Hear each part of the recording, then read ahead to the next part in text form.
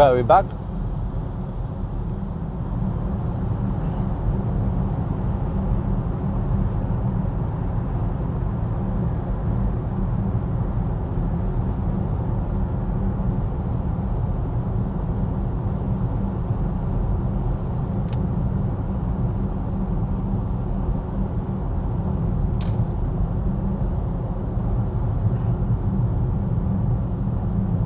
Okay, you know, I might want to redo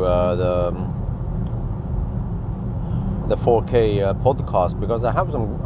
I forgot about one very good point, which is, yeah, I could also mention that one reason to have stationary charging is that it will attract more customers. Gas stations are interested in those customers. But another thing is that a truck might pull as much as 90 kilowatt on average, and then the truck can pull 90 kilowatt for propulsion plus charge the battery, so you can pull around 450 kilowatt, but the voltage needs to be high enough. And then, well, if it's a 900 volt system, it can pull 500 amp, but if it's a 700 volt system, then yeah, I'm not sure, but there might not be a 500 amp limitation on that system. You know, it could be a 1000 amp limit, for example, on that type of system. But for the truck to be effective, it needs to also be able to charge, of course, on a regular plug, plus the wireless charging, whatever. But that makes sense, because if you can pull 450 kilowatt a truck, that would make sense. But actually, I just remember something. It would make perfect sense in an uphill, because normally trucks, they tend to drive slower uphill. Well, traditionally diesel trucks, they go slow. Maybe electric trucks, they don't care, they just hammer uphill. But okay, if they hammer uphill, the trucks could need some massive power, like way more than 90 kilowatt. They might need, let's say, 250, 300 kilowatt for going uphill. I haven't done the math. It is quite. I mean, you can do the math, you know, based on. I'm not sure how steep some hills are. Maybe not 10% grade, but let's say 5% grade. And if it's a 50-ton truck, someone can do the math. If the truck is capable of going cruising at 90 kilometers per hour or 88, right, uphill, you can calculate how much energy, or power rather, is needed. So that system, if it can deliver massive power, let's say 1 megawatt, it can then deliver maybe 350, let's say 300 kilowatt to the truck's propulsion system, plus 350 kilowatt to the battery. So yeah, then suddenly if you're receiving 700 kilowatts, that makes perfect sense. And if you also, well, it depends if you want to drive slow or not. Yeah. But the thing is that, like I mentioned in my initial podcast, if that on the road charging, if it doesn't matter, if the driver still needs to take a rest,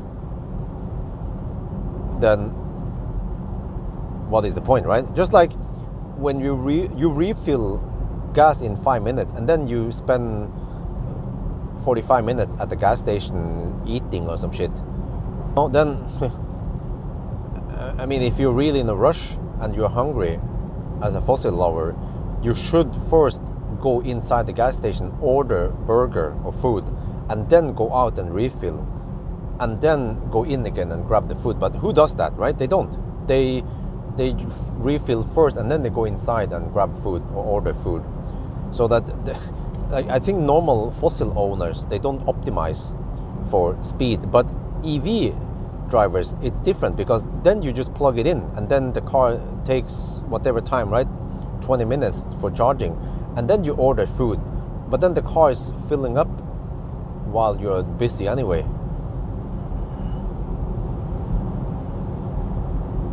Oh yeah, okay, yeah, that actually makes sense. Okay, so if they actually suck 400 kilowatt, yeah, that makes sense.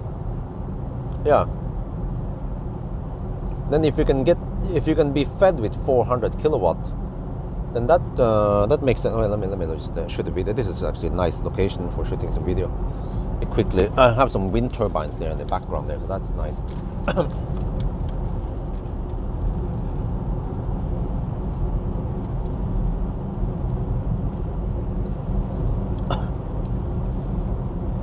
We are getting close to Varberg, and over here we have headwind. You can see on the wind turbines.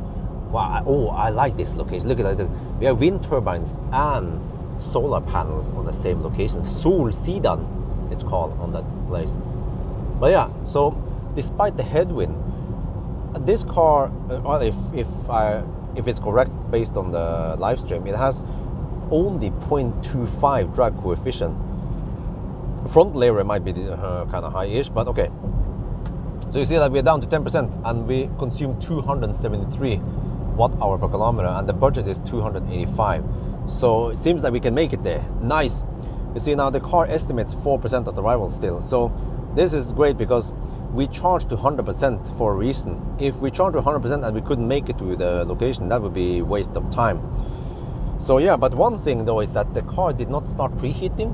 So you can see here that the battery temperature is at 16 degrees Celsius. It's probably going to go up a little bit, but we will not reach 26 like we had initially. So let's see how much we Colgate then.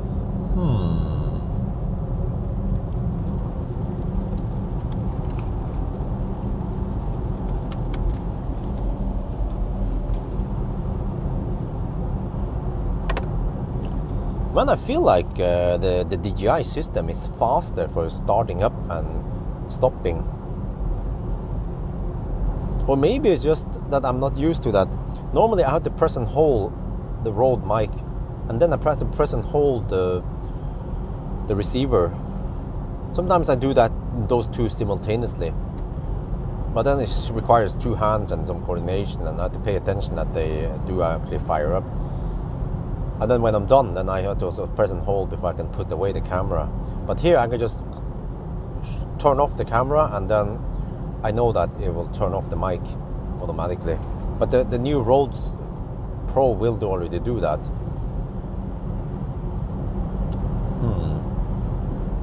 And then maybe, hopefully the Pro is faster at starting up, because I feel like the old Wireless Go is a bit slow when you turn on the mic and then turn off the mic. But I'm still not 100% convinced. But I actually like the DJI system. I like the DJI mics a lot. Wish I could keep it. Yeah. But okay, if I can borrow the Rode, because they offered to lend me the Rode, so I can test it first. Okay, I can borrow it for free for a couple of weeks, test it out, and then I can decide which one I like the best. And I should make a video. You know, maybe I'll make a video about Rode versus DJI mic. Some real world experience. And I can maybe harvest new subscribers who are interested in video stuff, but they also just happen to be interested in cars.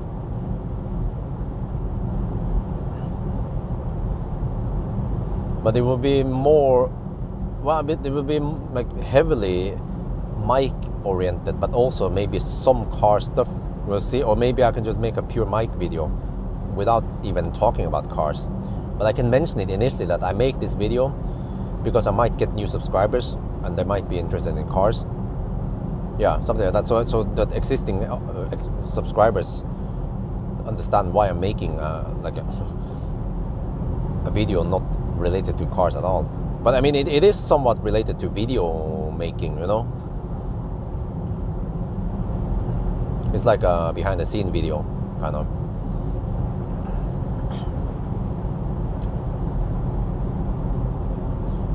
EQE SUV 350. Yeah, that's the one I tested before. But the sedan has EQE 353. Oh, okay. Oh, but that's more powerful, yeah. First, when I picked up this car, I was assuming it had around 600 horsepower. No, but it's only 476 horsepower, or 350 kilowatt. So I mean, it's not that quick compared to, I mean, the Brabus is quicker. Brabus has less horsepower, but it's also lighter. This beast is quite heavy. I think it was 2,800 kilograms.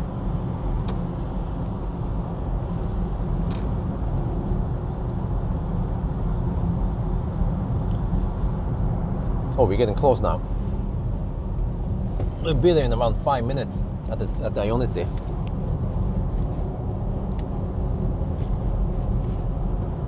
Oh, is that guy gonna hammer it? Or okay, no. I just camp to the truck.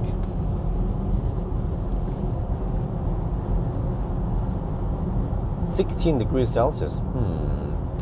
Not optimal temperature, so we'll see how much we Colgate. But we just need to charge enough to reach Strømstad. And Strømstad, okay, here to Strømstad is 218 kilometers. There, okay. Varberg Strømstad is 218 kilometers, but no, 215. No, we did the detour, but Strømstad, Jessheim is only 173. So it's a nice balance. But it should mean that, let me see, based on this, it's on a full charge, I can go roughly 300 kilometers. Wow, actually more than that. So if I go 200 kilometers, around 70% should be plenty. Maybe even 60. But I'll do the math and I have a little margin. Well, but 70% should be quite quick to get to. At Varberg, that's probably around 20-25 minute charging only. Even if I Colgate slightly. We're about 6% now. Yeah, so the good thing is that we go deep, so that mitigates the whole Colgate. 17 degrees now, so I'm guessing I might get at least 120, 130 kilowatt when I plug in. I mean, very nice that we see the temperature. This should be standard on the EQ cars. I don't know. I mean, they only give this to the AMG cars, which is kind of, well, you get extra of the software if you go for AMG. Yeah.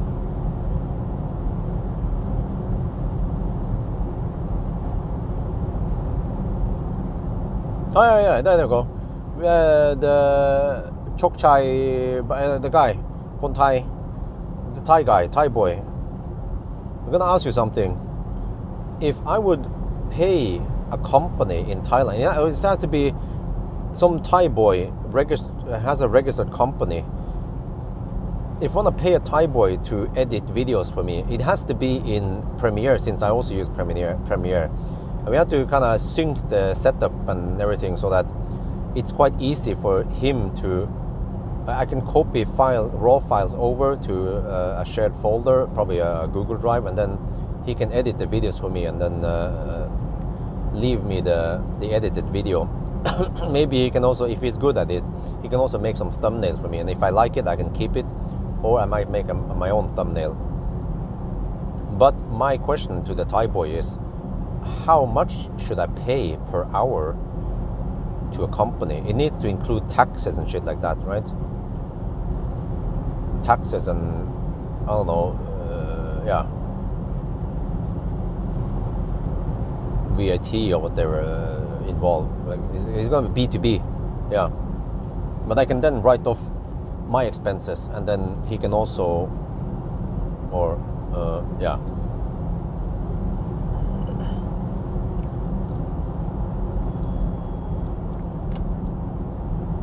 I wonder if somewhere between 300 and 500 baht per hour is reasonable. But I need to ask a Thai boy about this. Well, I'm down to 5%, 17 degrees Celsius now.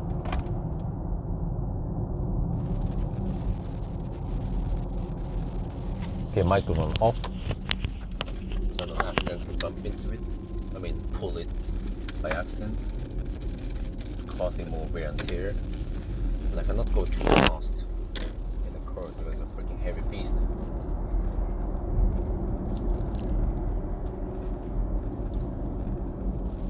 Well, I have 45% power limit. Right. Oh, the car feels a bit sluggish. Oh, it's like a diesel. It's like a TDI without the T. Wait, I feel like I might want to take a shit over here. Okay, let me see. Well, I have roughly 20-25 minutes of charging time. But I also need to figure out my next stop and how much juice I need. And, okay, let me see. Okay, there's one car over there. I need to make a thumbnail somewhere. Also, let me see. Maybe I want to park away from the sun now. Use one of these. Okay, the classic Ionity chargers. Charge port is on the right side, is the wrong side. It should have been left side, was the right side. Okay, I may use this charger maybe. No, I need to use the other one. Okay, this charger. Okay. Yeah. Okay. Alles gut. Wait, you guys can see the charging screen then. There. Okay, that's better.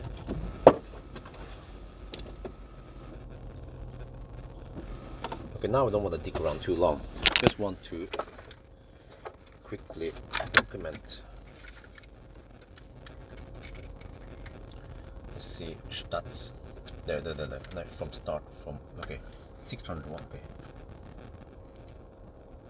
While by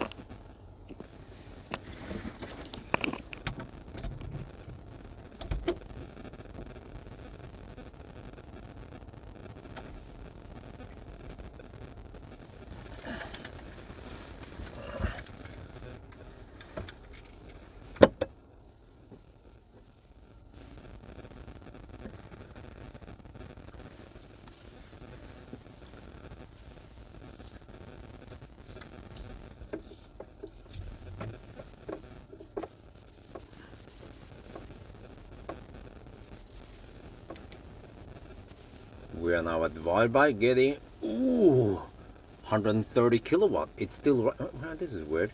This shows 130 something. This is 137. Oh, come on, focus.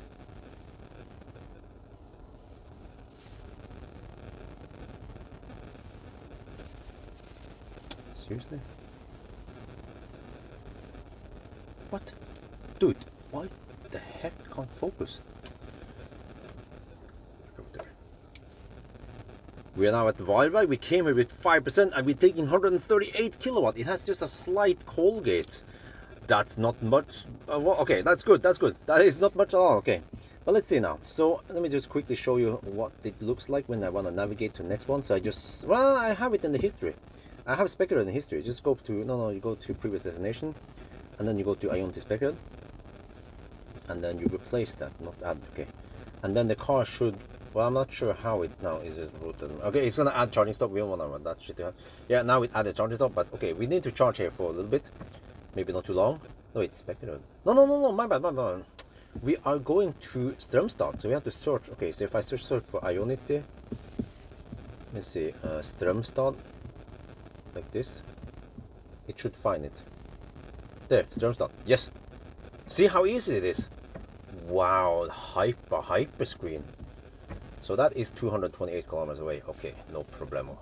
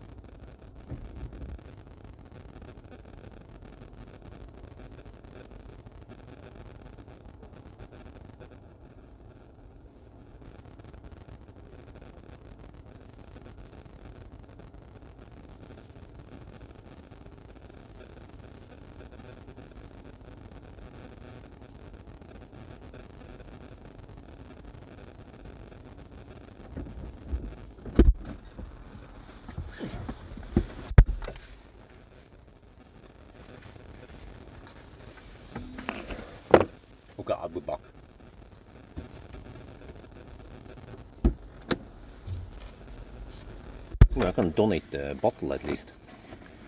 Otherwise, I'll be throwing it away anyway. I can donate the bottle here. I'm gonna have to grab more food.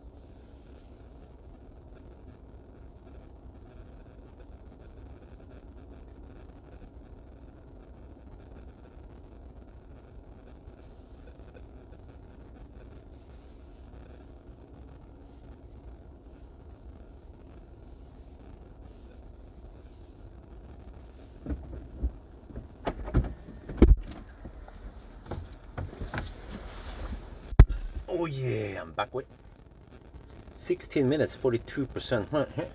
Wait, it's not that fast. What is it, rapid gating?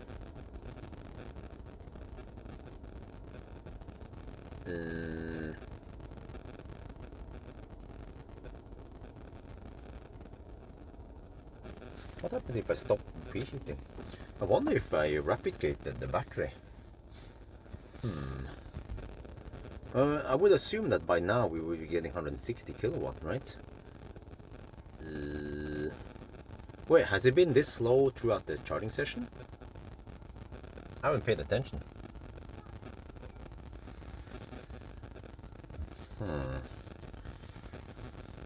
We lose a couple of minutes now by not charging optimally, but hopefully it can flatten out the charging curve.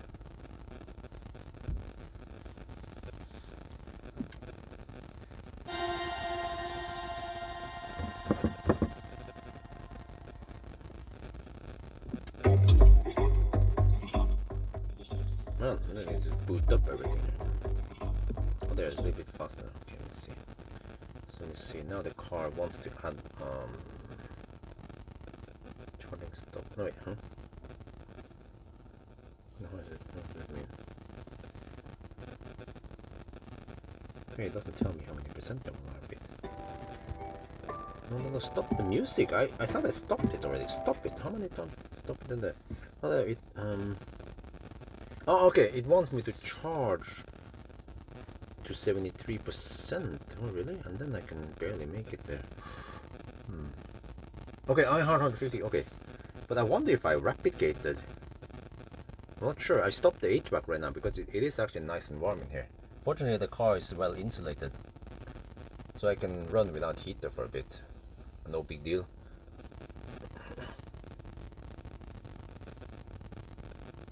But now it's just different, huh? It wants me to... Oh, now I hear the cooling. Maybe... Oh, maybe the preheating actually overheated the battery. That is possible.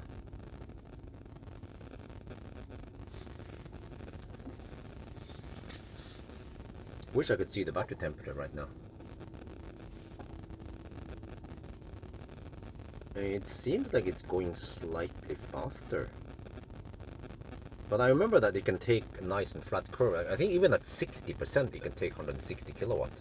I remember that from the sedan EQE. So there's still hope that we get okay speed towards the end, at the end at least. And then the estimation here is a bit weird. The car says charge to 39%. Huh? What? What does this mean? It means that we don't have enough juice. Okay, but I calculated that 70% should be enough, because we have to drive slow via Göteborg, and then we have the Stenungsund detour also, which is slow. But then I estimate only 5% margin. So yeah, maybe I should go 75% just to be sure. Well, we'll see if the car agrees with me. Then yeah, we go for it at 70%. But I mean, even 75 is not too bad. I mean, it's still not 90 or 100%, right? So just a matter of a couple of extra minutes.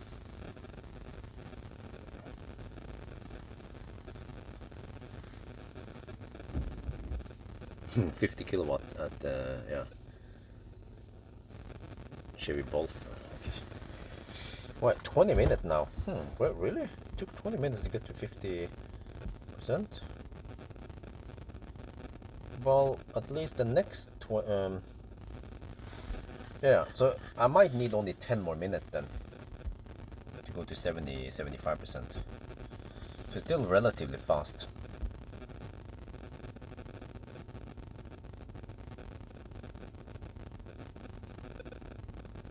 But it doesn't seem to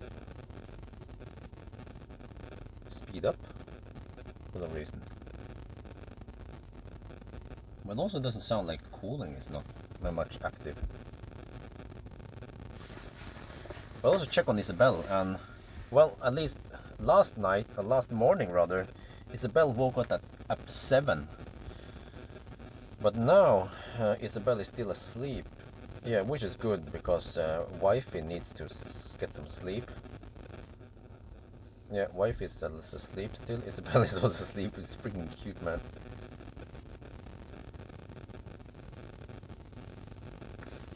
You guys need to see the. I don't know if let me see if I can show this. Look at Isabel. Oh shit! Look at the cutie. Look at the freaking cutie, man. She's the baby. She's still a baby. Okay, she's almost 2 years old, but she's a cute baby. Yeah, I need to go hurry back and hug her. Yeah.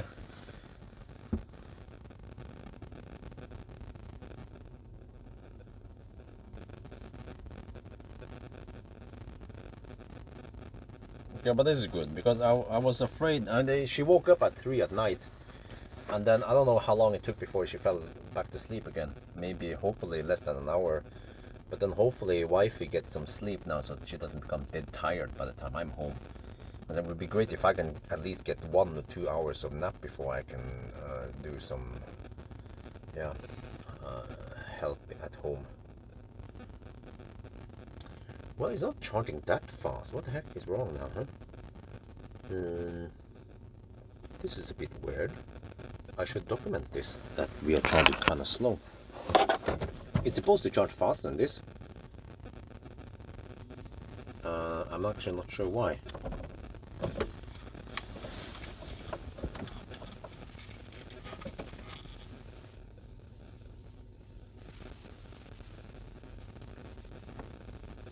This is a bit weird. We've been charging for 23 minutes and the charging speed seems lower than usual. So yeah, you see that. Well, actually, you don't see it here, but I saw it. I also live stream guys saw it, and throughout the charging session, we had roughly 135 kilowatt only. It didn't really hit. No, we throttled even more. It didn't hit 150, 160 kilowatt like it should. So I don't know if this has anything to do with Colgate or Rapid Gate, because I had the preheating here active. Wait. What? Why can't I?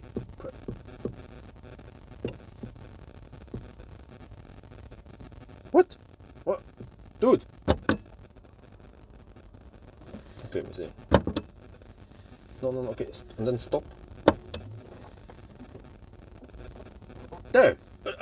I don't know why I couldn't press it earlier, but I had this active while I was at Circle K. Yeah, I had to take a shit, and then when I came back, it wasn't charging that fast. So I don't know if this function here stole the heat pump so that the car's battery didn't get sufficient cooling. I don't know what's up with that. Eco charge, by the way, is not on. If you enable eco charge, it will charge at maximum 100. You can see here, by the way, eco charge. You see that it says that it decreases strain on the battery. Wait, so if the eco charge is an option, then does it mean that if we are running it like now, then we are actually killing the battery? Yeah, Porsche has the same feature. Yeah, okay, but I figured out I need to go to 70%, so a couple of more minutes and then I'm good to go.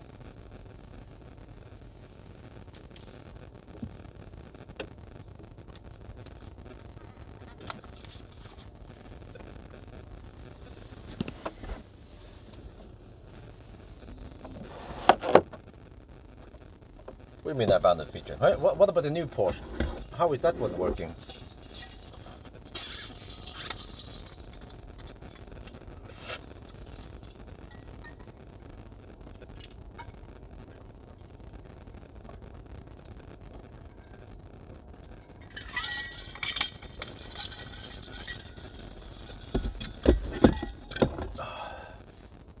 Okay, let me see. The drive from here to... Oh, that's gonna take a while, man. From here to Strömstad would take at least 2.5 hours. Yeah, it's a quite long drive because you have to drive through Göteborg and we have to drive that detour stretch. Yeah, and we have to follow the speed limit, so it's gonna take a while. So, but hopefully when it's 2.5, it will be at 10:30, so we can grab some Max burger. Maybe I won't get the biggest burger, but at least I should take some burger plus soda maybe over that Max. Yeah. All right. Yeah, good night, Cool Zero. It was nice that you tagged along for such a long time. 3 at night, you need some sleep. Oh, wow. Yeah, maybe they put enough cobalt in there. Okay, now it starts throttling a little bit. Wow, yeah, it's gonna be about half an hour stop here, seems like. Well, it's still better than 68 minutes that we had in the first stop, right? And then that was kind of slow because we spent over an hour and we only added around 90% to the battery. Here we add 65%, and it only takes roughly half an hour. So the average speed here is way better than previously.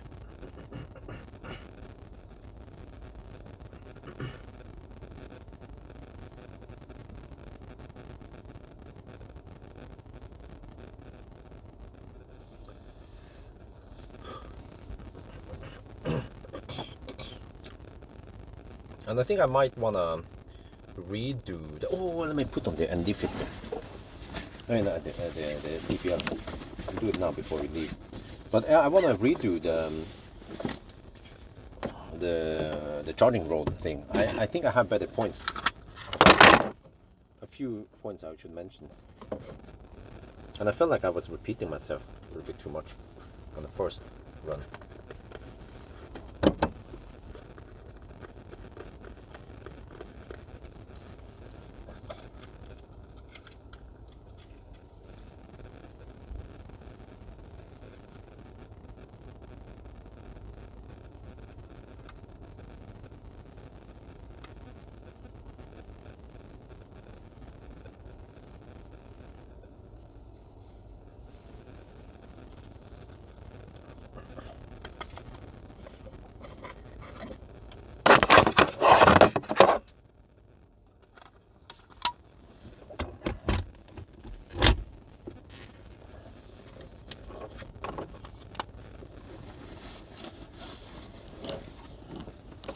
But yeah, the whole 100%.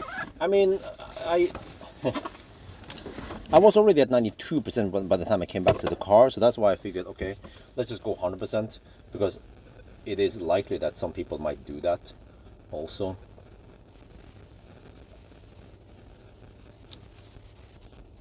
What's the guy saying now? This car still claims that I won't be able to make it there, right? Can I just delete this stop? Let's see, what will it say then? The car can estimate. Then it wants me to stop at Pawel. The car believes I won't be able to make it there, but I'm pretty sure I can make it there. It wants me to add. Wait, let me do the math here. The car wants me to add 15% at Pawel so that I can arrive with 13%. So that means that the car claims I will arrive with -2% right now. Okay, so if I go 75%, then we should be safe. Even though I think 70 should be okay. But okay, let's go 75 then. But I can also do the math here. Let's base on, okay, 75%, the hard limit. It was 228 kilometers, right? Let me check again.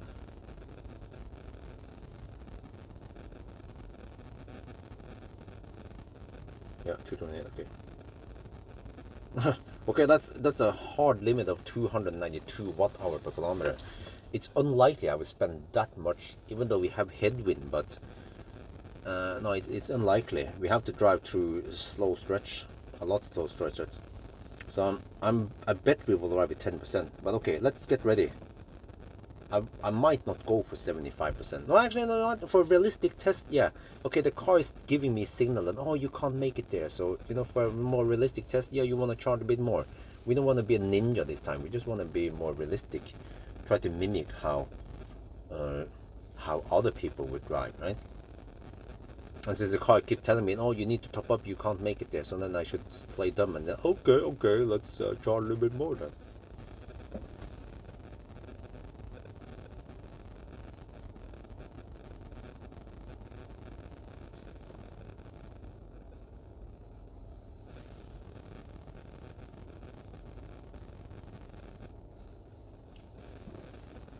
Well, there seems to be some new people in here.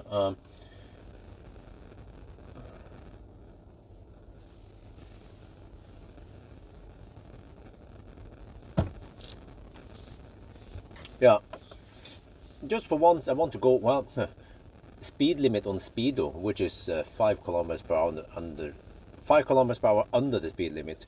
So I've been going five under the speed limit throughout the challenge. And at least first stop we charged to 100%. It took 1 hour and 8 minutes.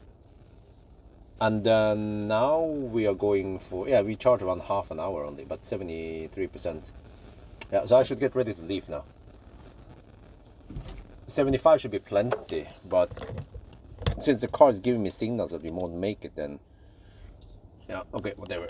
Wow, we're taking 92 kilowatts. That's a lot faster than 22 we had going to 100%. But at least we managed to get here and not stop somewhere weird on the way there, you know, like, yeah.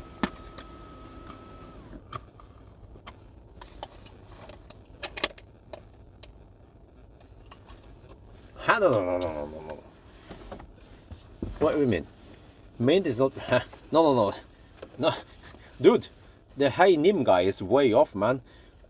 Anyone here who has driven electric cars, they know that the electric cars don't eat more tires, and they definitely don't eat more brakes. So that is just a myth some people made up, that electric cars need more brakes and tires. They don't. They use the same amount of. Actually, they use less brakes, and they use the same amount of tires. Because even if you have 400 horsepower, which is not super common, there are plenty of cars with only 200 horsepower, you know, like the Korean cars, the AMG cars. And do you think just because you have 200 or 400 horsepower doesn't mean that people are using it? And I can confirm that people are not using those horsepower. They actually drive more normal. So anyway, let me unplug.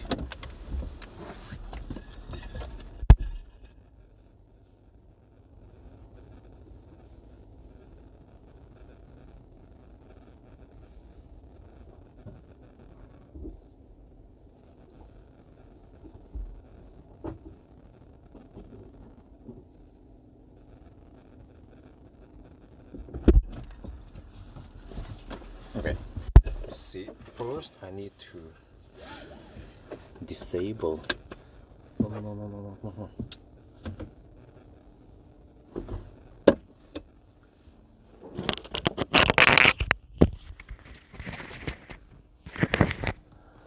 So you disable that shit, and then go here, and then settings. Normally, I would of course do this while I'm driving, but since we're doing a more realistic test, then we disable all the shit while we're stationary.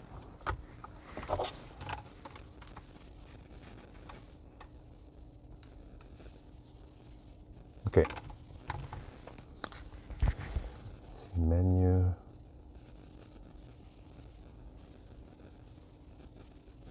Okay.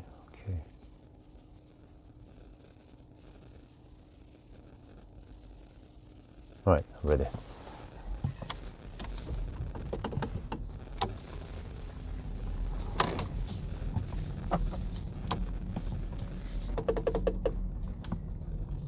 Well, let me check the battery temperature now before I leave. Let me see. 36 degrees Celsius, interesting. Let me see, let me fire up the mic, fire up the camera. I shoot a quick video before I jump over to the 4K shot. Wait, I can't remember to put on the 4K mic.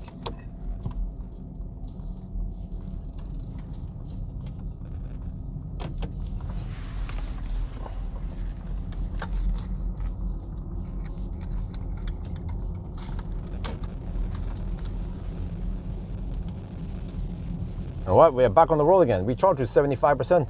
And you see, this time when we unplugged, we had 36 degrees Celsius. So I don't believe that it overheats. I've never seen a battery overheat at 36 degrees. It would usually overheat at over 40 degrees, like 45, right? So I just wonder why it was charging slower. Maybe it cold gated. Really? Okay, anyway, now we're gonna drive quite far. It will take over 2 hours before we are at Strømstad. And at Strømstad, by the time we get there, Max Burgers will be open.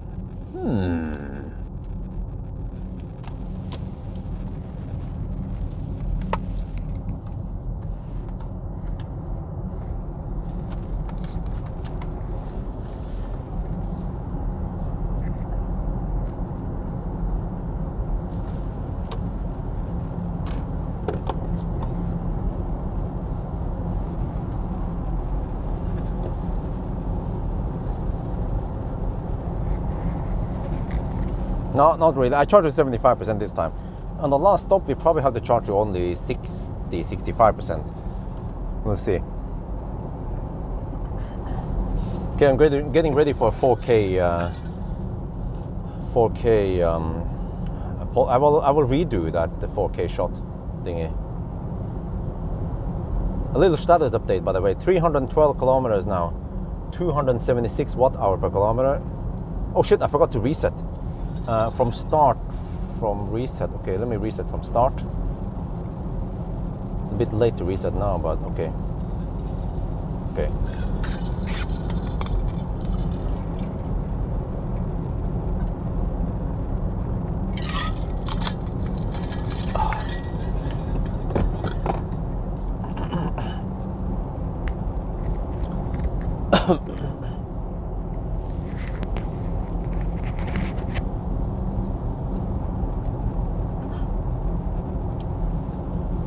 Yo, what's up? We are now sitting in the Mercedes EQE SUV 43 AMG 4matic. Freaking long name, man.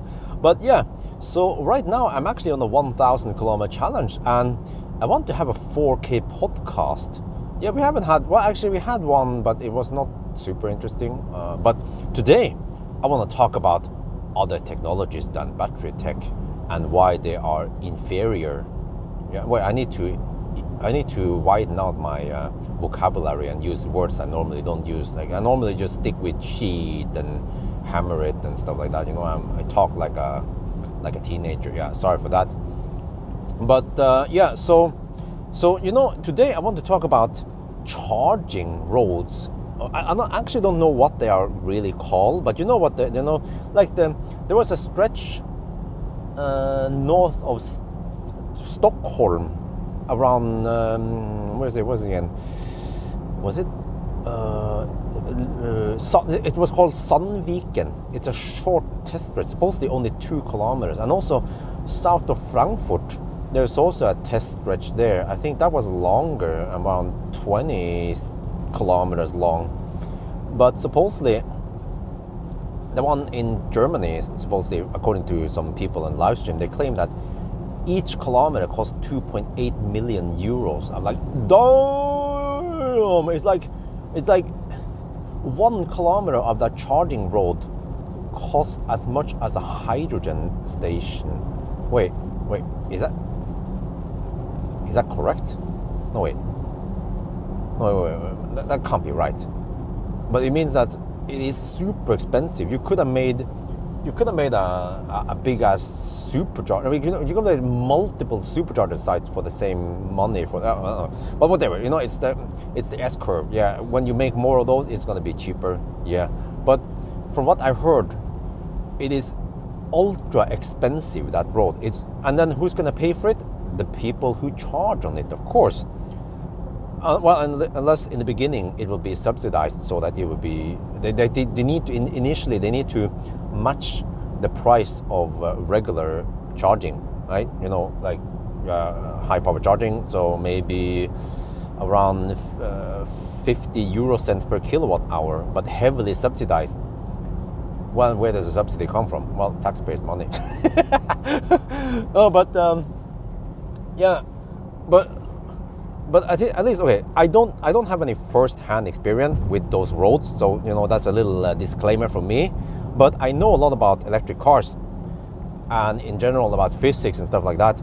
So even though I haven't tried it yet, eventually I should get invited to somewhere, maybe Sweden or I don't know, Germany, but Sweden is closer to me, and we can try to experience how is it to use those electric charging roads, right?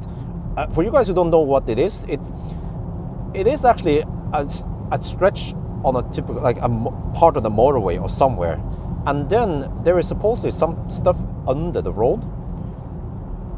It depends what kind of technology. I'm not 100% sure how all that stuff works, but there's also some stuff over the road. Like, you have to have plenty of pylons and poles and some wires and shit. It's like a tram almost, right? Yeah, something like that. So it's like an energized road. So for let's say cities where the distances are not that far and you have trams, okay, that's a different story, because you're going to use it for a long time and you have trams using it, right? So it works. So if it works for trams and trains, why shouldn't it work for for cars? Yeah, right, they obviously need to be electric cars. Well, actually, they could technically be hydrogen cars, right? But fossil cars wouldn't make any sense, because fossil cars don't have the electric drivetrain for it. So it needs to be something like either a hybrid or pure electric, battery electric. I think that makes the most sense. Or hydrogen. But it needs to be something that has to have some extra equipment. And since this is not standard equipment, it's not just like CCS2 where it's standard, then you need to add extra cost. So not only is it super ultra expensive for the actual road, but you have to retrofit the trucks. I'm guessing it will make most sense with battery electric trucks or cars. Yeah, I forgot cars also, cars. But yeah, why do I mention trucks? Well, I'll come back to that, but also I don't know how expensive that equipment for the upgrade equipment or the retrofit equipment is, but I can also assume it's going to be quite expensive.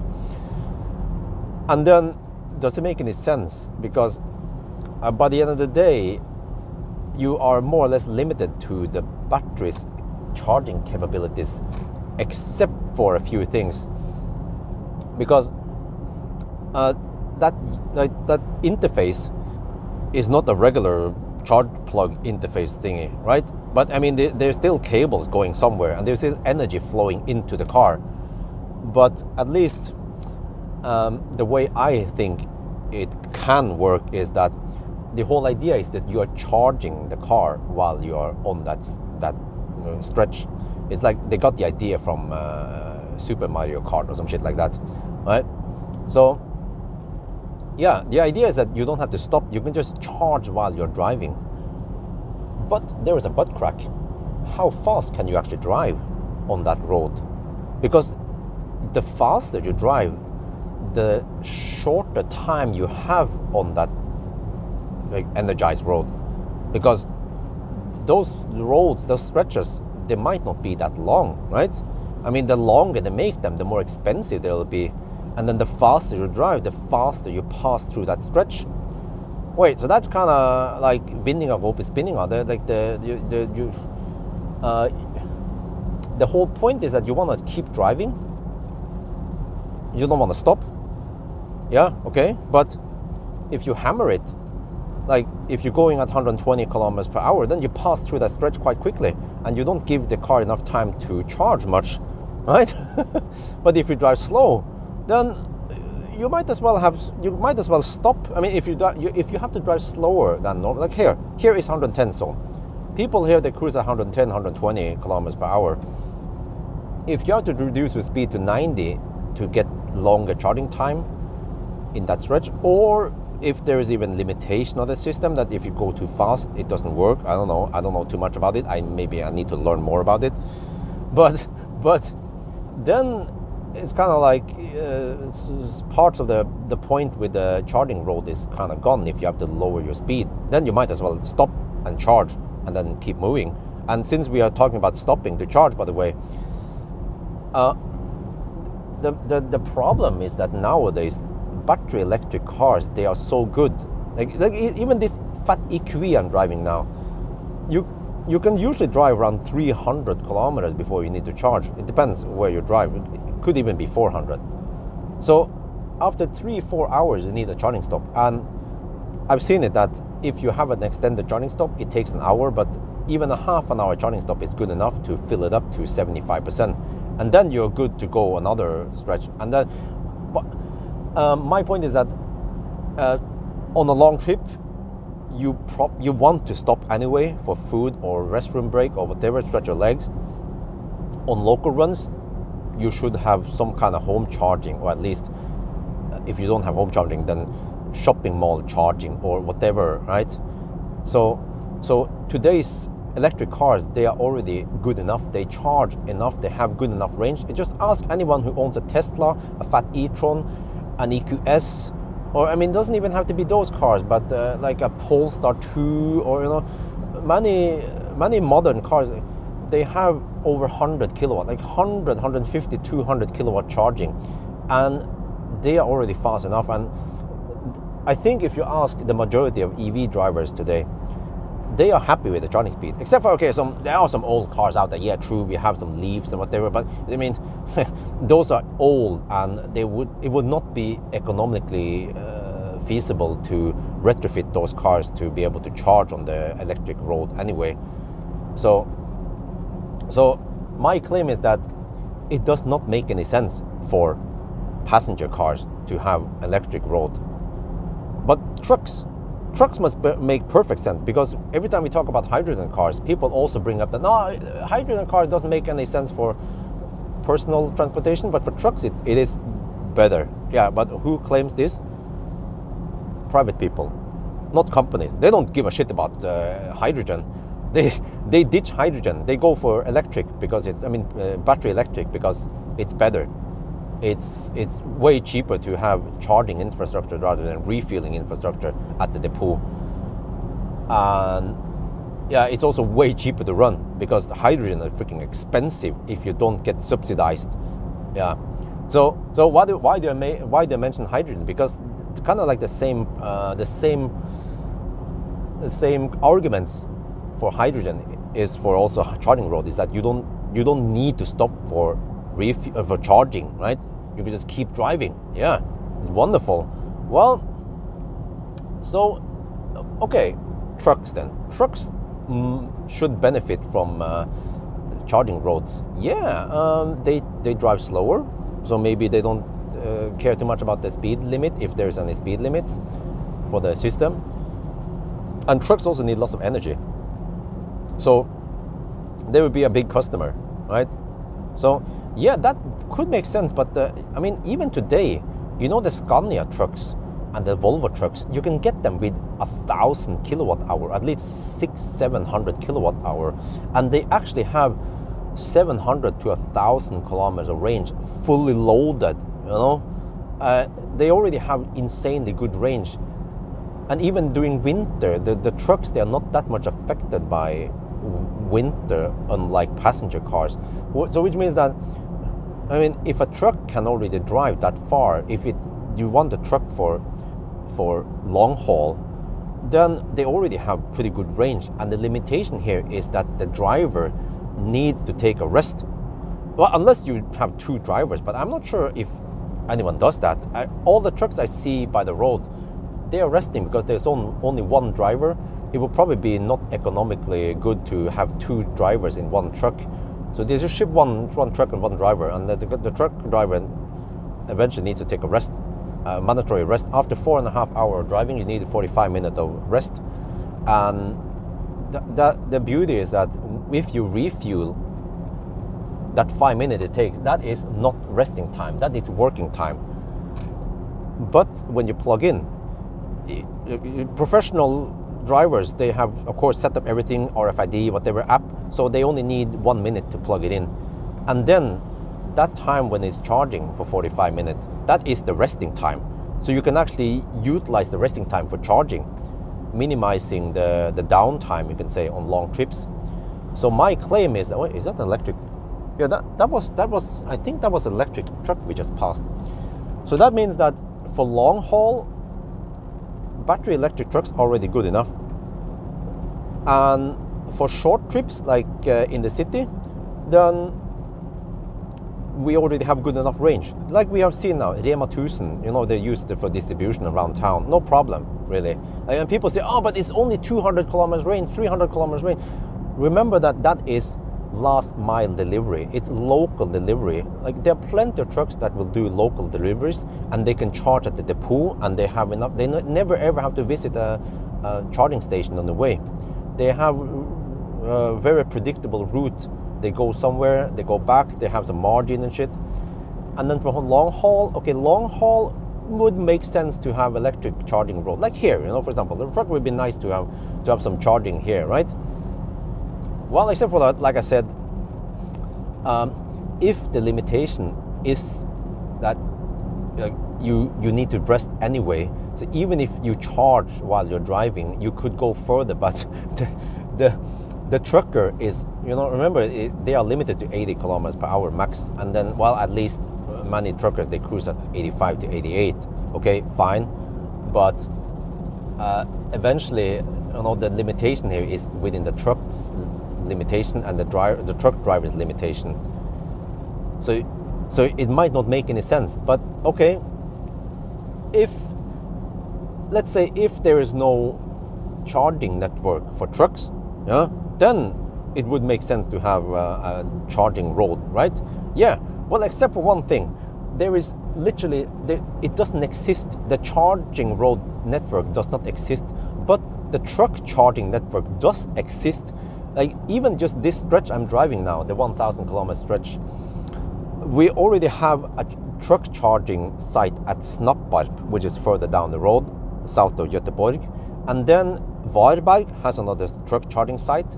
And then north of, in Göteborg, Gothenburg, there is also a truck charging site, that's okay. And then north of Göteborg, around at Håby, there's another truck charger. And also, many truckers, they tend to drive at night, and at least Circle K, they have installed more and more 300 kilowatt chargers. So even though they are not pure truck charging sites, trucks can charge there. I've seen trucks charge at Ionitidal, which is, they mainly design it for passenger cars, but trucks can also charge there. They don't, ban the trucks or anything. So which means that even if there is no truck charging network yet, truckers who enjoys driving at night because there's less traffic, less stau, less annoying stuff going on, they could even use the passenger car charging network for now. And then once it gets too crowded, they can always, by the time it gets too crowded, they might have their own good enough truck charging network, right? But there is one thing though that could make sense for the charging road, which is that when you go uphill, okay, remember this, that when you are charging, when you're standing still charging, how much can you receive depends on the cars, the battery mainly. So the Scania trucks with the biggest battery, they can take 375 kilowatt flat until 100%. The batteries are freaking awesome. They come from the Norvolt factory in Sweden. They've been designed for heavy duty shit. And they also have some top buffer, the trucks, so they can, they can charge incredibly fast. So for charging, yes, you can take that kind of power. But actually, if you're on the road, it depends how fast you drive and so on. But on the flat, if you cruise at if you cruise at 88 kilometers per hour, and you have a consumption of roughly 1,000 watt-hour per kilometer, you need almost 90 kilowatt. So you can actually pull 90 kilowatt plus the 375 kilowatt. And since this is not via CCS2 plug, but via some other interface, it could even take 1,000 amp, right? And it would actually make sense to have the charging road in an uphill because, well, it depends on the uphill, the slope. Some places, maybe you don't want to have too steep hills. So I don't know how much, but some people mentioned in the live stream that some of the trucks with 500 horsepower, or was it 500 kilowatt? No, probably 500 horsepower. They might use almost all the power when going uphill. So I haven't done all the math, but let's say if the truck actually needs, I don't know, 300 kilowatt for propulsion going uphill, maybe cruising at 80 kilometers per hour, or maybe more, 85.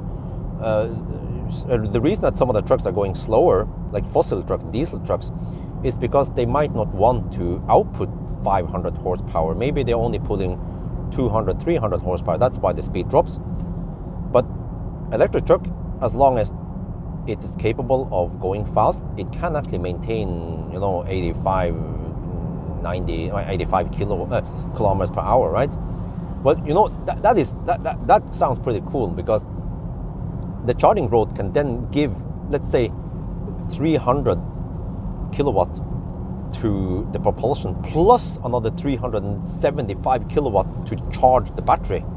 So the truck will receive almost 700 kilowatt, if that is possible. I don't know. It might need 1000 amp, and the system might be 700, 800 volt base or 900 volt base. But that would make sense. But it would make sense in uphills, like some kind of mountain climb or something, up Grapevine, the Highway 5 between LA and SF, for example. Yeah, that could make sense, right? But then, how expensive is it? And then that climb, so if you receive 700 kilowatt for a while, is it worth it? Because initially, the price would be subsidized, but eventually there has to be the real price. Just like we've seen with hydrogen. Initially, the hydrogen seems to be quite cheap because it actually matches the price per kilometer as fossil car, but eventually they took away the subsidies. And then, like I experienced firsthand when I tested the Toyota Mirai on 1,000 kilometer challenge, it was extremely expensive. The price for hydrogen alone, and then we're not even counting the replacement of the fuel cell, the fuel cell, and the replacement of the insanely high service interval for 10,000, 8,000 to 10,000 kilometers service interval, and you have to replace the air filter, and like so. But okay, my point was that the price on hydrogen went through the roof and it became really expensive. Other countries, they might still have low-ish price because it's still subsidized, but yeah. So the point is that that electric road, the price per kilowatt hour is going to be freaking high. My claim, based on what I heard now about the cost of it.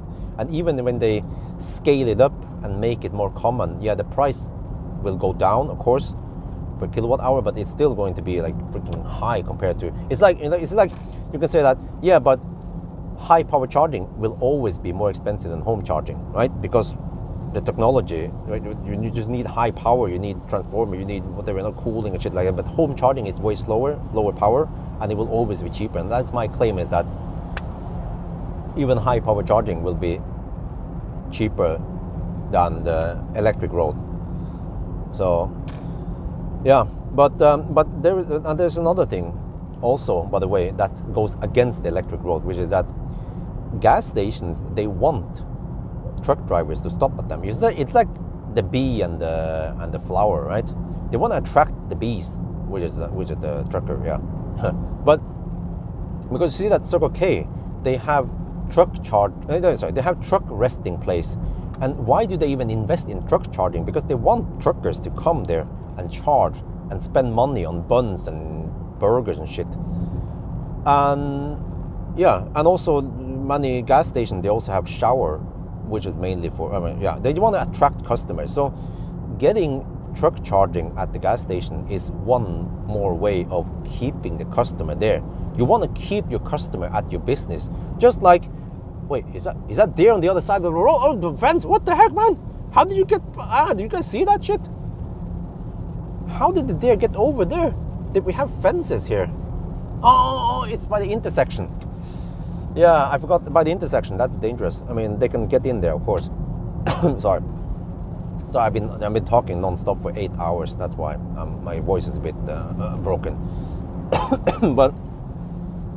but yeah. So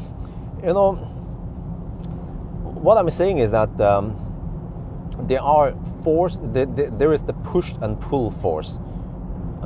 Charging is cheaper. The CCS plug is very common, standardized. Charging hardware is getting cheaper and cheaper. Like the charging hardware, the cable charging hardware, is far ahead. Other technologies, they really need to be a lot better to be able to match charging technology as it is today. If the charging road or the wireless charging or the battery swap or hydrogen came 10, 20 years ago, that would be a completely different story. But it is too late now. We have so many high power chargers, the prices are getting lowered, it's more and more common. So it is really hard to introduce charging roads. I don't even know if Europe even wastes money on it. But to me, without even without even tested it, I can already assume that it's not going to work, or it's not going to, based on the cost I've heard, So, but maybe I'm wrong. So I need to be invited by some Swedes. I'm going to get the message or somewhere on Facebook and like, for fan, Björn, I like your videos, but you have to get over to Stockholm or somewhere, right? Or somewhere, I don't know where they have it, and they're gonna demonstrate how awesome the charging road is. but I mean, there are so many pitfalls. Or how does it work? Even do you have to have a pantograph? I mean, there must be some physical connection between the car and the charging road, right? Unless you have some induction shit going on the ground, but that's gonna be freaking expensive, man. You have to have induction plates for kilometers. How expensive is that shit? And then how do you sync it? Because I've seen the wireless charging. You guys remember momentum dynamics? You have to be within like centimeter precision to be able to charge from that plate, and then you will have to then alternate between hundreds of plates within minutes, right? Is that even? Okay, maybe I'm wrong, maybe the technology is there. Yeah, okay, I'm a noob, I don't know how that shit works. Okay, well, fine. Well, hopefully the efficiency is high and the reliability is high and it works summer, winter, right? And without too expensive retrofits. But I still wonder how the heck it's gonna work, because I've been there at, I went past that stretch in Sweden, north of Stockholm, and also have seen that stretch south of Frankfurt. There are some wires hanging over the road, which should indicate that you need to have a pantograph, and you're not going to equip a passenger car with a pantograph. So that means that passenger car 9, trucks probably 9 also, because too expensive. But you say, but time is money. Who cares about cost? Time is money. Well, do you see all the trucks to the right now? What the heck are they doing? Chop, chop, chop, get going, time is money. No, they have to rest. They have a mandatory rest. They are sleeping, they are resting, they are waiting before they can go. Also on the other side, you see all those trucks on the other side. What the heck are they doing? Time is money. You see, they are already resting there. So if the infrastructure is good enough, by the way, this stretch here, this is near Kungsbacka. This would be perfect location for Shell to establish truck chargers. And then in the future, once the truck chargers are there, then, well, in the beginning they could share so that passenger cars can charge there, but eventually they need to ban all the passenger cars and only allow trucks to charge there. I don't know, there could be signs there saying that, passenger cars not allowed here, 9, only LKW. And then also maybe it has to be in a closed network where the passenger cars, they cannot simply charge there with any RFID. You have to be you have to maybe be a registered truck driver or some shit like that, right? To be able to charge there. That's the only way to do it in the future. But it's just like, there is a quite low threshold for gas station owners to start installing truck chargers and attract customers there. But the threshold for going charging road sounds like it is really high. Unless you get government subsidies, which basically means money from taxpayers' money. I mean, the money from taxpayers. Are you willing to pay tax? Are you willing to spend the taxpayers' money on? I mean, are you okay that the government spends this money on hydrogen and charging road rather than spending it on school and better roads or other things that matters more? in your society, right? Or in your country. Yeah. So yeah, but anyway, I think that's it. I don't have more to say about the charging road. It's just that I feel like wait, what the heck? What? People are hammering it. What the heck is going on here? I'm going at the speed limit. These guys are hammering it. Okay, whatever. So anyway, guys, I think that's gonna be it for now. I hope you guys enjoyed this video. As always, thank you for watching, and talk to you later.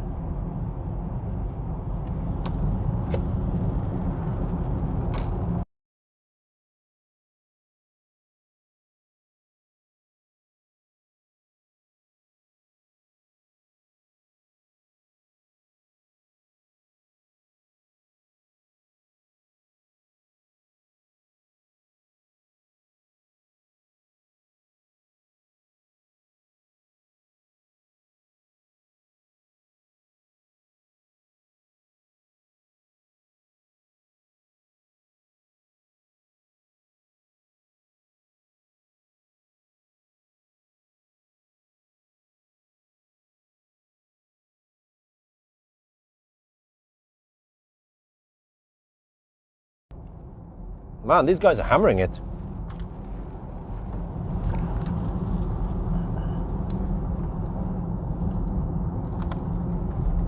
Yeah, I also heard about the semi. Made in Deutschland. That's gonna be game over then.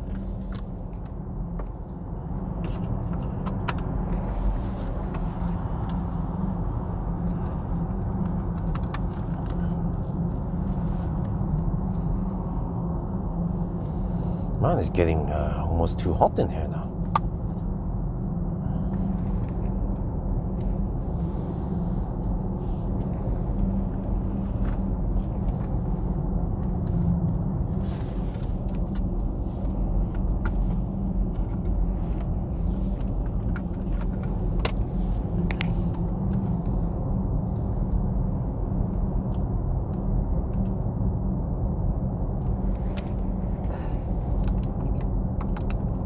Okay, let me see. Need to lower the cabin temperature slightly. Temperature is rising. We have sun. The sun. Oh shit! The sun is actually shining in here, heating up the cabin. And since the cabin is quite well insulated, then seems like I need less power for heat. But now you guys see how fast Swedes drive around Göteborg. They actually hammer it. So now that I go under the speed limit, I get hammered left and right. And now that the traffic is out, yeah. Oh shit, it's 8:30 already. Damn. Okay, consumption so far in this leg 262. We are way beyond way below the required. The limit. Car says 7% at Strömstad. Yeah, I think the second speech is better than the first speech. So I'll probably delete the first speech. Well, actually, I'm too lazy to do it now. I'll delete it once I'm on a computer, so I don't accidentally delete the wrong file, because it's kind of clumsy to do it on the camera versus on the computer.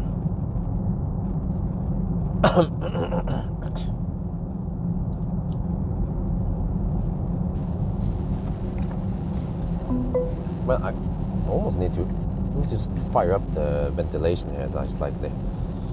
Need a little bit of seat ventilation even. Yeah, the sun has entered the chat. It's getting hot in here. But yeah, so I don't know if you guys heard my speech. What do you guys think about the charging road? I tried to come up with some pros and cons, but here we have more trucks. What the heck are the trucks doing? Time is money. Chop chop. They're resting. They have their required mandatory rest.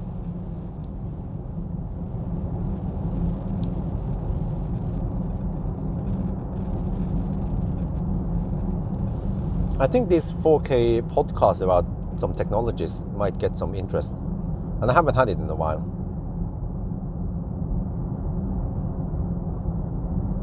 Well, they should have stopped at the brainstorming step rather than spending actual taxpayers' money on building a road just to find out. It was very expensive, and yeah. But how was it? Someone mentioned that it cost 2.8 million euro per kilometer. Was that right?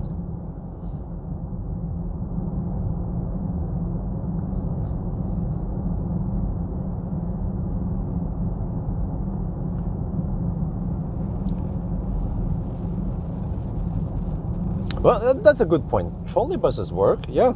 I mean, if trolley buses and trams work, why not charging roads, right?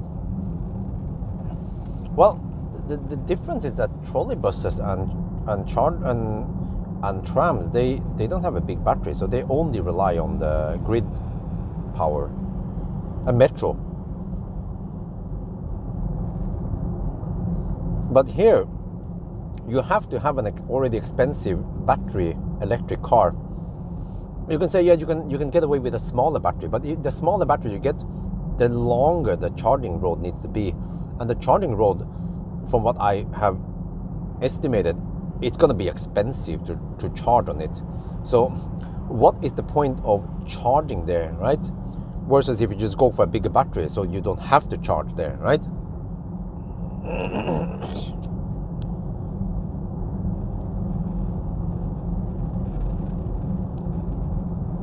It's like they're trying to solve a problem that doesn't exist. Is that the fossil mindset? You want to keep driving without stopping.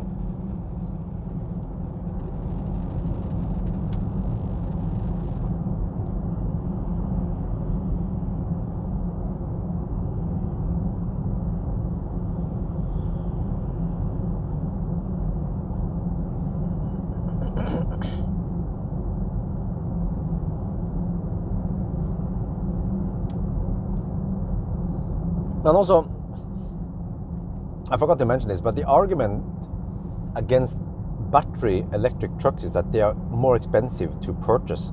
Well, do you think a battery charge, I mean, what do you call this, electric road thing is gonna be cheaper? Okay, you can get away with a smaller battery, but then you make yourself vulnerable. You have to rely a lot on charging roads, and they are going to be expensive to charge on, and you have less flexibility on where you go.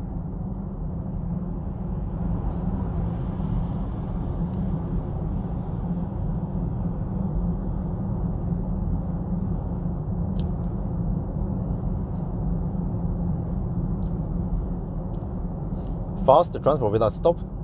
Well, but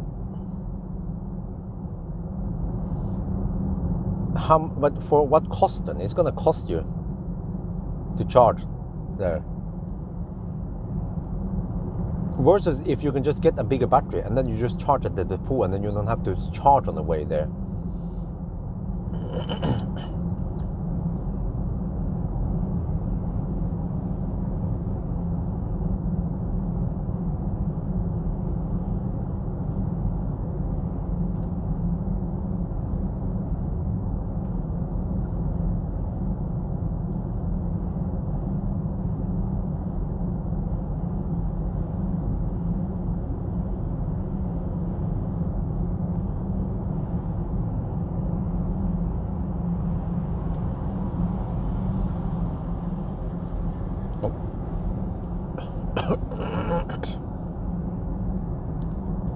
Well, yeah, that could actually make sense, yeah.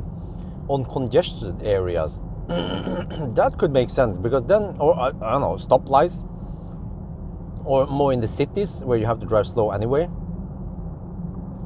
Yeah.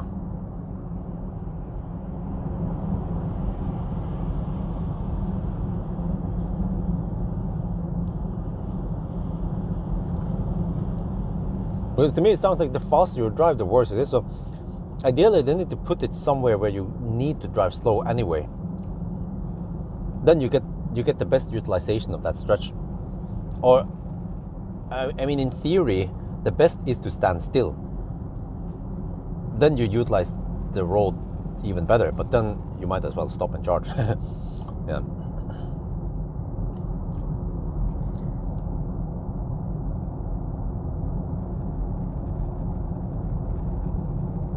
Wow. So hydrogen trucks are even more expensive than wow. It's crazy, man.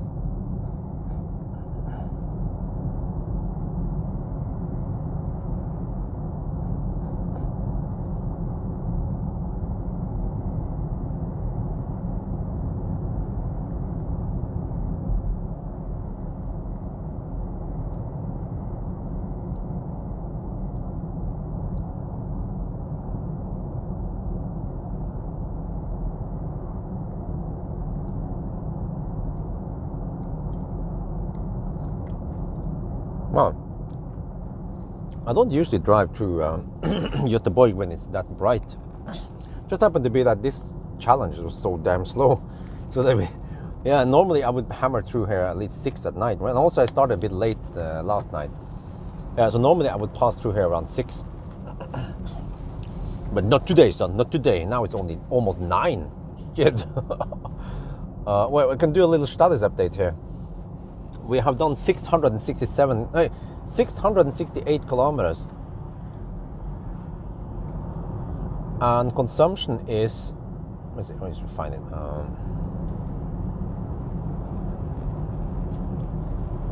Consumption is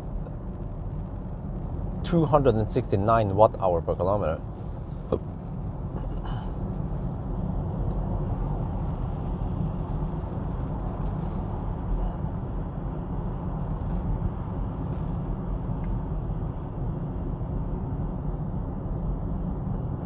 2-3 years to install it.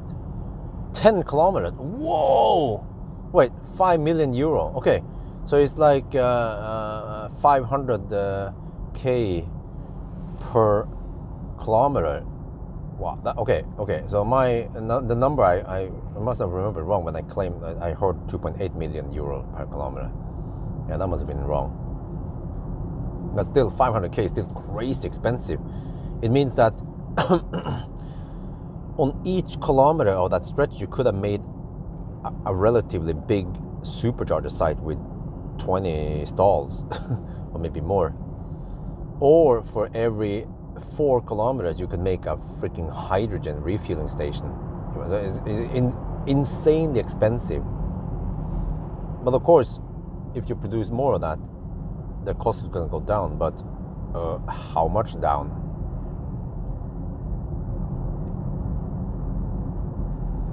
And by the end of the day, you also need to install some extra equipment on the trucks that wants to charge there.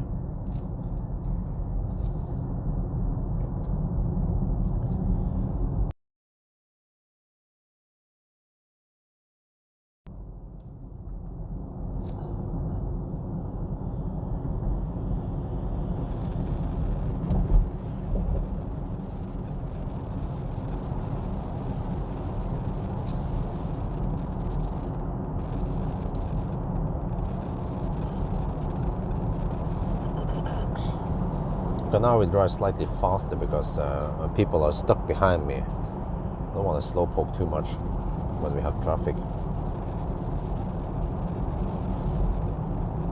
So I might make an exception on the detour stretch. If I have cars behind me, I might want to go slightly faster, just so I don't annoy too many people. Obviously, but I could slow down once they can overtake me. Or maybe I just slow poke like a typical Norwegian. And then they feel that they hammer me on the hammer stretch.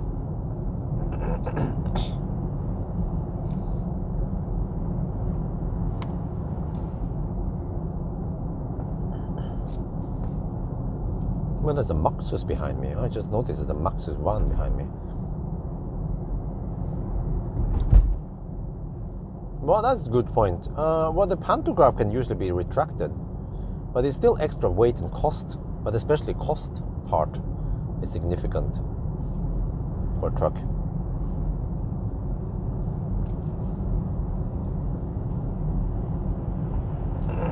Look at the truckers go, man. They hammer it.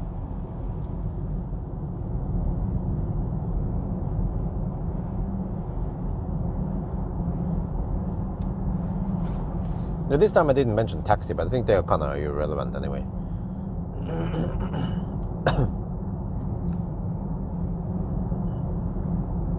Now I need to rest my voice.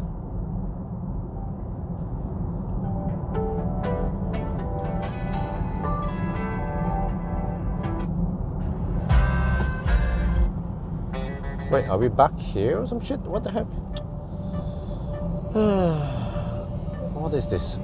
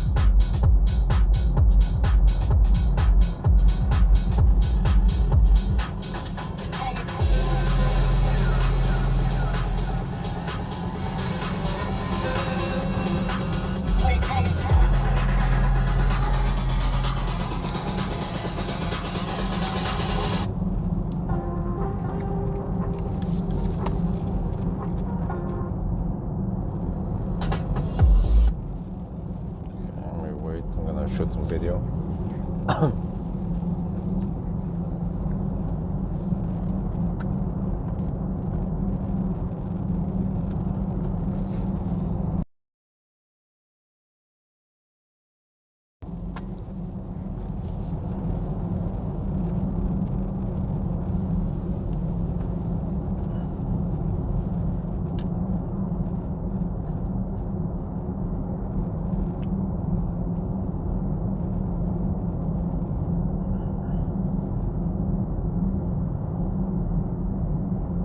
But the truck is gonna stay in the truck lane, right? I hope, yeah.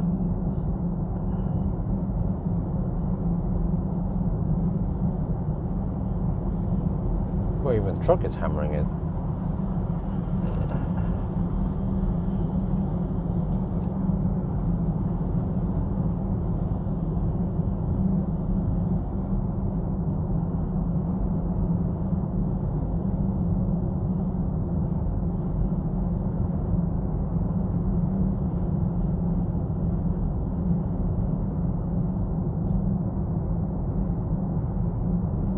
$15 million, you holy shit, man!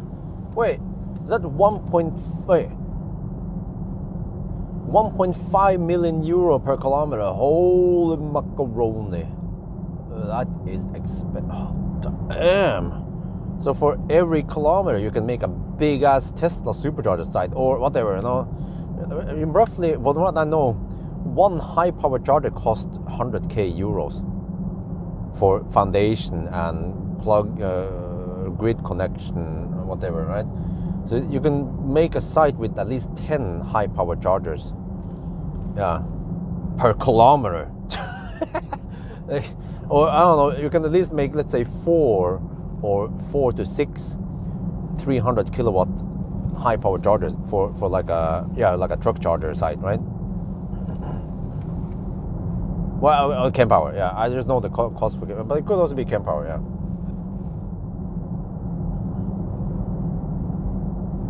It's just absurd how expensive it is.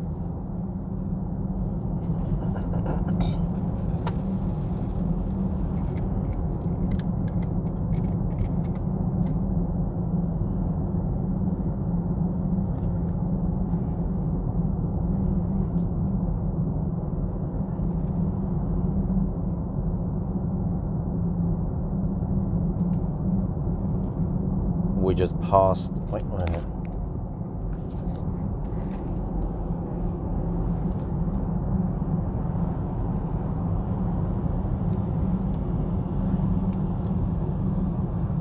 We just passed Göteborg, and man, I'm getting hammered left and right here.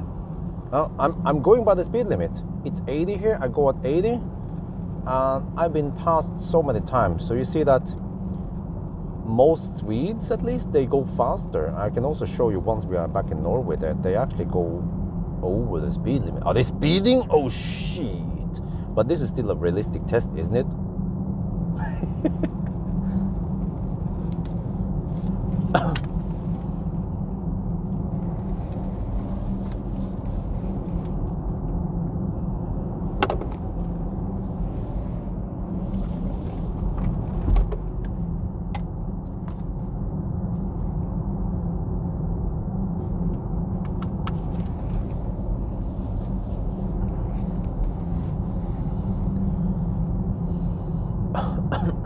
Oh, are the stocks dropping? Ooh, maybe I should buy some stocks.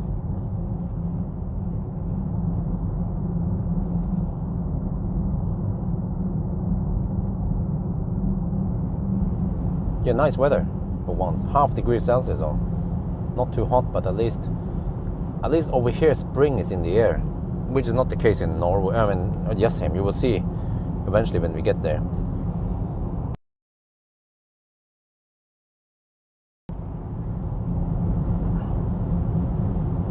Okay, we are still 150 kilometers away, so we have the Stenungsund detour plus the, yeah, I think we are roughly 1.5 hours away. Yeah, we will be at Strömstad around 10:30.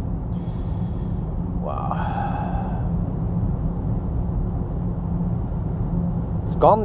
Scania went down the charging route.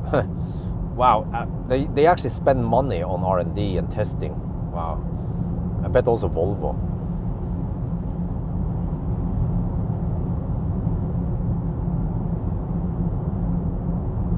Wait, so normal highway is 10 to 50. Okay. Okay. Wait. So, because I thought that the cost for that road is additional cost, but it's actually the actual cost for the road and plus whatever. Yeah. Okay. Then it doesn't become too crazy. But you still need. Wait. How does that technology work? By the way, is it just pantograph? I mean, is it just wire over the road, or is it actually some kind of stuff under the ground or something like that? Like, yeah, I don't remember where the heck it was. I heard about it, that they actually made some solution for passenger cars. Wait, dude, what the heck is that guy doing? Is he in some kind of emergency or some shit? Is it a bike? No, he's a woman. Oh, did the bike loosen? Oh shit.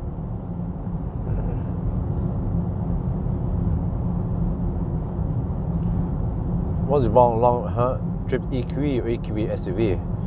EQE SUV, because it's more comfortable and not so cramped. EQE, the regular EQE is quite cramped. For a car that is almost 5 meters long, then it's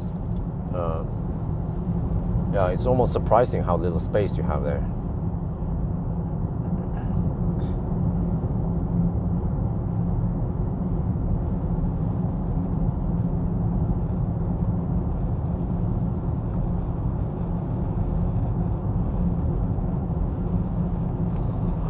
But of course, regular EQE has better efficiency.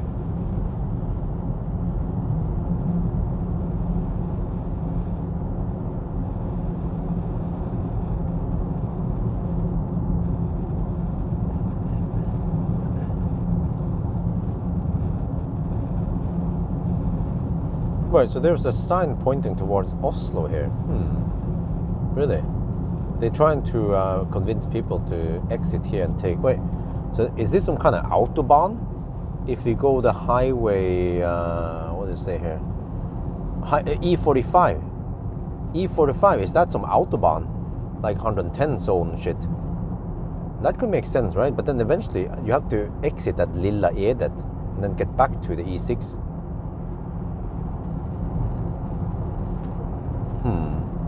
I'm not sure if that's the faster or not, but then we won't be able to pass through Spekkerud. But it doesn't matter now. No.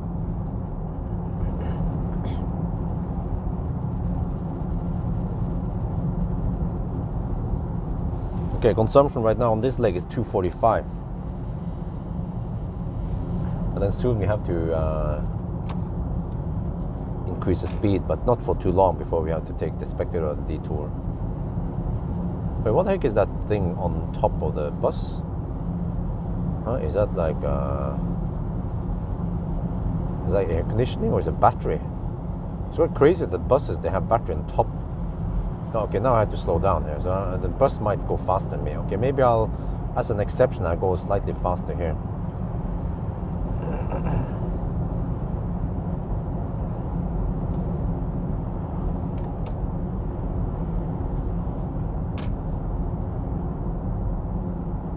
I don't want to be super annoying, you know. No, shit.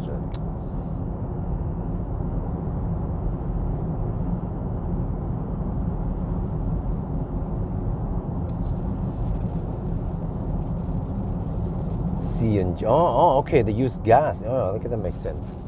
Maybe they're not that heavy compared to batteries.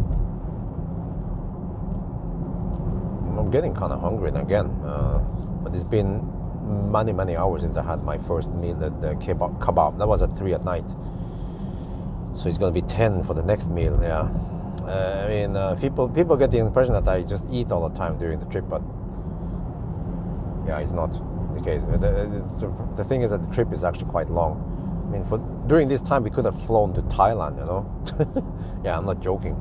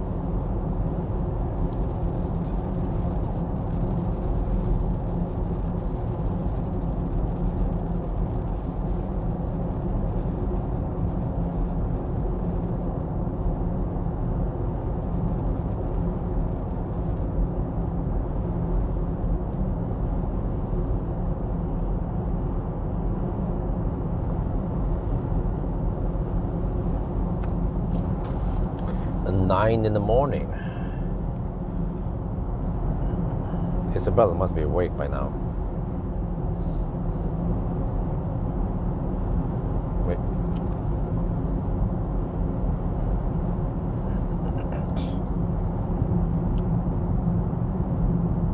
Oh, she's still asleep. Wow.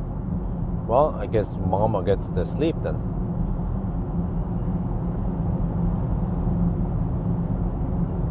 Oh, really? I calmed down the... Okay. Yeah, Isabella is still asleep. She hasn't woken up yet. Wow, that's crazy, man. Oh, I would love to sleep until 9. Wife is also asleep now. It's getting brighter in the living room, but still, okay, not too bright. But yeah, like lately Isabel would wake up usually somewhere between 3 and 5 at night, and we trying to train her, because in the past she slept with mommy and she would suck on mama's titties, but then we train her to not do that because we need to reserve the boobs for the little brother. And wifey needed to sleep somewhere else separate from Isabel, and we had to train Isabel to sleep alone, but at night she would be used to waking up and then mama will be right there. But now she's not there. But in the beginning she would cry for mama, but lately she cried for daddy. I can hear it, like, at night, like, ah, daddy, daddy, and then I come up and like, okay. But I have to carry Isabel until she falls asleep. So eventually we need to train her to be able to sleep by herself. But man, it's getting kind of time consuming, because I usually need to spend somewhere to be between half an hour to 1 hour every night putting her to sleep. Yeah, it would be great if I can spend that time editing videos or I don't know, go out testing cars or shit instead. And that is a task we cannot let someone else do. So we just have to eventually train her to be able to sleep by herself somehow.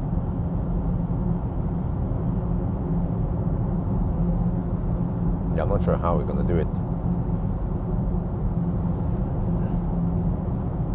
No, not yet. Not there. There's nursery daycare. We thought about that.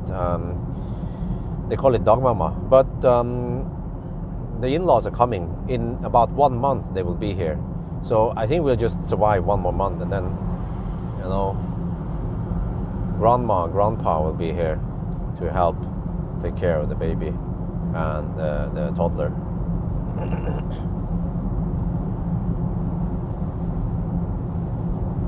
Wow, this truck is only 177 horsepower. 18 kilowatt hour. What? Huh? Dude, it means that it needs to, wait. If it has 18 kilowatt hour, it might be able to drive only 10 kilometers before it's out of juice. So it becomes really dependent on the charging road then, which is very clumsy because you cannot rely on getting okay, well, unless you have your depot right by the charging road and you can your route is only on the charging road, but it's a test. Okay, I forgot it's a test mule. Yeah, but they should at least equip it with, let's say, 200 300 kilowatt hour, because it actually means that one aspect or one advantage of the charging road is that, well, I mean, it's just basically getting energy for propulsion, not much energy for charging. But there's a lot of untapped potential there. But then if you already have a big ass battery, then you don't care about charging road.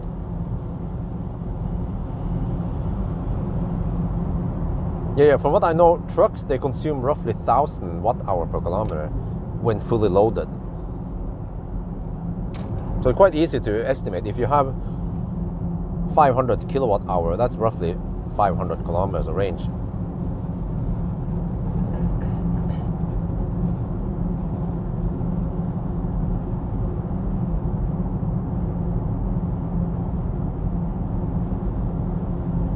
It's just a test truck. They might not even have much load on it. Yeah, 177 horsepower is not going to pull any semi. I mean, it's not any semi or anything. I think the semis, they need at least 300 plus horsepower, right?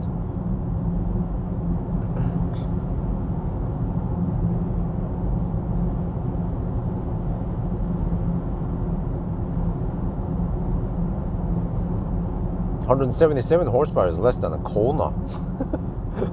Well, okay, it has massive torque though. 4 times more torque than a Kona. Well, or maybe 3 times. I'm not sure if. I'm not remember if Kona has around 300 or 250 Newton meter torque. But okay, it's going to be quite crowded at the detour stretch now. I see the traffic.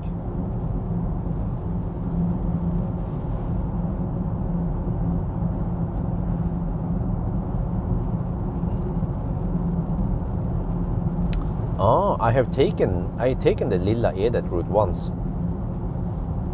It is quite a nice autobahn, but not pure autobahn all the way from what I remember. So I think this route is still faster.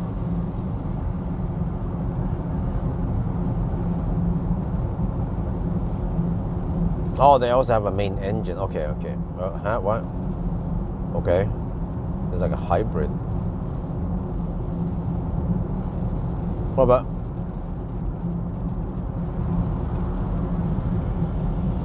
What is the point then, right? What is the point of the charging road if you already have a fossil engine with the fossil drivetrain and everything around it? I don't get it. It's like they're trying to solve a problem that is not there.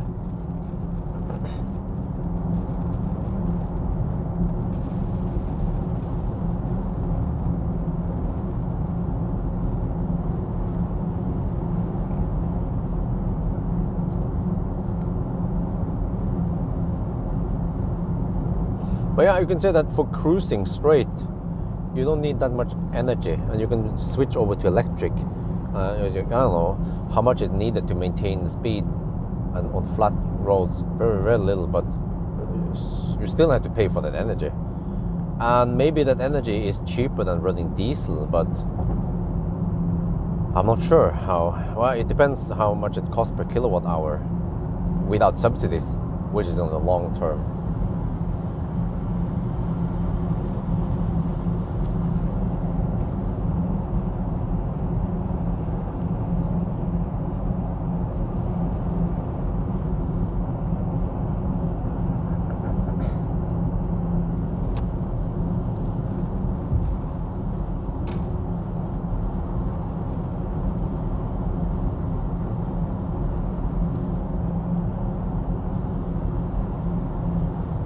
So okay, so yeah, it kind of has a purpose, which is that you can then cruise on electric on the straight, but then when the power is needed, it gets it from the fossil. But it means that it needs to also you need to lob around with a fossil drivetrain. So you still have the hybrid shit you have to carry with you, and the inefficiencies.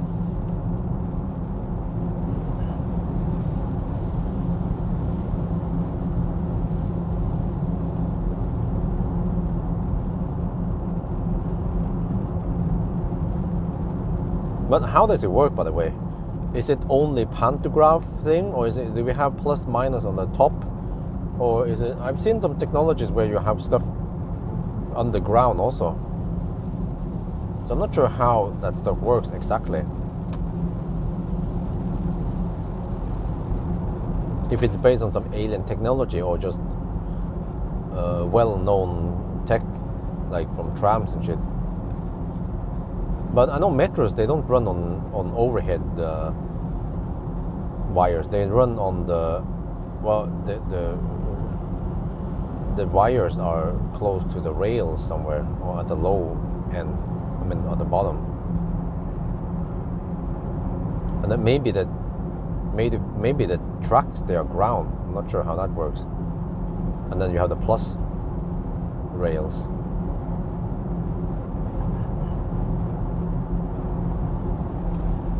Okay, there are obviously people who drive slower than me. Like this old woman.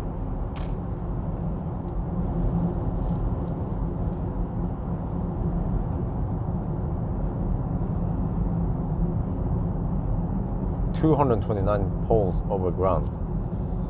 Okay, okay, so it's only the overground wires thing. Yeah, so it becomes like a tram, right? No, wait, but trams, do they have? How is that working? Can you guys tell me how trams and that shit works? Do they have ground on the bottom and then the plus wires on top? Or are the plus and minus on top? The trucks have a pantograph, okay. But that means, okay, well, the pantograph is not super expensive equipment, so you just have to add some extra cost for it. Yeah, so that's actually not too crazy high in extra cost.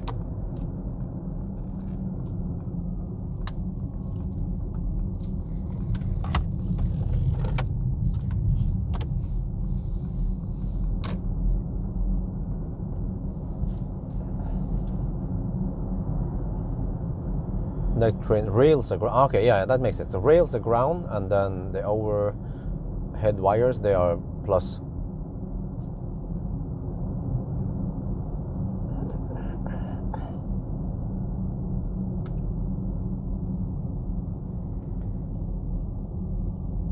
Spekkerud-skolan. There's a Spekkerud school here.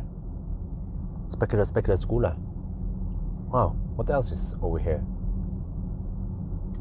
That's Spekkerud bus stop. Okay, that's Spekkerud skole. Okay.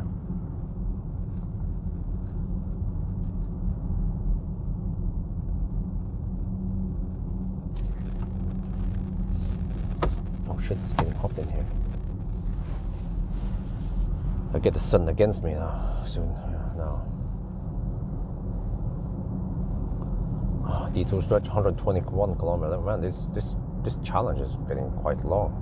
Been 9 hours already. If this was normal 1,000 kilometer challenge, we'd be at the last charging stop and we're heading towards Oslo by now. But we are still in Sweden.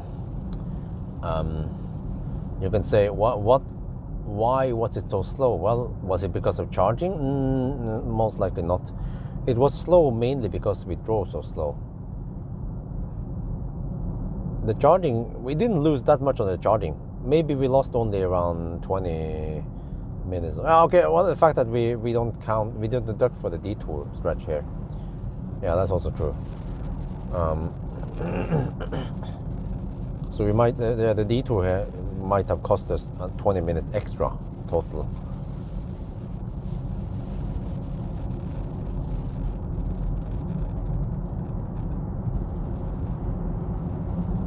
You may go bankrupt. I might not be able to try the Fisker. Who knows? Let's see.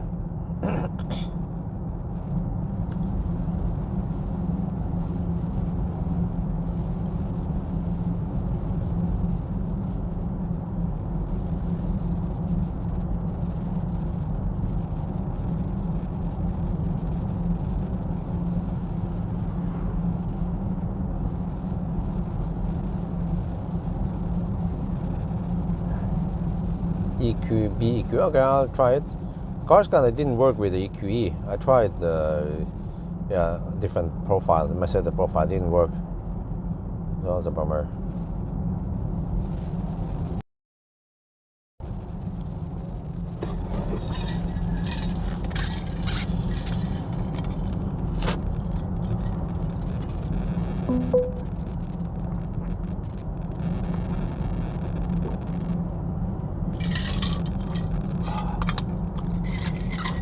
Okay. Let me see. I had food 6 hours ago. Yes, I'm ready for some Max burgers. I'm going to get a decent sized Mac burger with some soda. Yeah, it's gonna be freaking one long ass trip plus food. But yeah, so let me see. As you can see that charging a detour stole 20 minutes. Charging, maybe I lost another 10 minutes, that's half an hour, and then the remaining slowness comes from just slow driving. And also, yeah, we save some juice because we consume only 248. No, again, we consume on this challenge 268 watt-hour per kilometer. Maybe it should have been over 300. I've seen on other cars during winter, yeah, it's 300. So, but you see,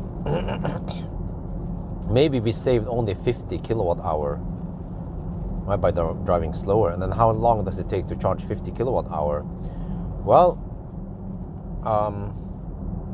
depends how fast you're charging, but let's say 100 kilowatt charging speed, that means half an hour. So you save half an hour charging, but you lose 2 hours of driving time or shit.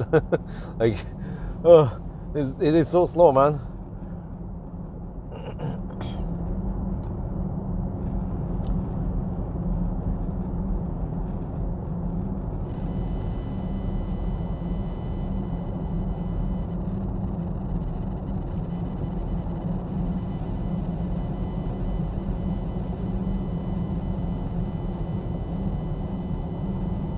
Okay, that's weird because Qashqai didn't work for Smart #1, which should be the EX30's brother.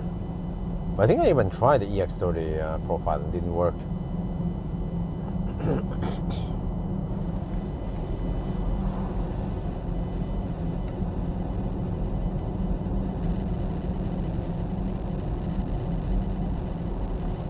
Yeah, I just need battery temperature and some charging power, maybe some voltages. That would be good enough for me.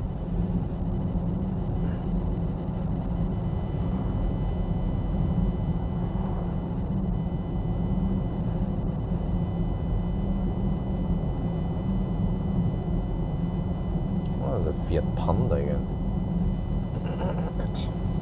I just hammered earlier. Yeah, right behind me.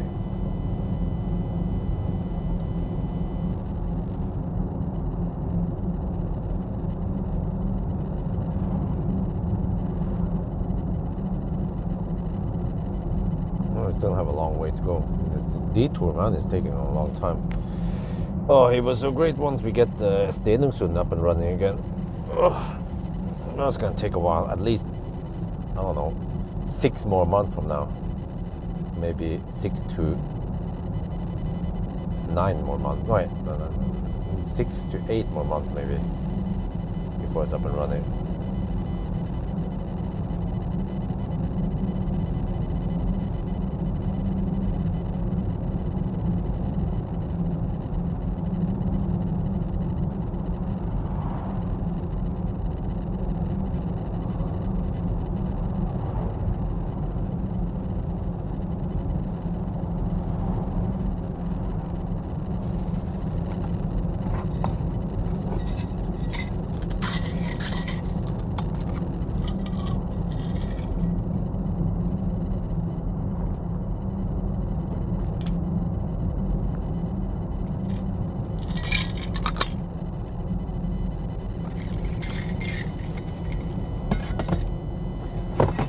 come out the drinks.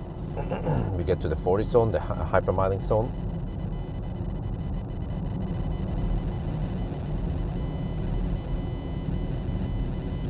And 716 kilometers so far. Okay, we're getting close. Okay, we'll have to check out at the 10-hour mark, man, how long it takes. Oh, crap. Now I'm going at 40 of the speed. Maybe I'm gonna go a little bit faster. I feel like I'm holding a traffic behind me. At least go 45, which is roughly 40 GPS speed. Maybe I should at least go 50. Let's go 50 on the GPS. Sorry, 50 on the speedo, which should be around 45 GPS speed. Actually, maybe more.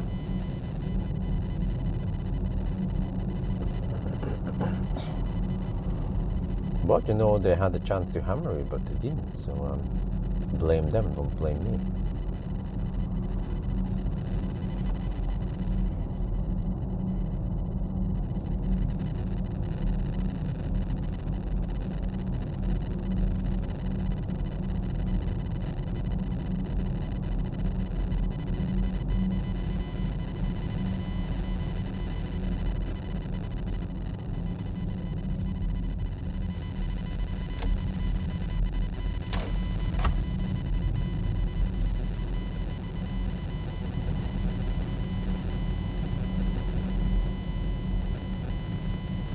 What microphone? What?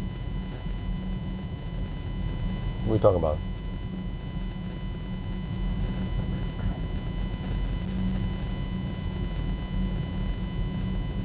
My microphone?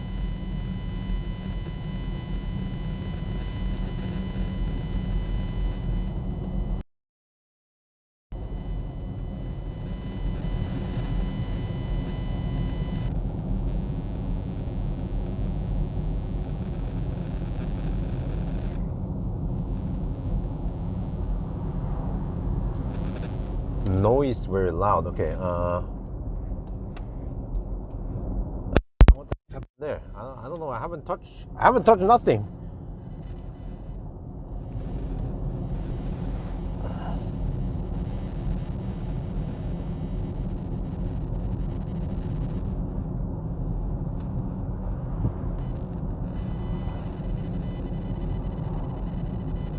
Wait. Freaking. There. The charging stopped again on the live streaming phone. It's down to 40%. Okay, I need to charge it up again. Static noise. Okay, I'm not sure what I can do about it. What I can do? Maybe I can move this slightly off the wire. Wait, is it a thing?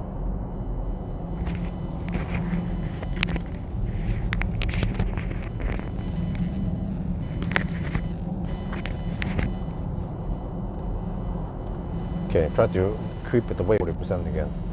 There's some bad connection with the USB-C towards the car. So hopefully I get about an hour of charging now before we are at Strömstad.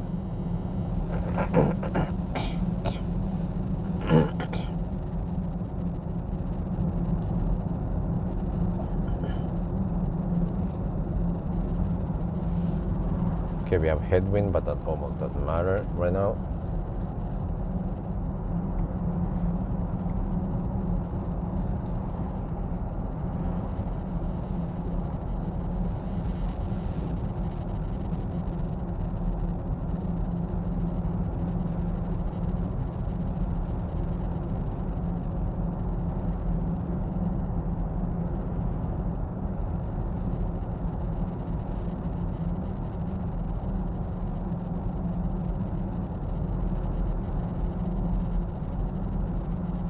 I wonder if some of those static noises is related to the cable.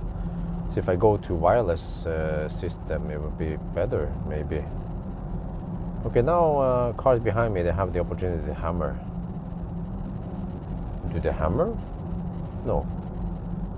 Oh no, they just stick behind me, even though I'm going under the speed limit. And the hammer stretches are quite long also. So that's just weird, man. Nobody hammers me. Okay. Well, they might hammer late, but that would be kind of silly for them. Well, if you want to hammer, you want to do it now. No? Okay. Well, holy crap, man. I feel like we've been driving quite far in the detour stretch, and we still have 10 more kilometers before we get back on the motorway. Yeah, the detour stretch is 29 kilometers long. Oh.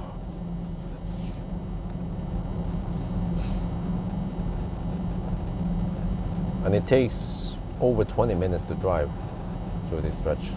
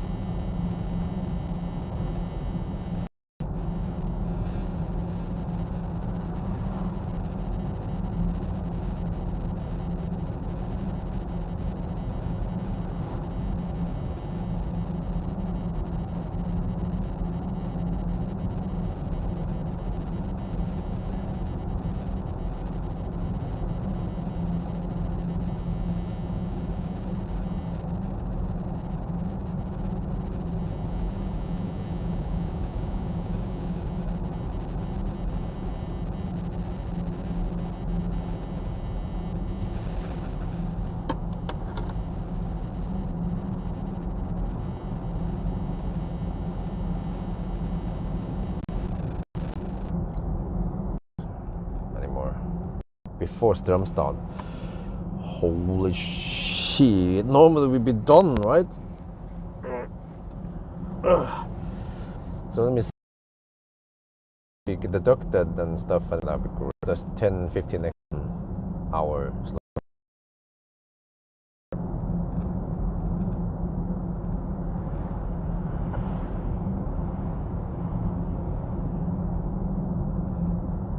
We should get another dropout soon before we're back at Ljungskile.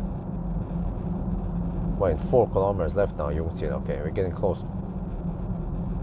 No, wait. No, we're not. Huh? The car wants to do a weird detour. The fuck, man? No. I don't know what the heck is wrong with navigation.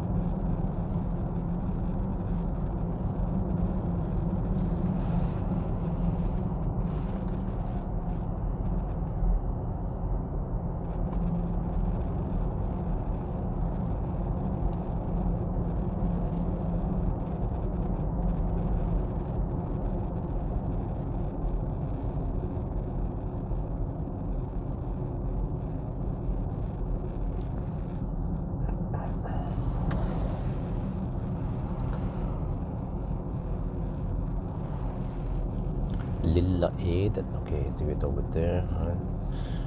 So the navigation wants me to take the next right exit for some reason. I'm not sure why the heck I would take that route. It's slower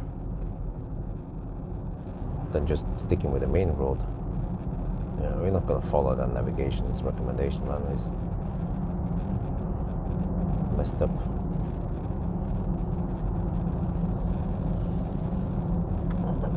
Well, I have around 6-7 cars behind me now, but nobody wants to overtake me, even though they had the chance. There was even an overtaking stretch, and I did not increase my speed on that stretch, so they could have hammered me, but they chose to stay behind.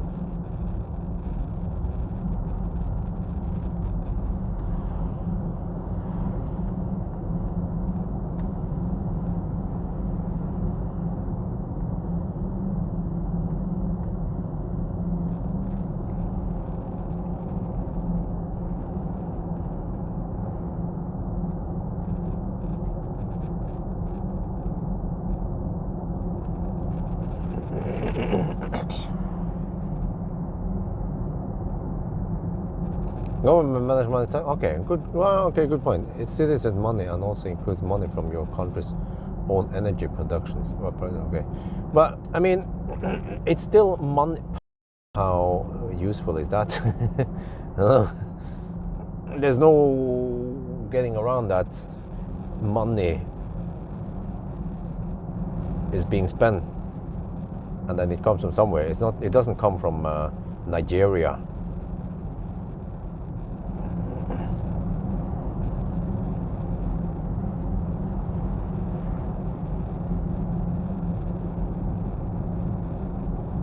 Well, navigation keeps wanting me to go back and take the weird back road for some reason. I don't know why. I think that this road is blocked or some shit. Yeah, okay. But we're almost at Ljungskile, so we can enter the highway and at least cruise 110 or 105 GPS speed. Yeah, that's at least faster than 75, right? That's 50% faster, roughly.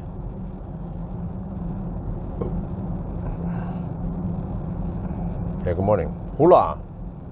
Well, actually, I think you don't say the. You say wait. You say hula. Hula. Wait. How do you say the hula?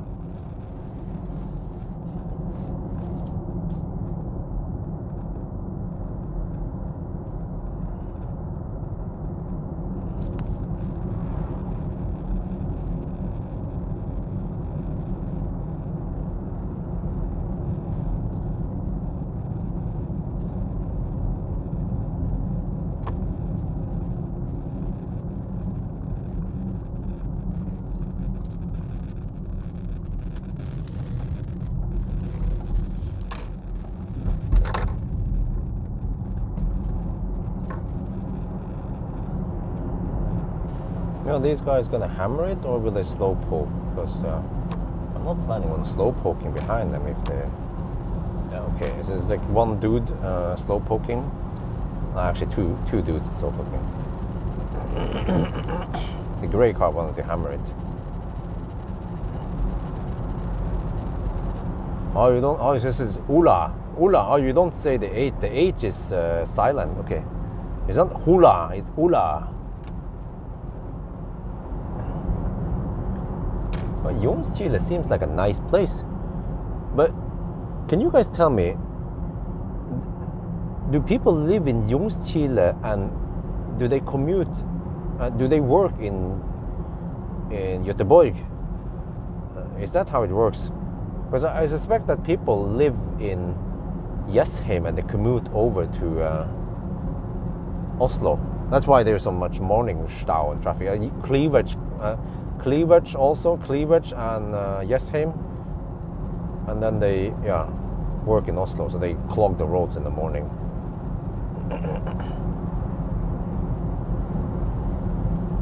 Well, the roads are getting dry. Nice. But eventually we have to enter Oslo. I mean Norway. But then by the time we get there, the salt has melted all the snow from yesterday, because there were some hard packed snow last night in some stretches, but it should be melted by now. Just wet roads. They want money from oil import.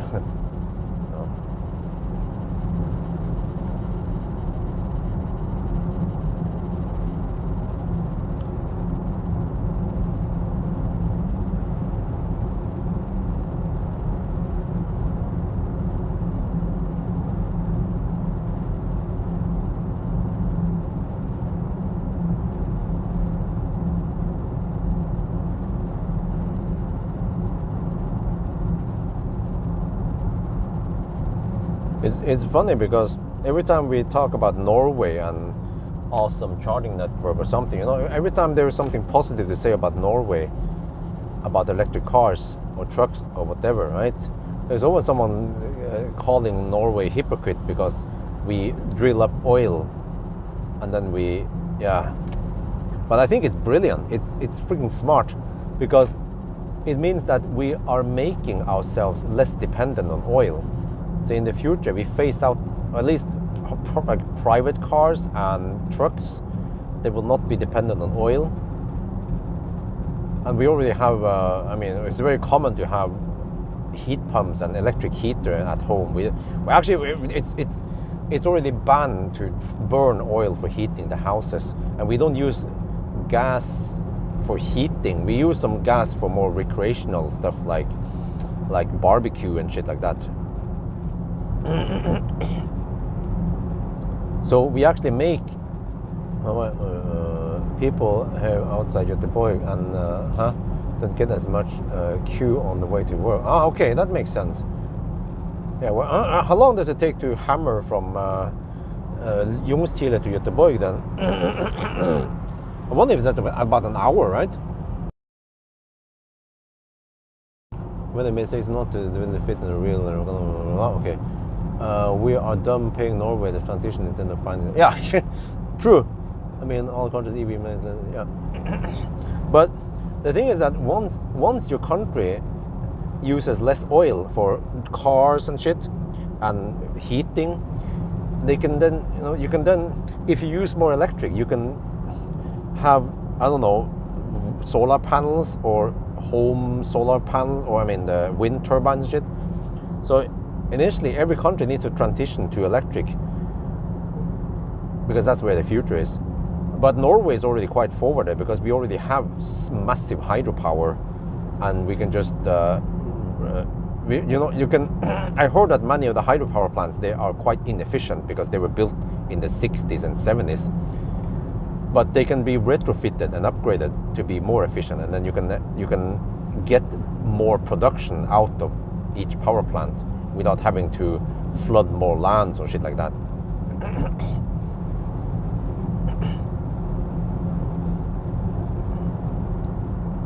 Plus, I think there's still some EV, I mean, there's still some expansion. They're building some wind turbine, wind parks, but at least in Norway, solar is not common for a good reason. You never see solar farms in Norway, except for maybe some test projects, but I don't even think we have any test project farms like we have maybe in Sweden, some places, simply because solar doesn't make much sense in Norway.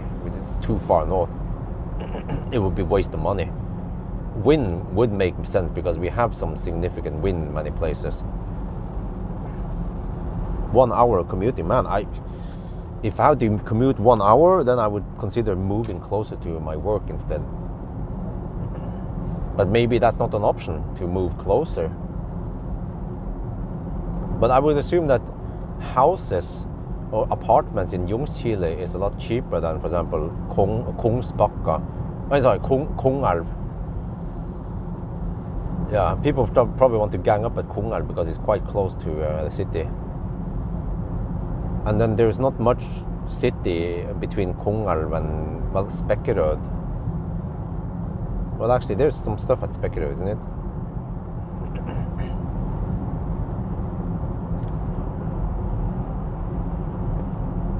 But actually, they call it Stenungsund, yeah. Stenungsund is a little town outside of Göteborg. I bet commuters also go from Stenungsund to Göteborg then.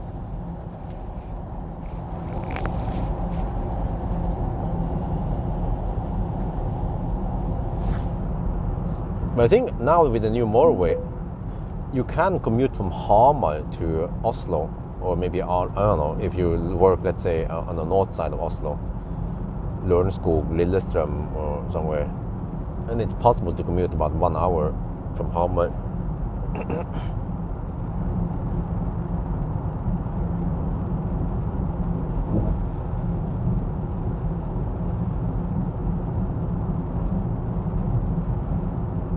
Wow, but Australia, they can have so many massive solar farms. But maybe they have to watch out for the kangaroos. I don't know. No, Stenungsund. Okay, well, that makes sense. Because it's fairly close. Like one of the cities close to Göteborg.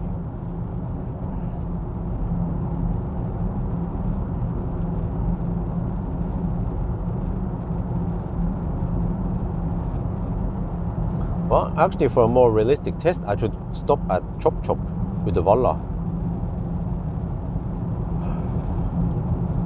But okay, whatever. I can go to Strömstad. Just hope there's no Laderstad there.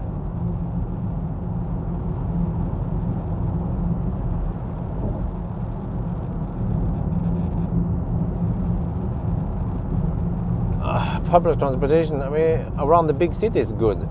Outside the city, not so good. Train network, quite bad. It is not only is it expensive, but it's also dog slow. So slow that bus is faster. It's crazy, man. Train, that should be, I mean, the train is clean and all that shit, but I don't know, they have just, they lay down the route so slow, and it's based on, many places based on quite old tracks, and many places only one single track, so you have to multiplex it, or, you know.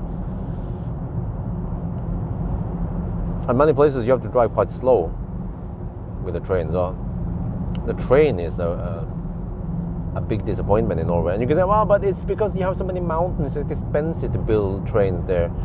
Well, there are other countries which has mountains also, but they have higher population. Yeah, that's also like, yeah, it's not economically feasible to build a bullet train network in Norway. Okay, true, but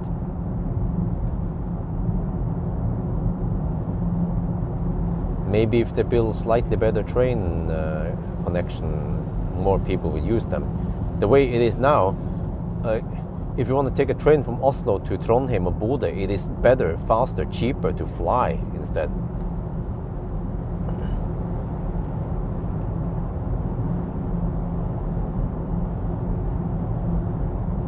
Yeah, just like in Thailand, man. Solar in Thailand is no-brainer. There's so damn strong sun over there, and it close proximity to China, so they get, and also labor cost is low, so it doesn't cost that much to install solar. And I wonder if the solar price has even gone down since I installed a solar at the in-laws' house. That is a fat, and there is a Taycan with some fat tires. Seems like 3 or 5 tires. Consumption must be freaking high. The consumption of that Taycan might be on par with this fat EQE even. That's why he's not driving that fast. Well, actually, he can hammer it. He charges really fast. Or maybe he has the Eco Charge enabled. Yeah, that's right. What? 9 meters per second? That is insane. Wait, where is that? In Australia?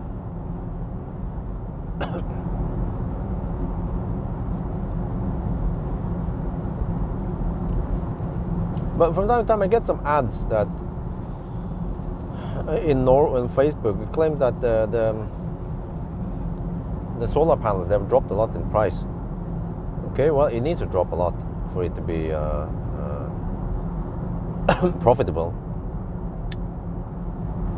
But I still wouldn't, at least I wouldn't cover my roof with solar panels because it will ruin the aesthetics.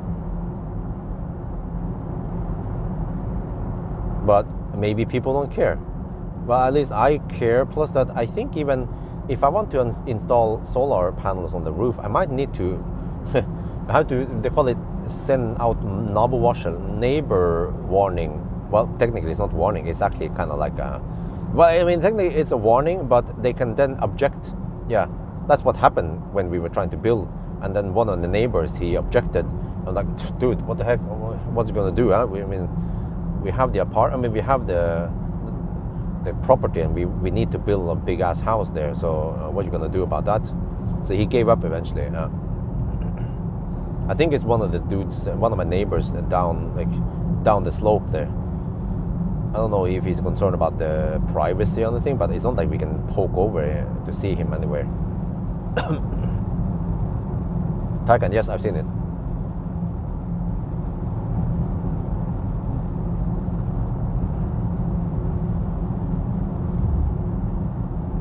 Well, I mean, I don't get it with fat tires. Okay, you think it's pretty? Well, okay, well, but they are thirsty, they're expensive, they're noisy.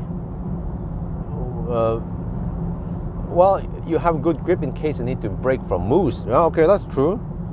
But how often do you brake from moose? And also, you see how slow he's driving. When he's driving that slow, you don't really need super grip. If you hammer it, then you need good grip for emergency braking.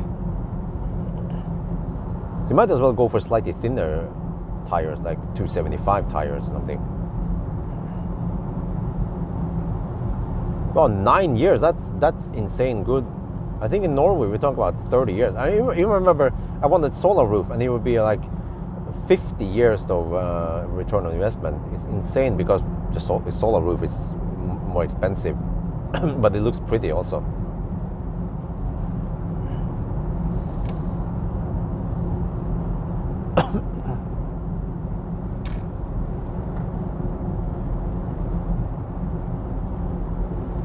Yeah, we're in Sweden. Someone type location to game.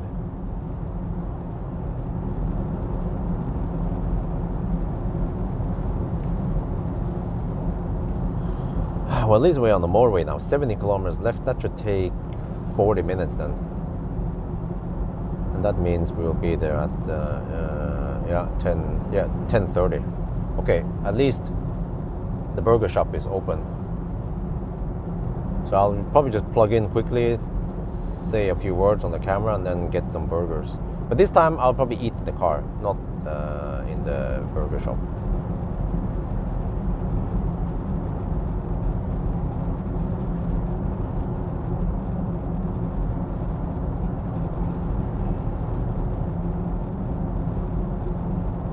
I watched the diesel-powered EV charging station. Oh, no.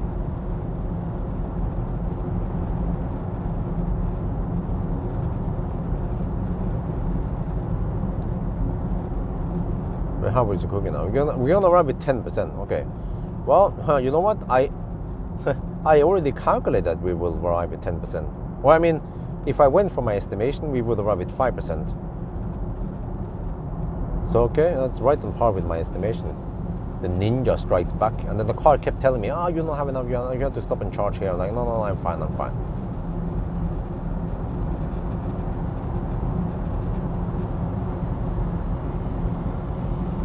White divider line, Sweden, yellow, Norway.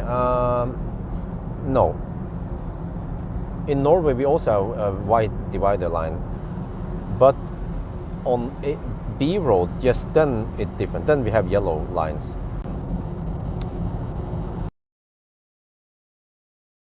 See, well, except for that in Sweden, for some reason, they use uppercase on the names, whereas in Norway they actually use upper lowercase.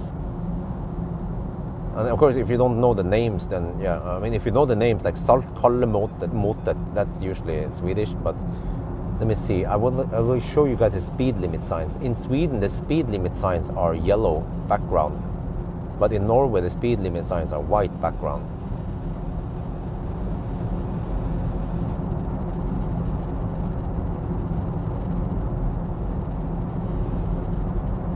And drive Taycan? I don't know.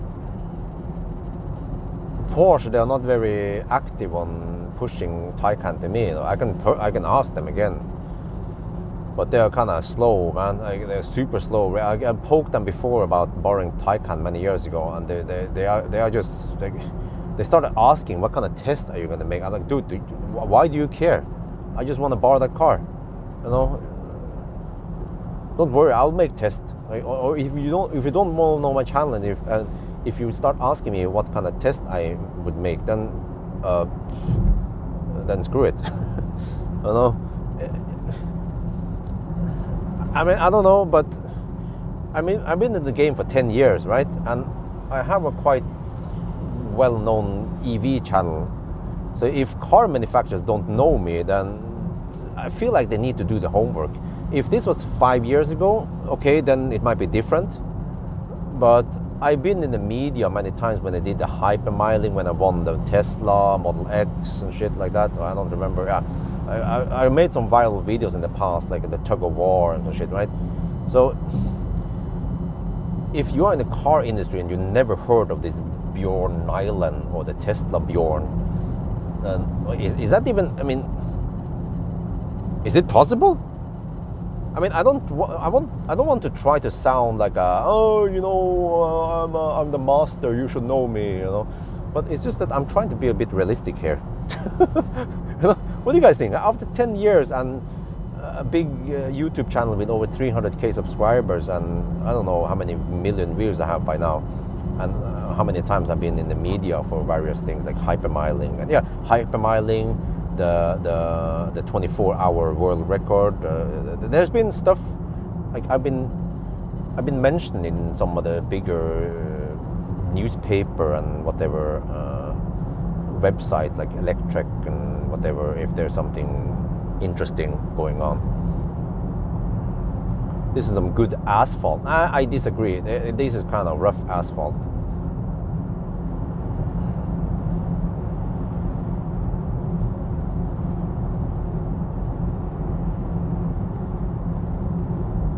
Well, actually, this asphalt is good for braking distance.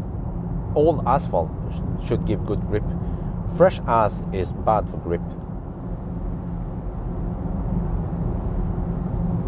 Hey guys, can you guys check Ionity Strømstad? How busy is the charger right now? Wait, can I check myself, by the way? How do I do this? Wonder if I have live status here. Wait, can I? I don't know how. Oh, it says 2 out of 6. Oh, cool. Whoa, that's a bit busy. Damn. 2 out of 6? Uh-oh. I wonder if...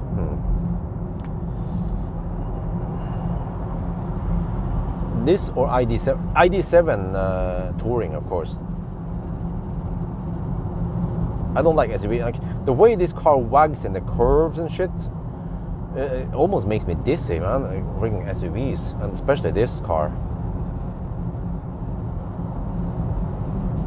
But if I have to and I just need the space, okay, then I will go for SUV. But if there's a better option like ID7 Touring, I will get that one any day. And it's also cheaper. You can get almost 2 ID7 Touring for one EQE. Yeah, this car cost 1.5 million NOK, around 140k euros.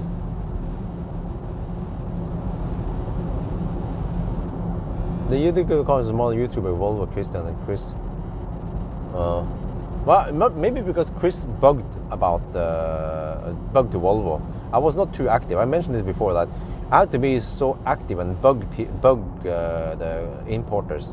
They don't usually come to me, except for a few ones like Mercedes and Volkswagen. They are usually semi-active, asking me about stuff. Boring. Well, here is the big confusion. The ID3 GTX is not all-wheel drive.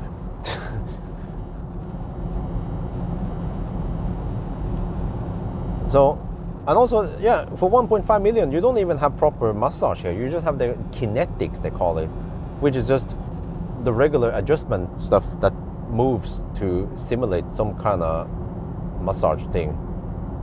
Yeah, but that's the confusing part. The ID3 GTX is rear-wheel drive, but just more power with the new drivetrain. But the ID7 GTX, that is all-wheel drive. So, yeah. But I mean, Volkswagen, they historically they use 4Motion as all-wheel drive, just like 4Matic for Mercedes and xDrive for BMW. So they could call it ID7 GTX 4Motion Touring. Oh shit, Strømstad. Oh shit, I put all my eggs in the basket for Strømstad. The heck do I do then? Okay, you know what? I can charge at Mer charger. Yeah, how about that? Well, I can. No. What do I do for a regular? If there's ladderstau, maybe I should just be in the ladderstau, but not deduct anything. How about that? Hopefully, it's just a short ladderstau, maybe 5-10 minutes, no big deal. But no deductions. That's the whole idea today. No deductions. Oh, we are almost at the 10-hour mark. I'm gonna check now. Status at 10 hours. 773 kilometers now. Wow. We don't even hit 800 kilometers by the 10-hour mark. Oh shit.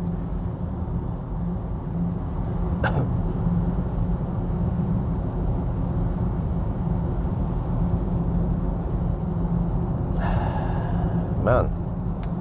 And you can say, well, but it's a realistic test because Ladestau is something that happens and you cannot avoid it. I don't want to try to do some ninja shit like, oh no, let's go somewhere else. Well, actually, wait, we just passed Hobby, it's too late. What about Tarnum? I could stop at Tarnum.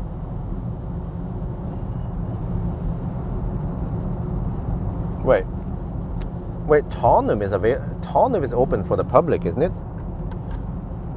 They actually open, and I could actually go Tarnum and then straight to Oslo, and I can have some buffet at Tarnum. I just have to have a long ass stop at Tarnum instead. Let me check here. I think they opened Tarnum for the public. And I mean, this car, when we saw previously, it only took 135. It didn't go much higher than 140 kilowatt anyway, so maybe we can just go for V2 supercharger. Okay, you see 1 out of 6. Yeah, so, but there is a chance that there will be Ladestau at Strømstad. So maybe I'll change my mind. Tarnum is quite safe. Okay, it's 4.9 NOK. Wait. Yeah, 4.9 NOK. No, sorry, 4.5 SEK per kilowatt hour. Hey, how much is that? Which one is stronger now, SEK or NOK?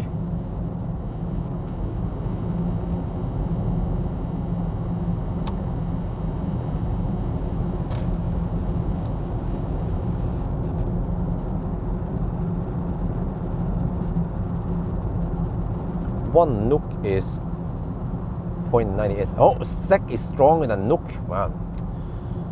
Norwegian krone is getting weak, and interest rate is also ridiculously high right now.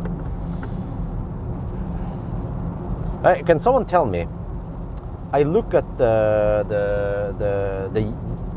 2013 tax stuff, and yeah.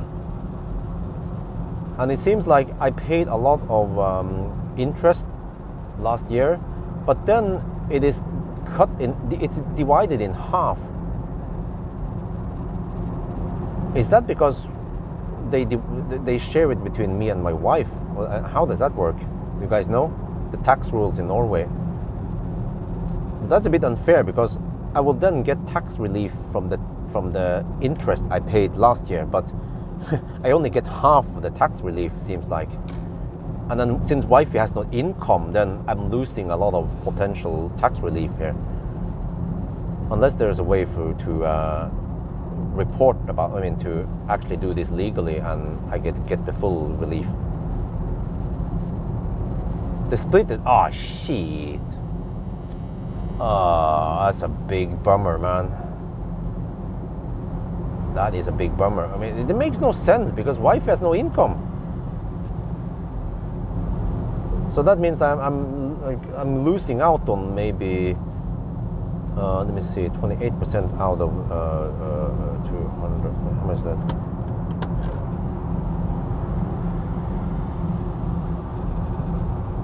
Yeah, I'm losing out on almost 10,000 euros in tax reduction, man.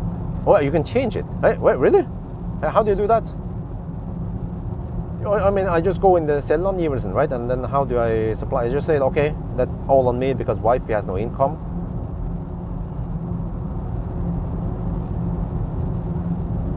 That is really important, man. So I can get the tax reduction because I paid so much interest last year. Is ridiculous, man.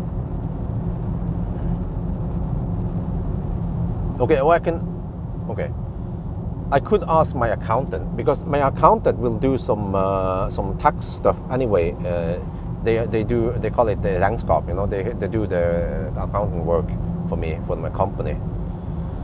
So they have to finish the 2023 stuff. There is a lot of information that needs to come from Fiken into the the tax whatever report for last year. Oh, well, but the thing is that the interest I pay is private. It's not for the company. It's for the house, So it's private. So yeah, I have to ask, Okay, I have to ask my accountant then. Unicum regnskap. They know best how that shit works. I just have to explain to them roughly how it is. Wifey has no income, I had no income. This is interest that I paid for the house and the lot. And then how can we do this?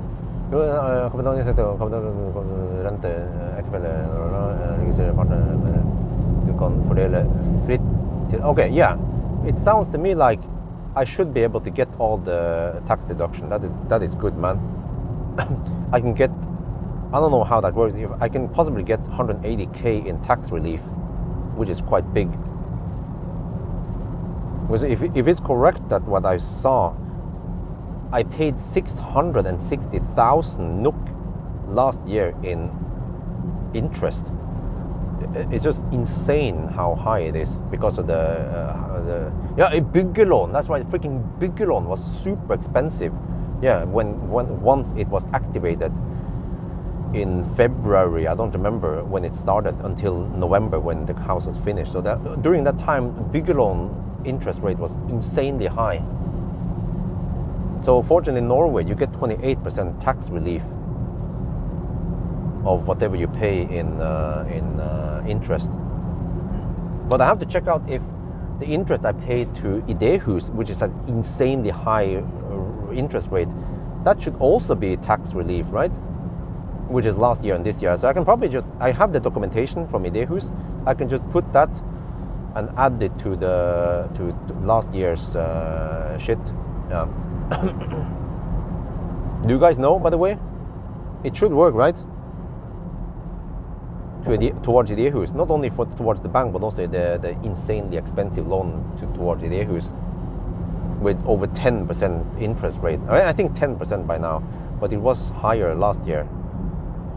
And then supposedly, how is that again? By March, they're gonna increase it to 15%. So it's starting to become really expensive.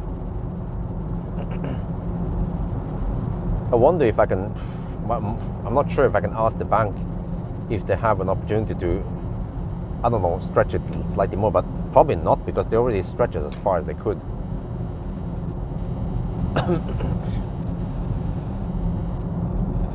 Maybe I can ask Marcus, or I can spread out, you know, I can borrow 100, 200k from Marcus or whatever, or Elbilmek, and then I will give them 10% interest. But that's still better than 15% from Idéhus. Oh, 22, okay. It was 20, oh, okay, it's 22 now, all right. Oh, shit, okay, well, that's still okay.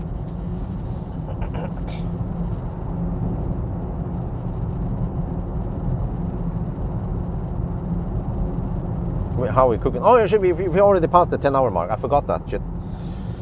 Okay, let me still shoot the video. Say that we are getting close to Stromstad.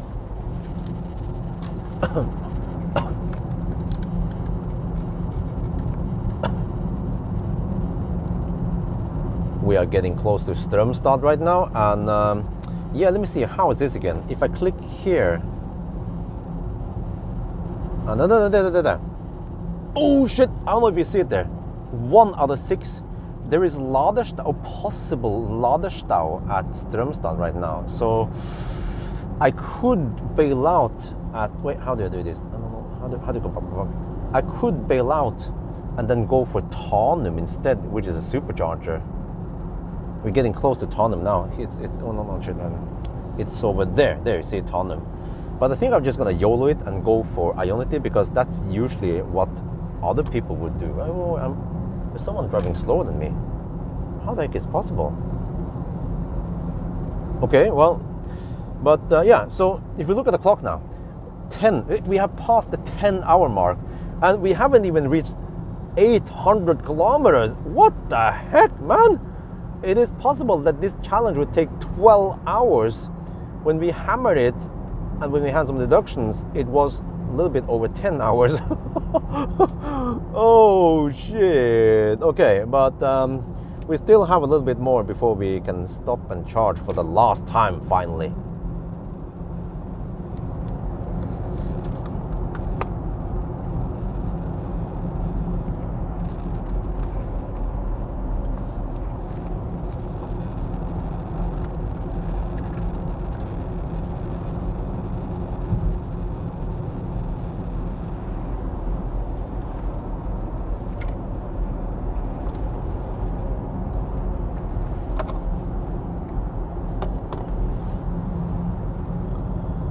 Why so long? Because I was slow poking. That's the main loss. The charging to 100% was only one session, and I estimated I lost maybe just 10 minutes, because you can say maybe the charging session, if you look at only at the charging, yeah, it might have been 15 minutes slower, but you also have to consider that we probably cut down, I mean, we reduced by one charging stop, and that's usually several minutes of overhead. So I would assume, yeah, charging to 100% lost some time there, but the second charging stop was fine, and this last charging stop will also be quite fine. We will charge only to around 60-70%, which we will do anyway during a regular 1,000 kilometer challenge. Nap break, nope. But we did not deduct for the Stenungsund detours. I will also mention that in the video that those two detours cost me roughly 20, they slow me down by 20 minutes total. And what else? Yeah, so if you take 20 minutes slowdown with the detours and 10 minutes slower charging, that's half an hour. And then with winter consumption, it might be, I don't know, 10 minutes slower. You see, that's only 40 minutes. So it should still be 10 hours and 45 minutes, but it is going to be over 12 hours. So the biggest loss here is because we drove so slow. We lost at least an hour. I'm actually wondering if we lost as much as 1.5 hours. But yeah, also the gain. Yeah, the gain. I forgot the gain. So if we drove slower, so we save energy. And the gain here, or yeah, the energy saving might mean around 20 minutes less charging time. But if you drive so much slower, how is this again? I estimated we drive roughly 25% slower. So let's say 20%. Okay, 20% out of 10 hours is 2 hours slower. That is big. That is freaking huge, man. This is the kind of stuff I've been talking about for a long time. But people still say, but if you drove slower, it might be faster. No, it's not. It's not, man. If you want to go fast, schnell, I mean, if you want to arrive fast, you have to hammer it. Especially with modern cars that can charge fast and that are relatively efficient. But I mean, even this boxy car or not so efficient car still benefits.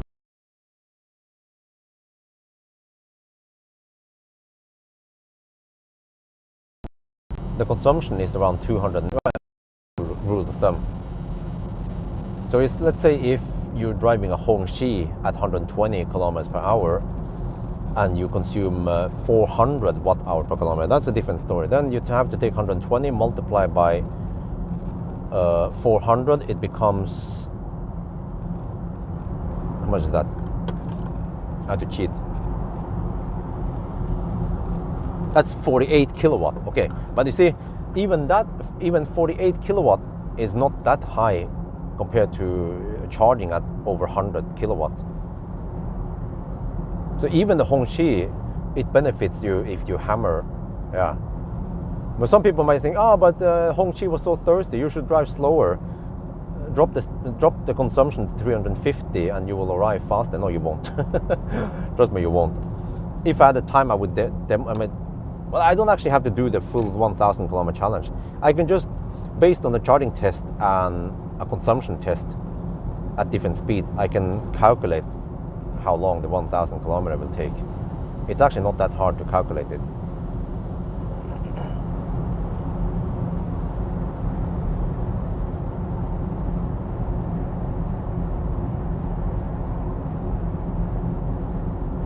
Okay, I see now that there's one charger available at Strømstad. It might be the one furthest south, which is it's not lit, but it's actually working, but it might be blocked by some bad parking. We will see how it goes. We will not deduct for anything. Whatever happens, happens. That's the beauty of this challenge. There is no deduction.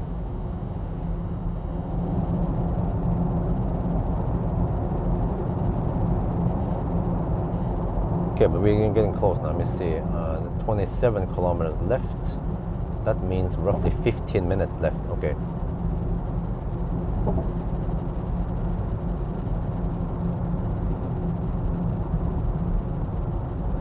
And then I have to figure out. I need to drive 170 kilometers from here. Where was the consumption? I tried to check this leg. Oh, 248 only. Wow, okay. But the last leg, we have to drive to Oslo and then... Yeah, it is likely that the last leg will also be around... Yeah, I have to drive dog slow. Oh, yeah. 250 times 175 roughly. Okay, I need to spend only 49%, so I could actually charge to 60%. Because I think I don't want to go for some ninja stuff, arrive at 5%. I want to make it slightly more realistic. People, they have maybe at least a 10% margin, right? So, where was it again? So, if I charge to...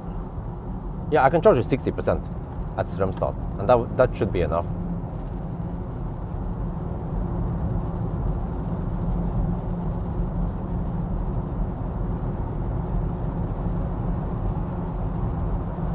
Wait, but that means that the Strømstad charging stop will be only around 20 minutes, so I better be fast this time. Grab a burger and then try to eat not too slow and get out of there.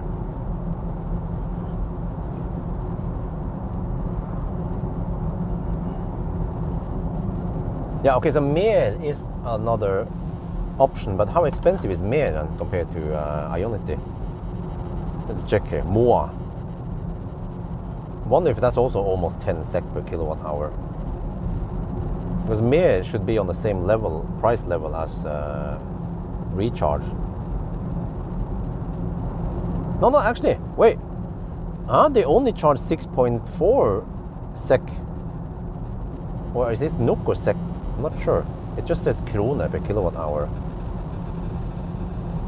That's not too expensive compared to Recharge, man. Oh, okay, 7.3 SEK. Okay, okay, well, that's still kind of close to the Recharge price. But I mean, Recharge was 9.5 SEK. Holy crap, man.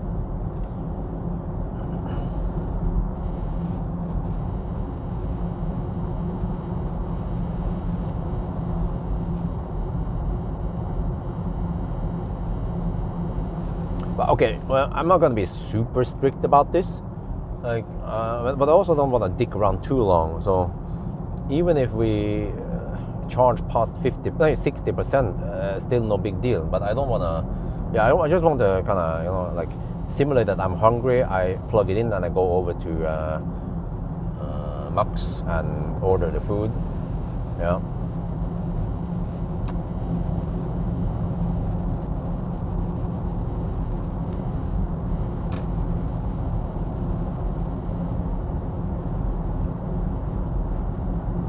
Okay, so there's one stall available.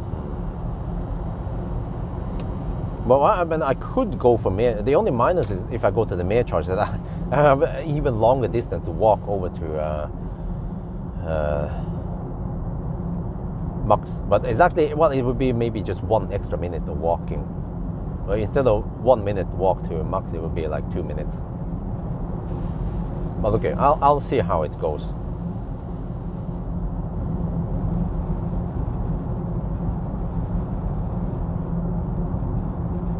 Wait.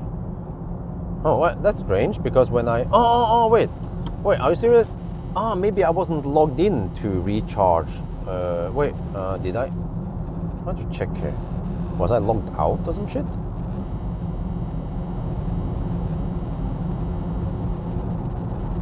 Yeah, I'm logged in. I mean, I'm logged in, but can we find some Recharge? There, Tanum. Oh, that's 50 kilowatt.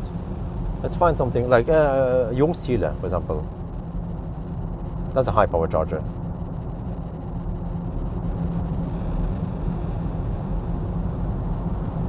Because I'm logged in, and let's check Ljungskile.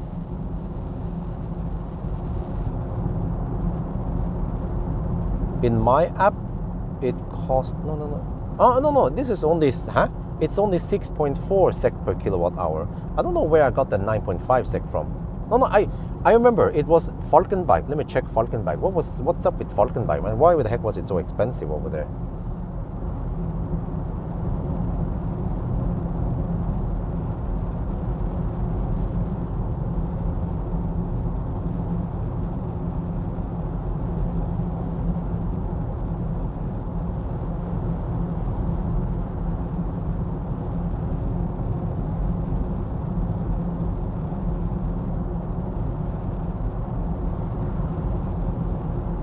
Oh, no, oh, it's Eon.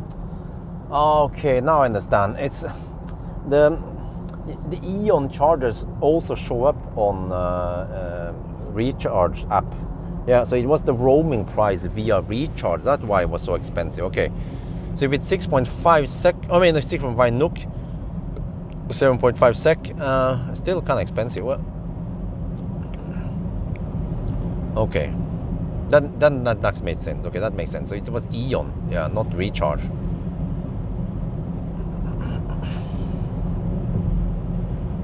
Oh, what is the battery temperature? Are we gonna Colgate? Check here. 16 degrees Celsius. Well, I navigated to the fast charger. We have 11%. So why is the car not preheating the battery? I need to document this, man. This is kind of weird. We will arrive there in 10 minutes, but preheating has not started yet.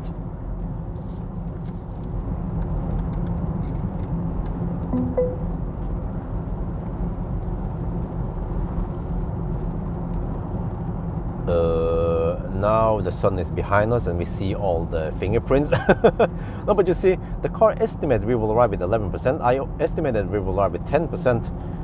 But we have navigated to the fast charger. The option to preheat before fast charging has been enabled, but the battery is at 16 degrees Celsius. This is a bit weird. It seems like preheating has not started. I mean, is this a Kia or is this a Mercedes? So we might Colgate by the time we reach. Well, I mean, the Colgate thing, we will still get 130 something kilowatt, which is still fine. But why not preheat to 25 degrees at least, like it did previously? Ich weiß nicht.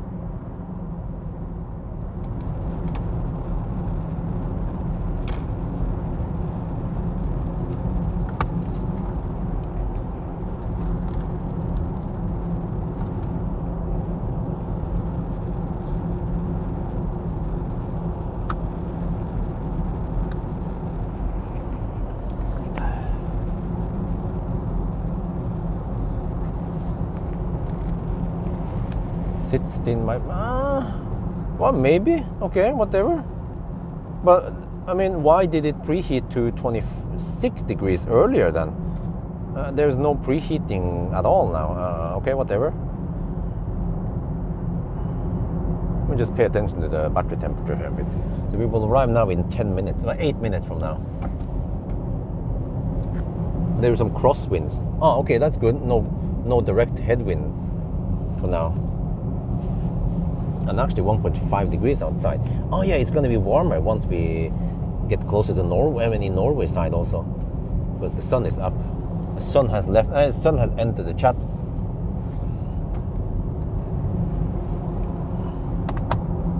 I'm gonna get my Max burger.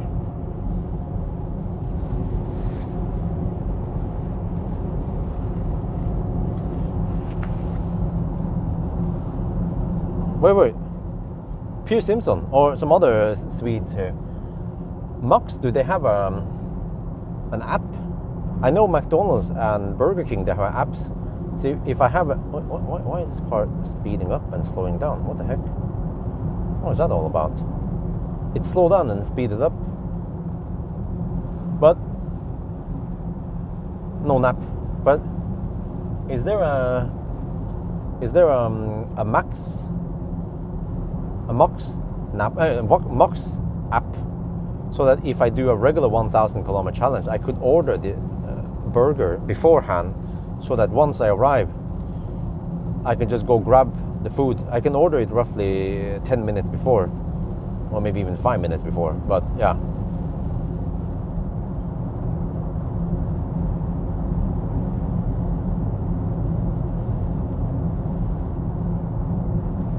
Well, I need to install the app then, because it would be great. I see that I'm going to charge more often at Strømstad in the future 1,000 kilometer challenge.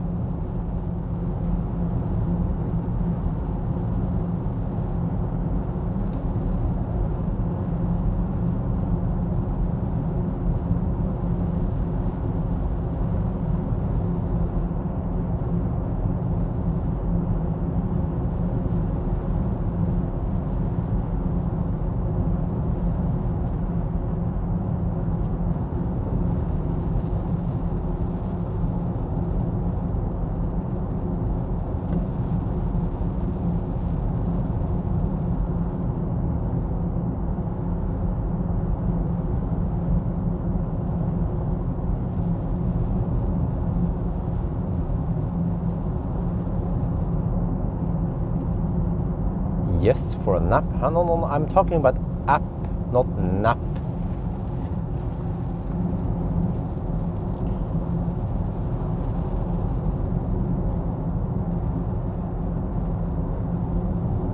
But we're not gonna, I mean for regular Hammer 1000 kilometer challenge, I will order, but now I want to do it more realistic, so we plug it in first, and then we go order the burger, but it shouldn't take too long. Usually by the time I order the burger and then go take a pee, take a leak, then by the time I'm back, then the burger is almost ready, because I usually order something quite standard, so they already pre-cooked everything. They just have to grab it, put it in the bag, and that's it. And then I think I don't know if no, maybe they fill soda for you. It depends. Burger King, it's weird because you say in the order which soda you want, but then you have to fill up the soda anyway. So I mean, what is the point, right? Yeah. I think it's actually just logical that people expect that you have to be able to choose whether you want Coke or Fanta. But it would be confusing if it just says, yes, I want soda, and they'd be like, no, but I want to have Coke, not just soda, you know. So that's why you say which flavor you want, and then you still have to fill up yourself.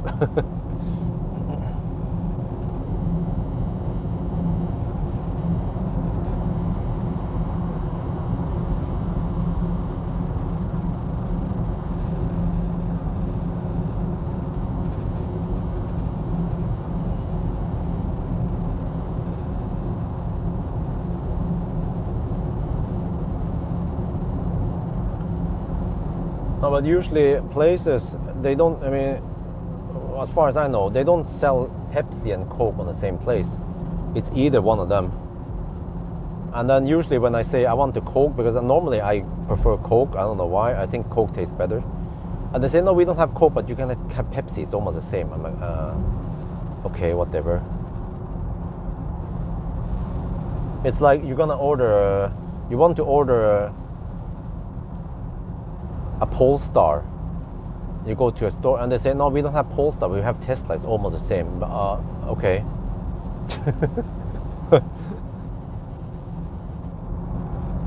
Oh, this bus is hammering it. Well, actually, except for now.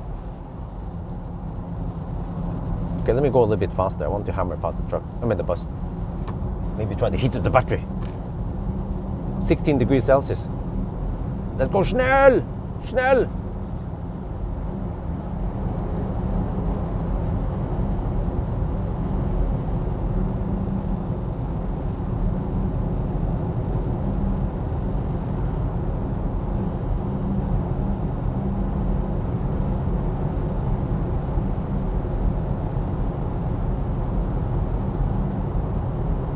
Dude, that guy in the Chevrolet was wearing big ass headsets.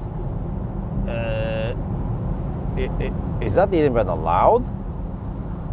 Because I heard that you're supposed to be able to hear clearly in case of ambulance, and that wearing headset while driving can reduce your awareness. That should be illegal in Norway. But maybe not in Sweden, because maybe in Sweden they don't have safety.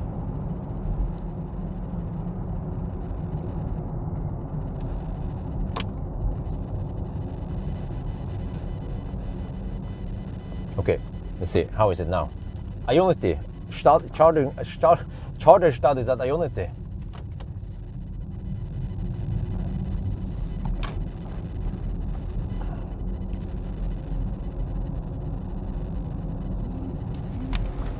Oh.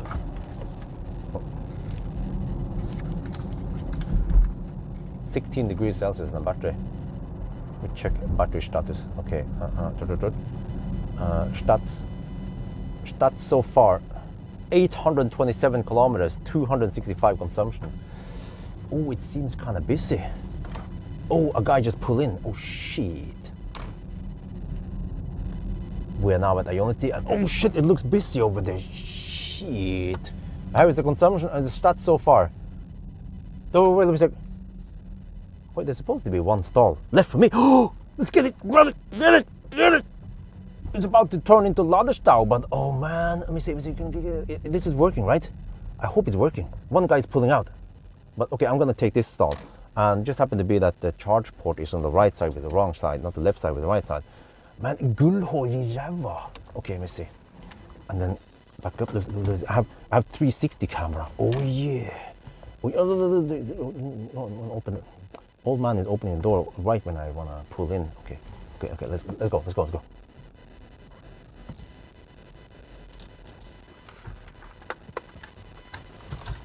Okay, now I need to have some space so I can open the door at least. But I want to stay away from the other guys. Okay, let me. It's broken. Are you sure about that? Is this the one that is kaput? Wait, I wonder if it is. Let me just quickly. Strömstad. I have to quickly find out if it's broken or not.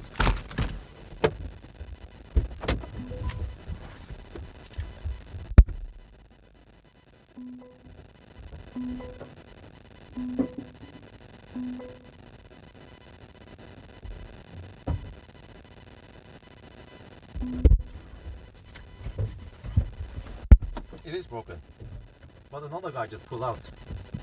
Well, not really like, oh. Suddenly my instinct kicks in. But those are fossil cars, I don't care about them. Okay, I think I'll take the far most over here.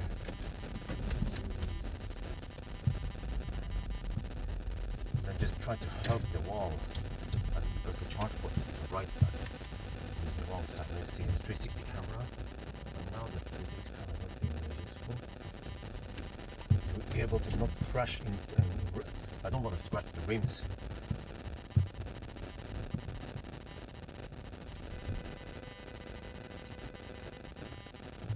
Okay.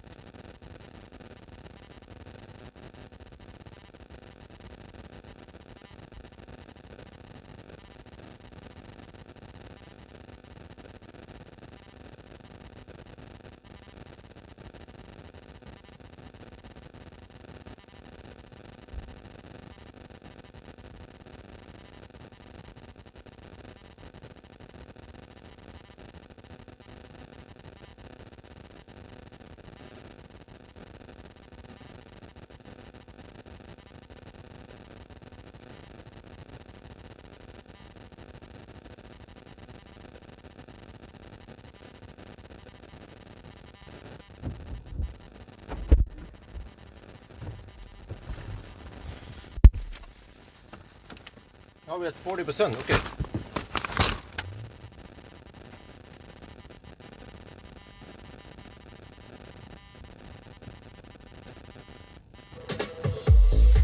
Man, look at, oh, is this a Chinese car or what?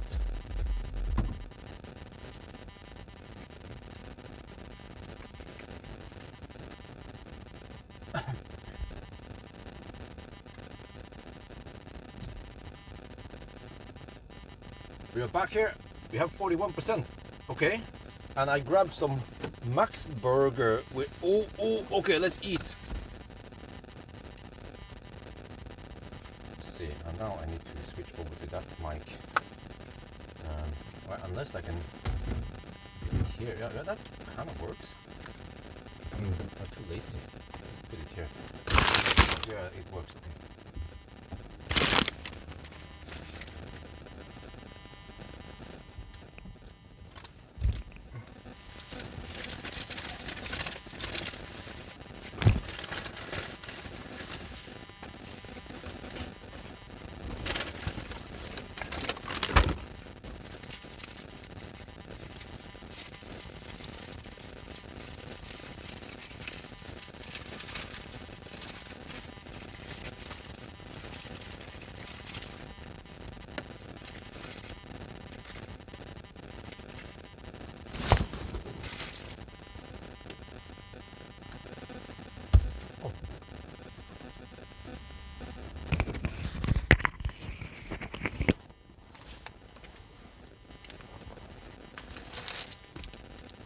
All right, let's see. See here, I went for a double burger.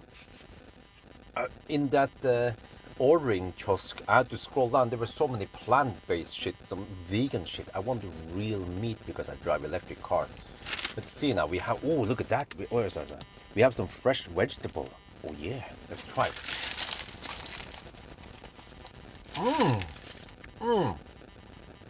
Here's a nice smoky flavor. Juicy patty and fresh vegetable, crunchy, just the way I like it. Actually, when I ordered it, this soda plus this burger plus fries, a menu would be cheaper, but I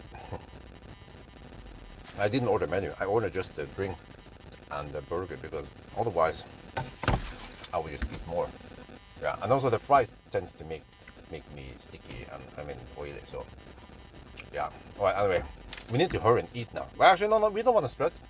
We want to take our time and eat, and then by the time we finish, we'll see how many percent we are at.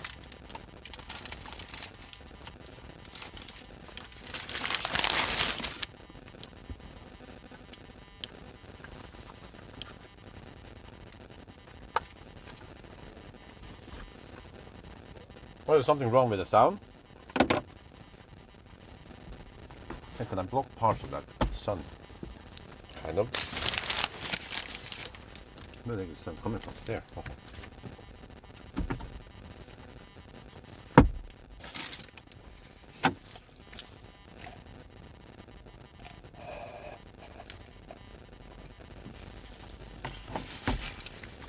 I'm at 48% now. I suppose to need only 60%, maybe even 55%, but I still have to eat.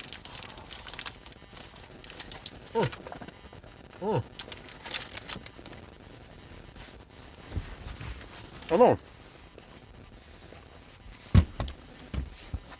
It dropped on the spot between the seats in the Bermuda Triangle. Before it smells. This is real world problem, man. There.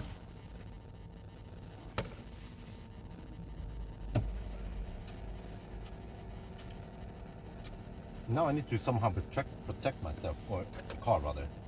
I have to be extra careful when I grab. No. Huh.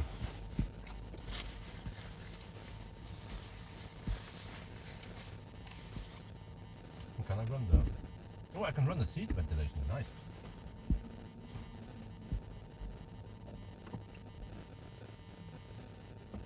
Interesting.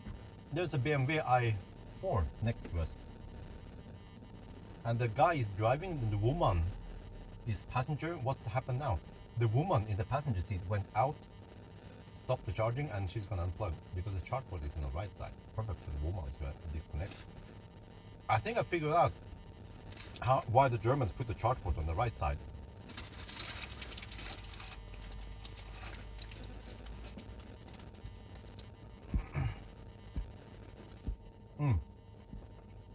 It's a double burger.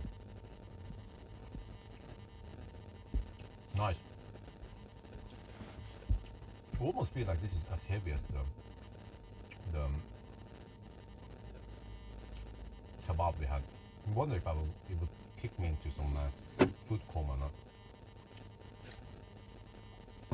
But I don't want to stress too hard.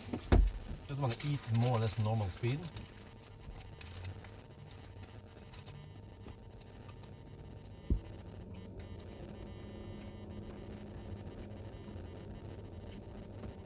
Pick the interface. Where is the microphone?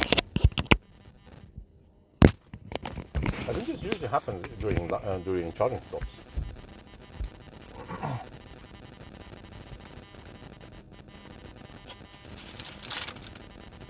But don't worry, we're gonna leave in a couple of minutes.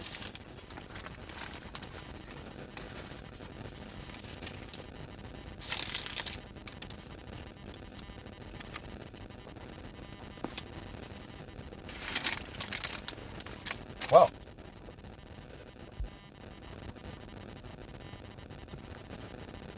Suddenly there are only 2 cars charging here.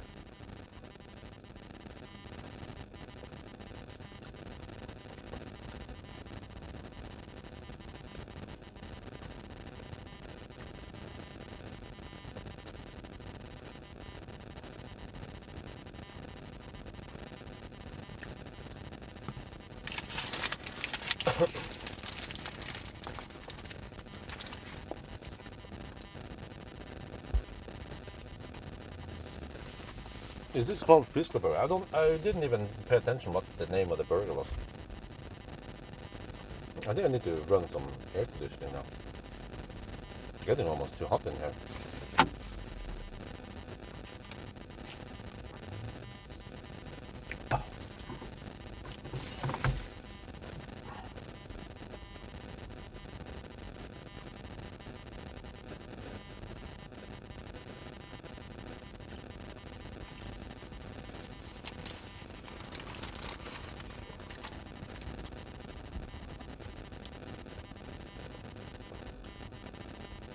%57%. I should have enough juice to go home, but I'm not done eating. We will also see how many percent I will arrive at home, but we don't deduct anything.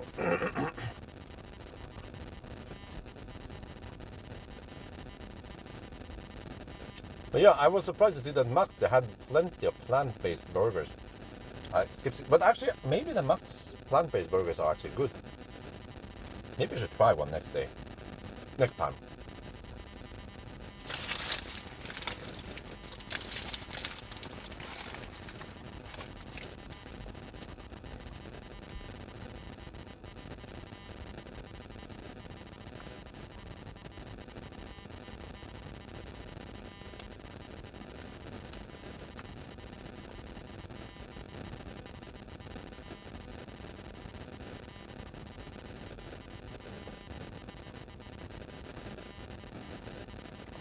Yeah, usually real meat is just minced meat plus some salt and pepper and maybe some, I don't know, some... Oh, ja, det er ikke. Uwe Hopner donated $25. Healthy breakfast on me. Thank you very much. Wish you a nice Sunday. Yeah, happy Sunday. Yeah, at least there's some vegetables here. And some protein, yeah.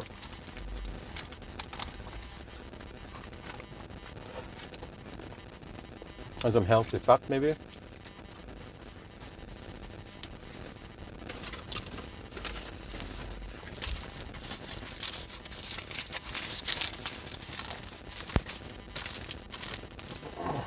Yeah, it's called.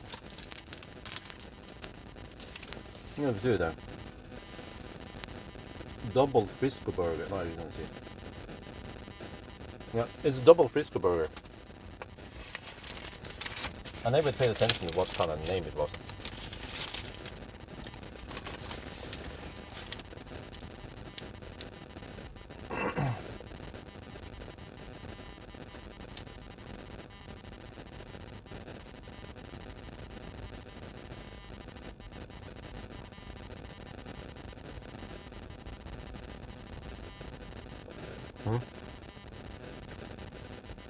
Max Burger is not only real meat.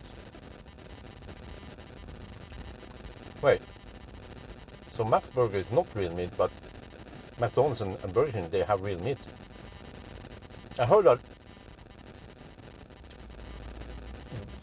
McDonald's, they might not always use the regular meat. They might mix in some ears, some cheek, some butt. Whatever that is from the cow.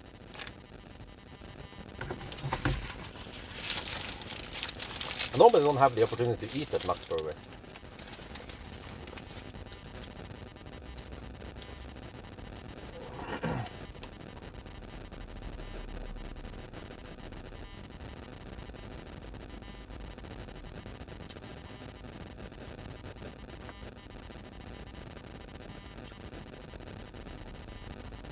Worst part?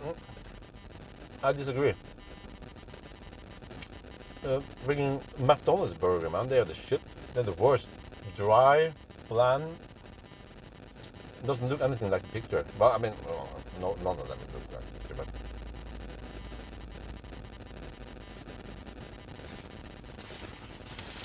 I rank Max the highest, and then Burger King middle, and then McDonald's at the bottom.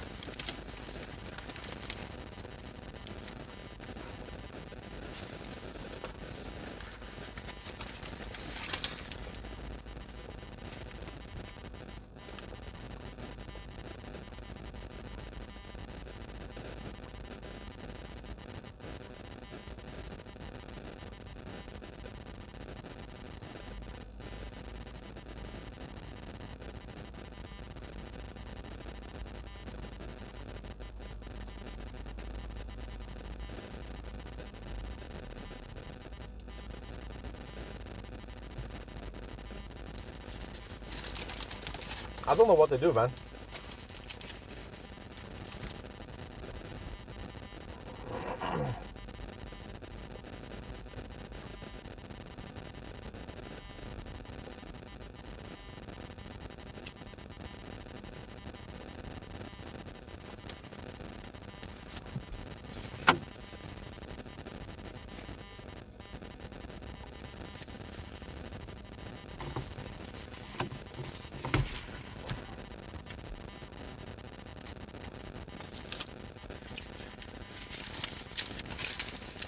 Wow.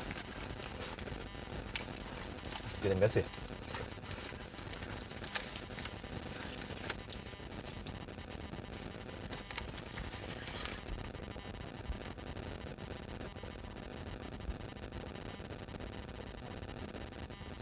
Maybe I need to start bringing some wet wipes.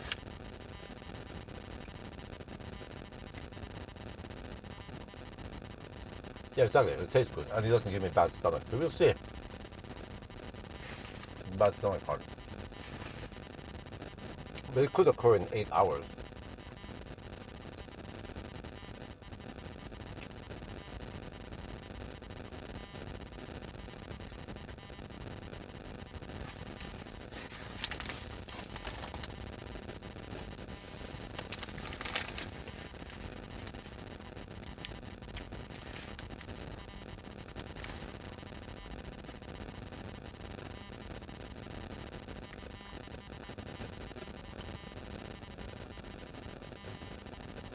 It's getting busy again.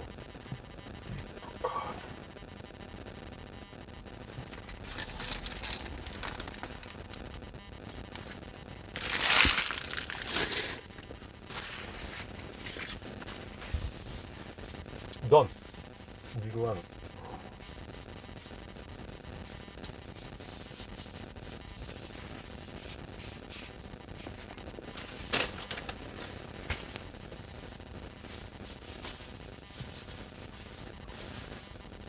Yeah, it's getting busy again.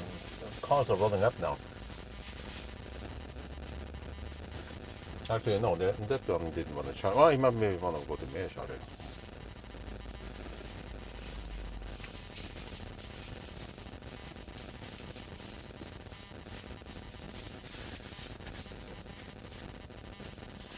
Okay, anyway, I'm done. We are at 71%. Now we are good to go.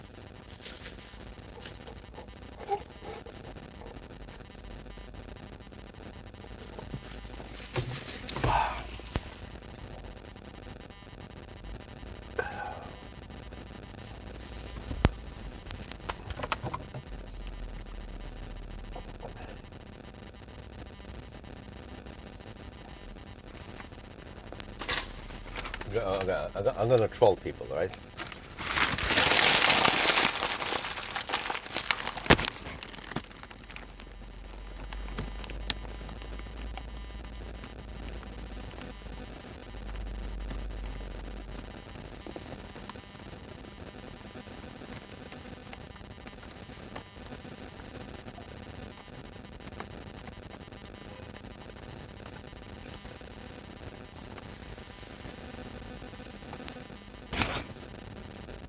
Oh man, we finished eating and we are at 73%. Ooh, but I've been sitting here. The sun is, well, the sun has entered the chat, but I have ventilated seats. Oh yeah, but this car does not have, I mean, it has really nice thing.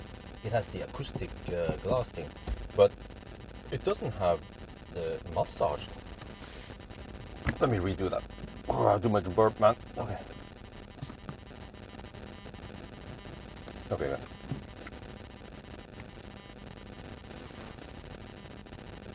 We are done eating and we are at 74%, taking 89 kilowatt. What the heck, man? I try to not rush the eating, but you see, the sun has entered the chat. It's been shining in here, but it's nice and cool in here because I have ventilated seats. Oh yeah, and seating. Okay, I'm doing my thing. But one thing I don't have is that if you go here, you see that we have in comfort, we have something called seat kinetics, but this is not massage. It's just the seat adjusts or some shit to try to relieve some pressure points, but it doesn't really have the balls poking. So that's a small minus. Okay, but anyway, let me see. Yeah, I think they're good to go. So all I need to do now is just the window, the trash goes out like that, and then off we go. Let me see if anyone comments the littering here.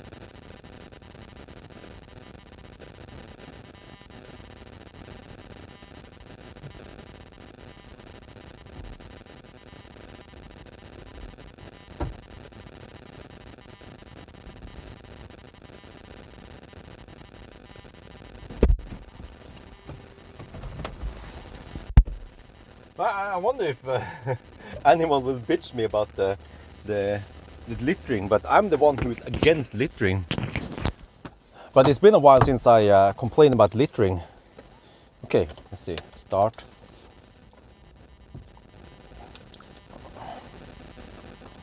From reset, well, we can, from start, we can reset from start also.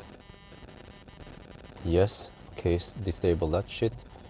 Okay, go to home, settings, oh shit.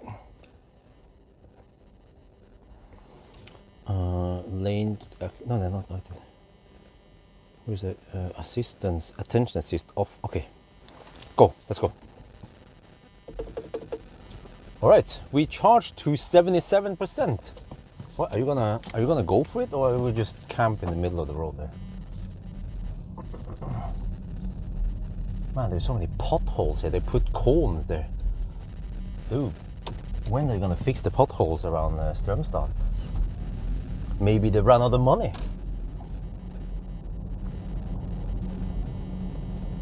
Battery temperature, okay. Good question. 34 degrees Celsius. It doesn't get that hot, really.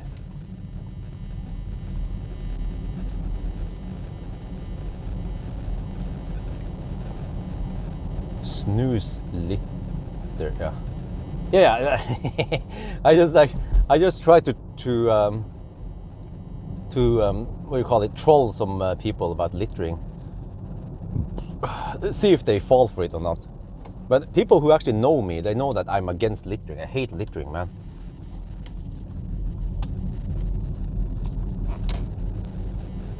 I need to go to the gym and get buffed, get ripped, so that next time I see someone, I can just go and like, hey, dude, pick up that trash. Yeah.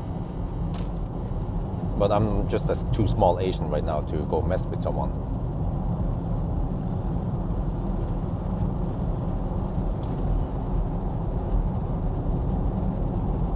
Reference noise is still there. Well, usually it disappears after not too long. After, I don't know, maybe it's the battery cooling making noise, or who knows. Maybe it's too hot, so there's the high battery temperature interference. Okay, stats. Well, shit, 11 hours now. Holy macaroni. 830 kilometers. But it's gonna take a while. Supposedly the car claims we will arrive in Jessheim at 1 in the afternoon. Holy shit, man. 1 in the afternoon? Huh? Is this gonna be a 13-hour run? That is incredibly slow. How the heck can it be that slow, man? I mean, we didn't dick around too long. I mean, the charging sessions were fast, right? I mean, okay, we charged to 100% once, but then we charged to 70%, and then this time 77. That is not too bad. I mean, I could also document that we were not taking too slow. I mean, we didn't waste too much time on charging. That's for sure. That has been really well documented. And what else? Well, there were some detours. I was dicking around for a little bit, but not too long at the first charging stop. But I didn't dick around on the second and third charging stop. And yeah, so mainly it's because we drive slow.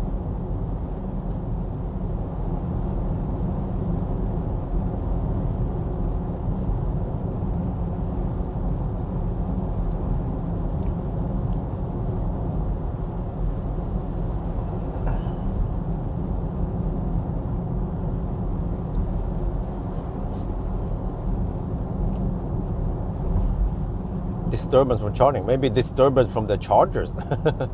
the Ionity disturbance. No, plenty of juice. The car estimate we will arrive with 25%. Yeah, because we charged at 77%. I estimated we need to spend 50%. Wait, or was it 50? Let me check my calculation again. Yeah, I estimated we will spend 49%, which means that we should arrive with 28% at home. We'll see.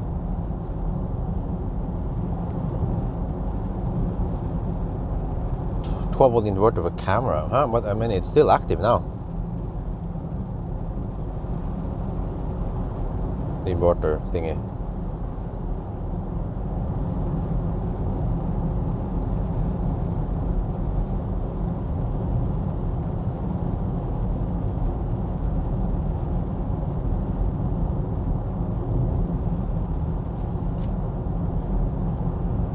Okay, I can shoot the video over here because it's fairly quiet.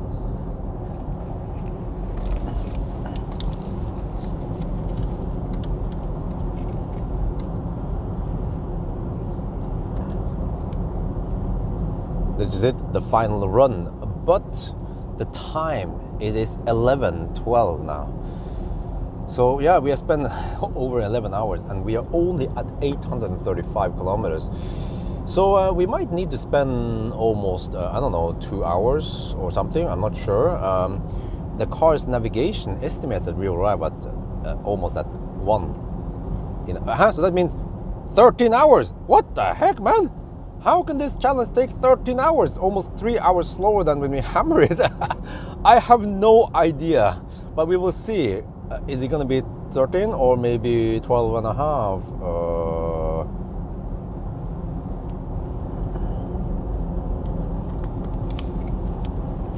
Yeah, 20 inch. I don't remember the exact dimensions.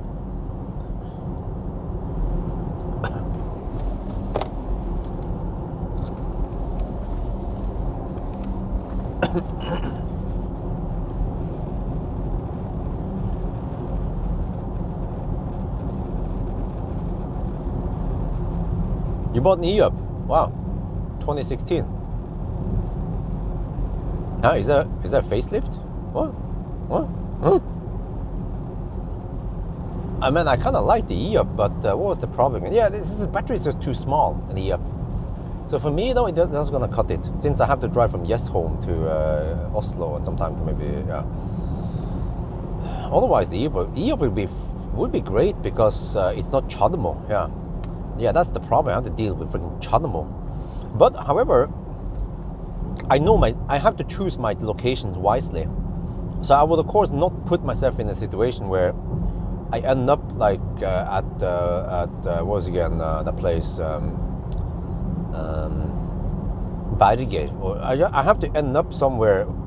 Also, I have to pick my time. So I have to top up when it's not too busy and on a site with enough Chademo plugs. Usually Shell. I don't know what's called again. Esso Alnabru, the old starting point, is fairly safe to top up at. Not too busy.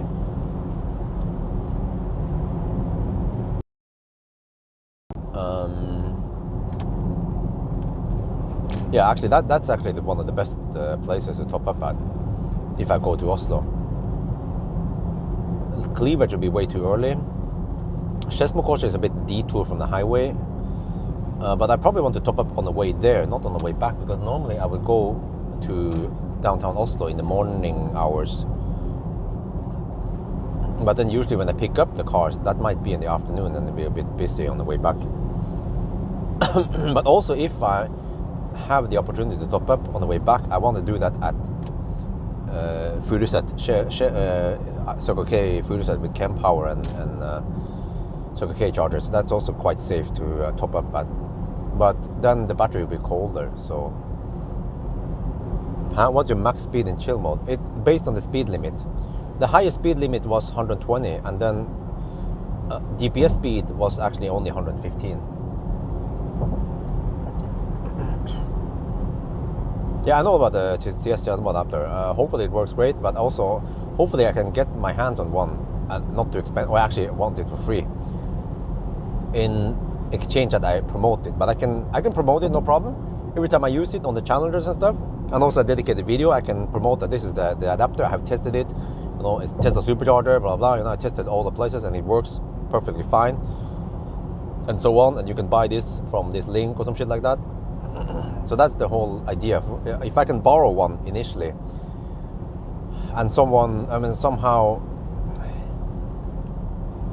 I don't know, if there's a way to market that customers are coming via me to their whatever shop, either via a comment or some tag or something, that'd be great. So that they can find out, okay, he has diverted lots of traffic, so I can get that adapter for free. Because I think the adapter they sell for around 10k NOK, maybe more. So it's quite expensive. I wouldn't actually buy that adapter. Actually, but I still think that it's not needed yet, because fortunately we have enough Chademos around. Unless you have really special needs. Yeah. If you ride the short bus and you have special needs, but as long as you do some planning, which I know my locations, I know where to charge and where to avoid, then no big deal.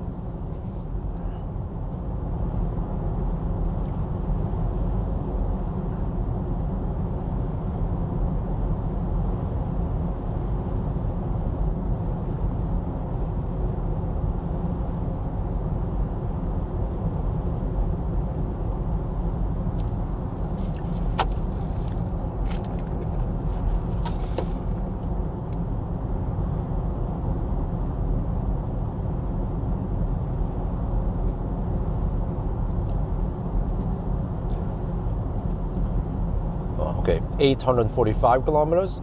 I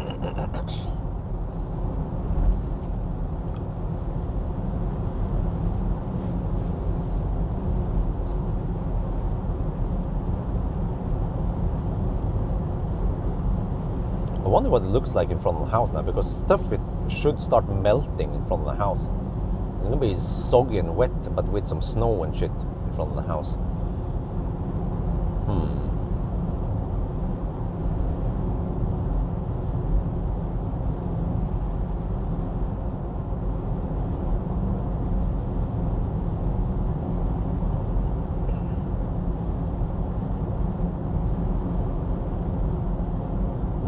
Schweinsund.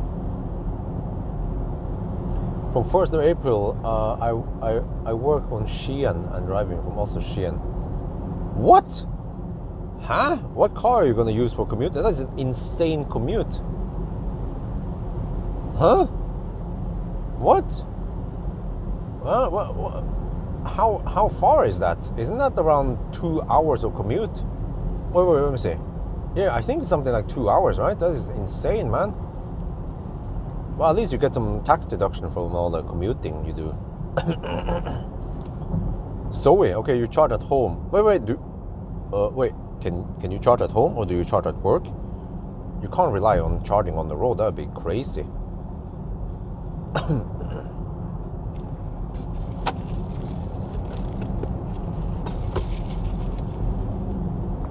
Well, congratulations with the new work. What is your job? Who's the daddy and what does he do? We're gonna get a dropout soon.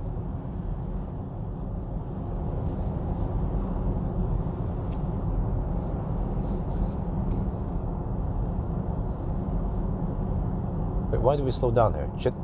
And this dude blocks the left lane. Okay, well, at least he moves over there. Well, let me see. It's still 90, okay. If it's still 90, then we just go for it. I don't know why the heck they slow down here suddenly. Oh, you can charge away. Oh, splendid.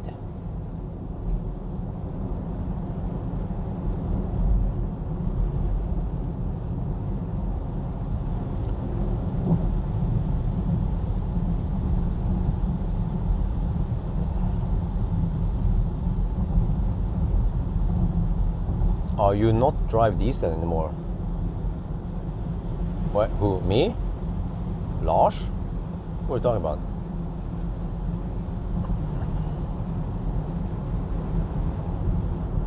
Did Lars ever drive diesel though?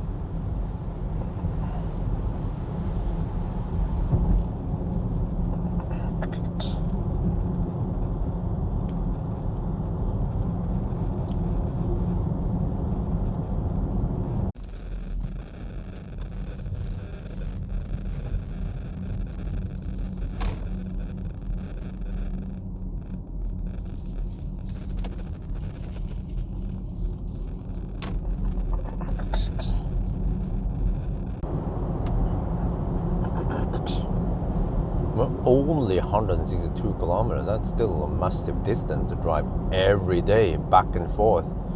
That's like 320 20 kilometers daily. Holy crap, man. In any condition and traffic and shit, oh man, I wouldn't be able to put up with that with us turning German. Okay, anyway, you know, I have documented quite well that the charging stops took around, well, it was over an hour, 1 hour and 8 minutes first time. The second time was around half an hour. Third time also almost half an hour. So the charging stops were a little bit over 2 hours total. And that means that the driving time is, well, if we end up with 13 hours, driving time is around 11 hours, right, or something. But according to the trip meter here, the average speed is 93. I think that's correct. We haven't really idled that much while charging. So 1000 divided by 93 is 10 hours and 45 minutes. So that makes sense. And then you have the detour time, which is about 20 minutes extra, so that becomes roughly 11 hours, and then plus. Yeah, so it may say 11 hours, and then, once again, yeah, maybe, but then we have the lower consumption because of, no, actually, we don't count that since we already count in the charging time.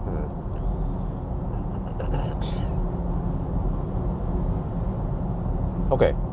Wait, that means that maybe the average speed here is incorrect because we didn't camp for that long.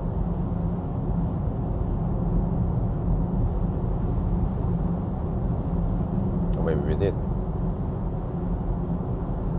Yeah, I didn't pay attention if the average speed went up or not. But, yeah.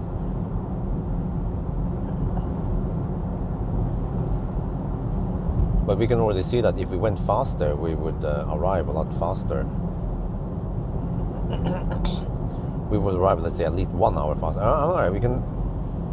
The average speed was only 93, if that's correct. But if it would be, let's say, 113, 20 kilometers per hour faster, right? Then 1000 divided by 113. Yeah, that's only 8.5, under 9 hours. Right, but we still have. No, of course, if we didn't have 2 hour charging, maybe you can optimize and get, let's say, 1.5 hours. Yeah, then it becomes roughly 10.5 hours. Yeah, that makes more sense. Yeah. No. The average speed is also with the detour. Yeah, I forgot. So if you take that time and then you have to deduct the detour time. Okay. So that's how it is.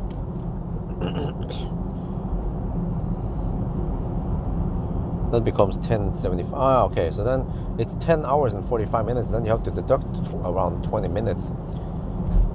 So you'll be 10.5, 10.25 only. And then plus the charging time.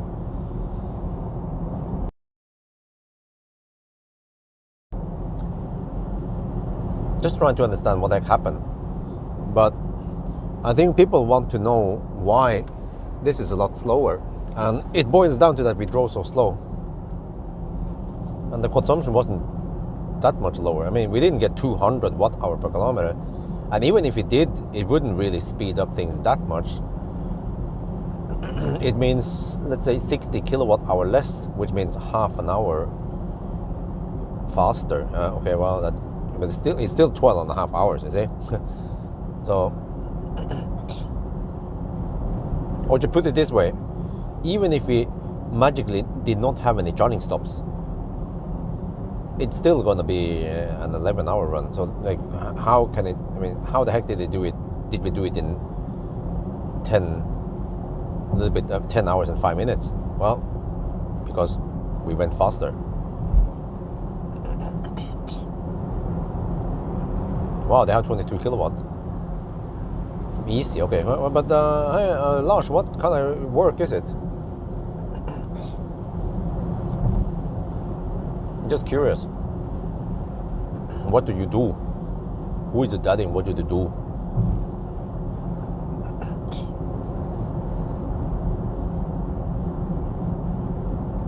Wait, what about the current leg here? From start. Huh, what? How can I have 94 kilometers per hour average speed? Well, I had to pass through the border control and slow me down. Wow.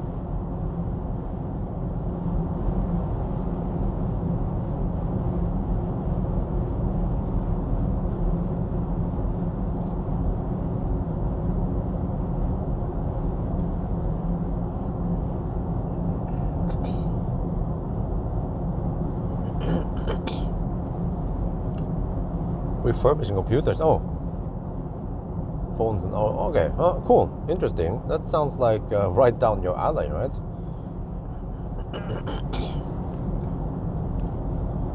Is it a 9 to 5 job or a Monday to Friday?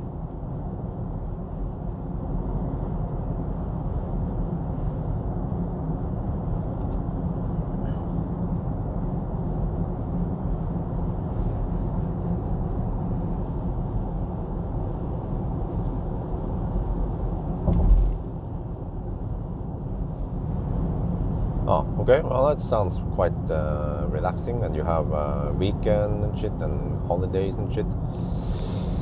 Yeah, public holidays. I've been there way too many years. 12 years in the government. Wait, now it slows down, of course. In the curve. To quickly hammer this van.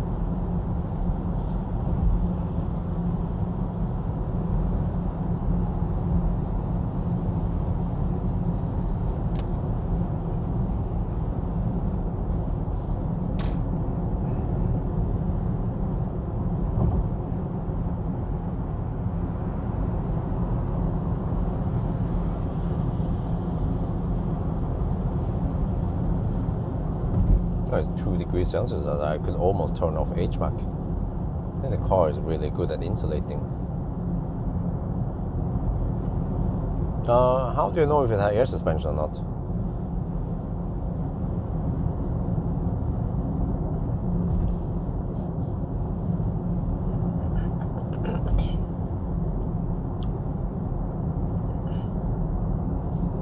But I'm trying to find out if these EQS SUV, if it has a bounce mode or not,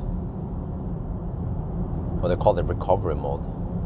Would be awesome if EQS SUV has it. I never notice it.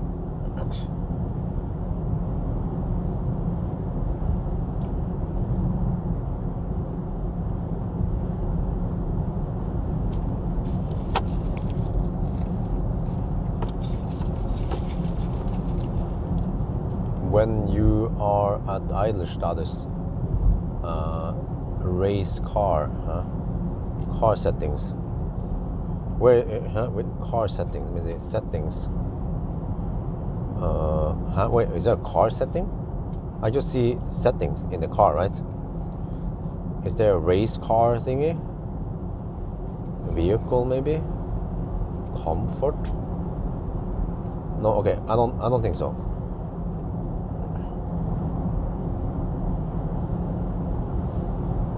But I suppose you need the air suspension to get the bounce mode.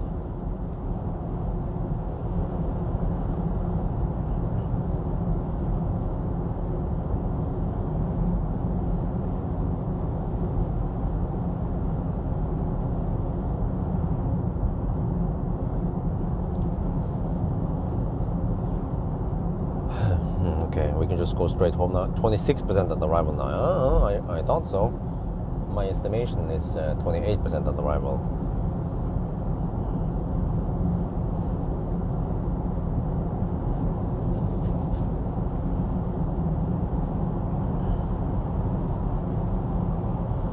But this is usually what happens. You don't always arrive with 5% at home. You might arrive with 28% at home.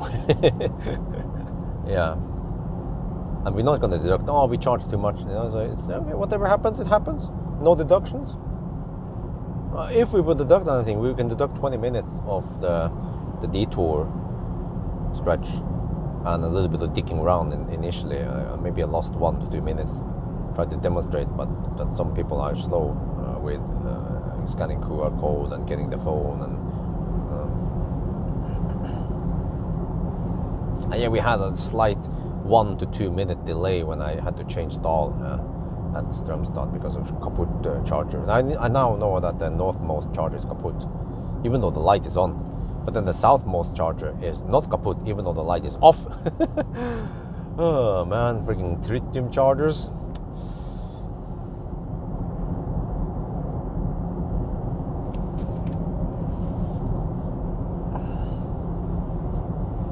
Actually, Lars, I have an old computer. My old computer, I haven't touched it in years now since I bought a new one. So I've been too lazy to sell it.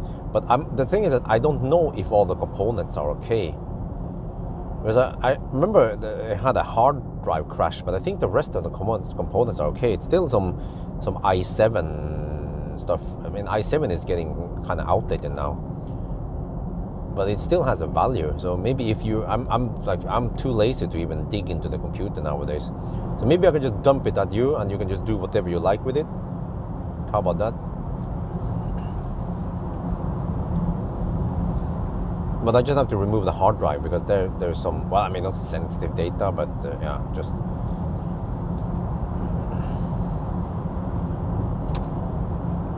Actually, there could possibly be some valuable information there in the hard drive. So as long as I remove the hard drive, then the rest is fine.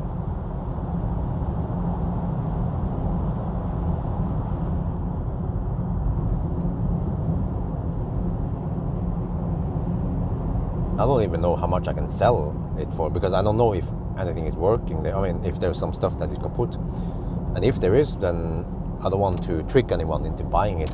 I don't want to deal with, oh no, something is kaput, and can you fix this? So whatever.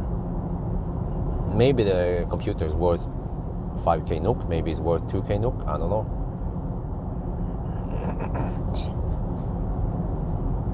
But since you work with refurbishing computers, you should be expert on dealing with that, figuring out if something is kaput and replacing some components or whatever. Well, you probably need to just input, but yeah, you might just need a new hard drive, and then the rest should be fine. Maybe just do a little cleanup. Might be some dust here and there. Software for safe deletion. eBus. I see. Okay, but I think the hard drive is kaput with lost cluster and shit like that. So I haven't touched the hard drive in the longest time. So if you can somehow delete it for me, I trust you, of course, then fine. But the data there is freaking old, man. I almost don't care about what it is. If someone wants to steal video files there, who cares, right?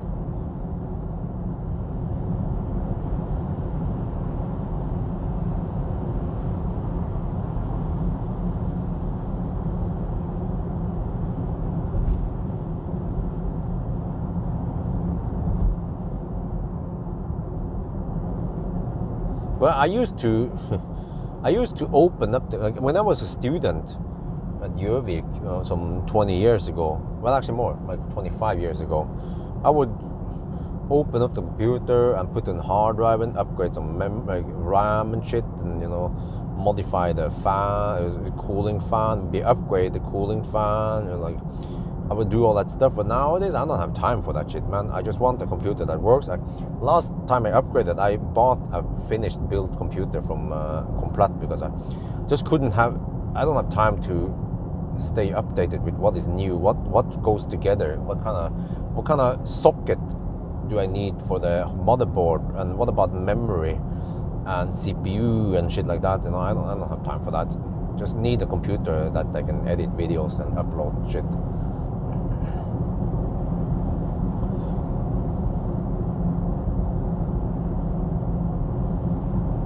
And the computer works fine, but maybe eventually I want an upgrade, maybe on the CPU part.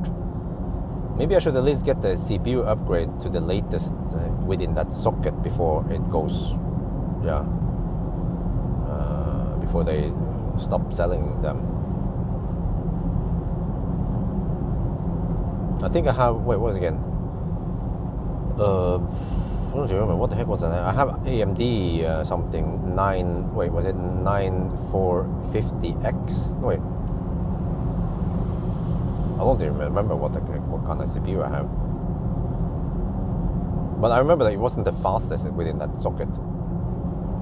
But if I upgrade, it might be only around 10-15% speed increase. But that might be fast enough to make things smoother in some cases.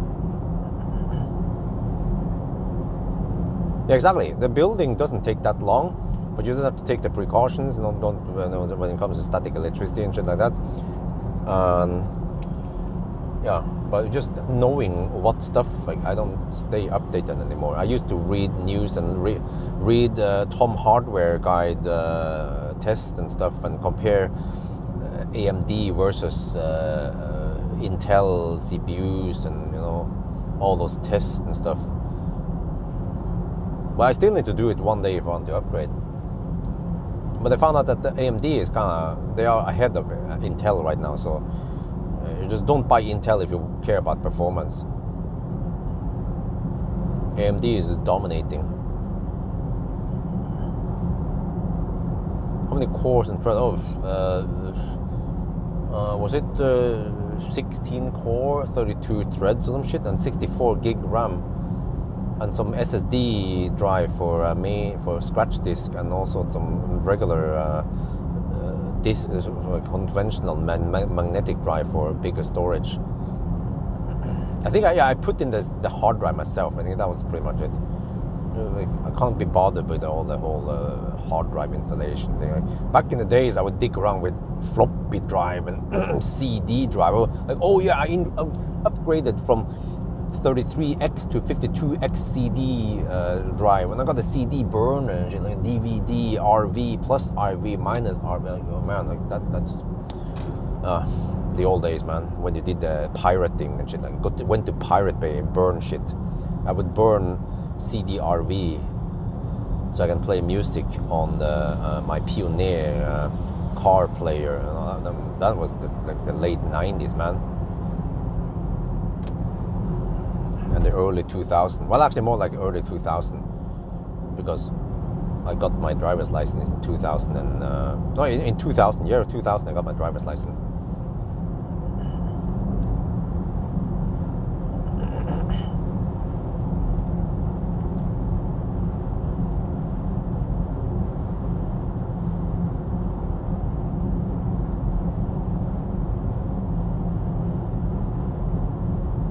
Well, so just curious, Lars, my computer is like custom built. I bought the case, is medium, like a tower case, like medium size, or slightly bigger than medium size, not the full tower.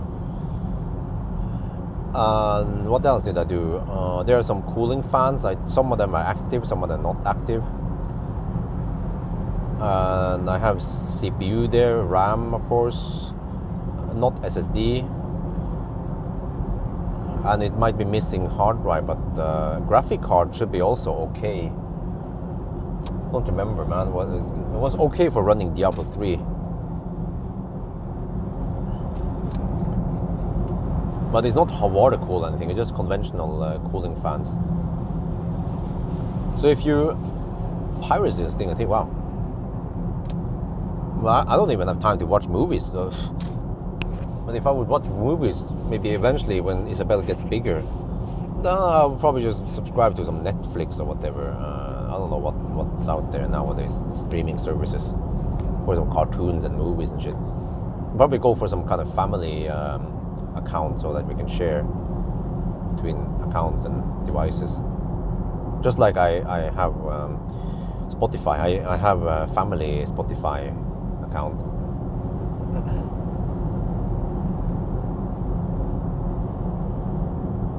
But man, in the 90s, man, it was all about Napster and Casa. There was peer-to-peer, and there was even there was a Mac system. I don't remember, but there was even a Windows client for it. some kind of sharing app also, platform thingy. And then before that time it was BBS. Like, holy crap, man. You would then dial up to some BBS, and that was before my time. I just remember the whole BBS thing, like ASCII art when you enter the BBS and shit. My big brother used to do the whole BBS thing. And then FTP server also, man. Yeah, people run FTP servers. And family charging thing, huh? You mean family limit or? Yeah, but man, I remember Napster and Casa. Oh, holy crap! And then eventually BitTorrent and Pirate Bay. But now, well, I mean, I feel like BitTorrent is gonna died out a little bit, even though it might still be there. But for me, since I'm doing the whole professional work shit stuff, I need license on this. I pay for Windows 365 Office. I mean, what's it called? Office 365. I pay for Windows 10. Stupid Windows wants to push Windows 11 or some shit at me. I'm like, no, I don't want that. I don't want to upgrade. And then I don't want to update. I want to update when I want to. And then stupid shit updates for me in the background. Then wants me to restart. And then what else is it? Oh, BBS on and what else am I paying for? Yeah, I paid for Windows, a Total Commander. And I pay for Adobe also. Adobe, well, it's not before. Yeah, you had to pay for the whole Adobe thing for one time, but now you just subscribe to Adobe products. So, well, that's company expense. I think I pay around 50 euros per month. It's quite expensive, but it's company expense. Even the Google disk thing, it's yeah, I keep the receipt when I get it once per year, Google Drive. And also Artlist. Artlist is around how much is it? I don't remember, but eventually, well, it depends if I get enough referrals, I will get free Artlist for life, but I'm not sure if that will happen before they remove that feature.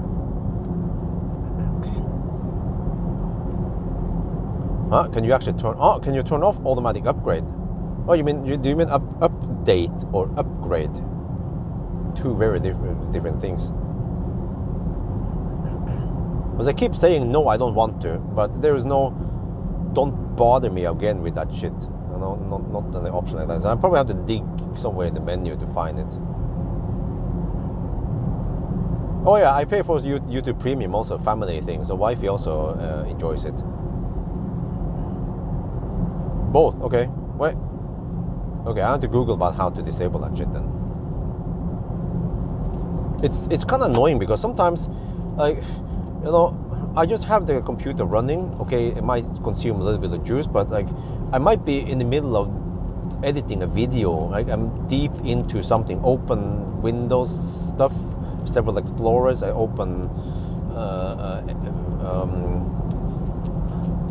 Premiere and stuff. You know, I'm like into some stuff, and then I just lock the workstation, go to sleep because I'm tired, and then I resume in the morning, and then like I didn't hibernate anything, but then next day it's like the computer restarted by itself.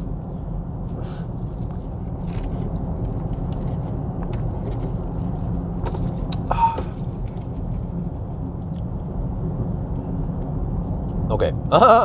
The car now says 27% at arrival. Okay, maybe I was wrong. I thought it would be 28%.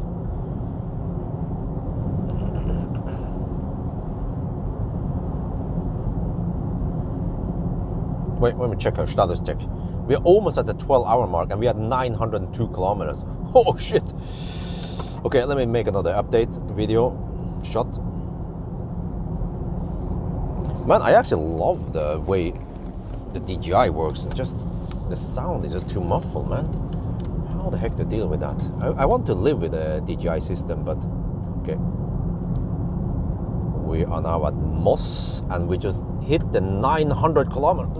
This happens every time because the freaking camera is blocking the Big Brother sees you. But 900 kilometers, we have 100 more kilometers to go, but we cannot drive too fast, unfortunately. It's 100 zone. I'm doing 100 on the speedo, which is 95 kilometers per hour, remember? GPS speed. And then this is interesting because I estimate that we will arrive with 28%. And the car now says 26, so we will see, will we actually arrive with 28% like the Ninja calculated. But, oh, time. It's almost 12 hours now. Oh, shit. Okay, fortunately, we don't have too much traffic, but that is more or less irrelevant now that we don't hammer it. So, and over here, it's almost back to spring time. Yeah, 2 degrees Celsius. Let's see what it looks like at Jessheim then.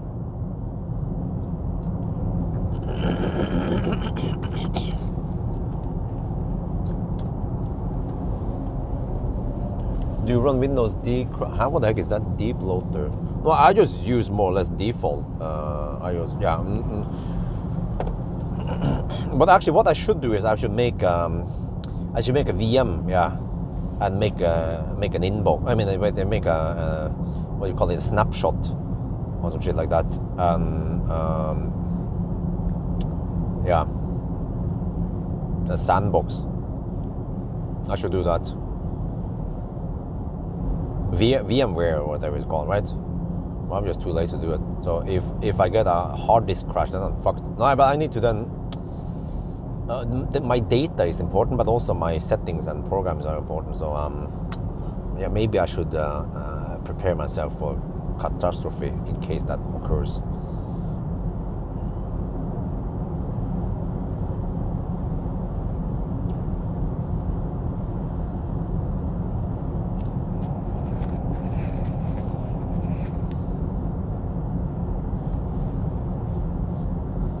Yeah, it's only 100 zone here. Do we even have 110 zone anymore? No, we don't. From here, it's 100 and slower. And because of this speedometer error, then, which is 95 kilometers per hour and slower, that means that the average speed cannot go exceed. Yeah, this is why. Wait, what is the average speed on this leg? This leg, the average speed is 96 only, which means that the average speed is gonna drop. No, I forgot. After Frogner, north of Oslo, we get some 110 zone before we 99. Okay, interesting. 907 kilometers. Hard disk crash is rare. Okay, yeah, it seems like hard drives, they are getting more and more robust, fortunately. So my hard drives, yeah, they have been lasting for a while, but I still need to prepare. But the thing is that my most precious data are the videos that I haven't edited and published yet. So as long as I've edited the videos and published them, then it's not too important. Okay, from time to time I might want to dig into my archive and find an old clip, but it's not super important, that old clip. Well, except for charting videos, I tend to use those clips, yeah, that I recorded earlier. So that would be quite a small bummer if I lose one recording, but I mean, I can still recover parts of it. I can download my own recording. Well, I mean, it depends. I have also the edited video, yeah. But I found out that I collect a lot of a lot of raw video that I almost never use. I might use 1% maybe, or maybe less than 1% of what the heck I'm collecting.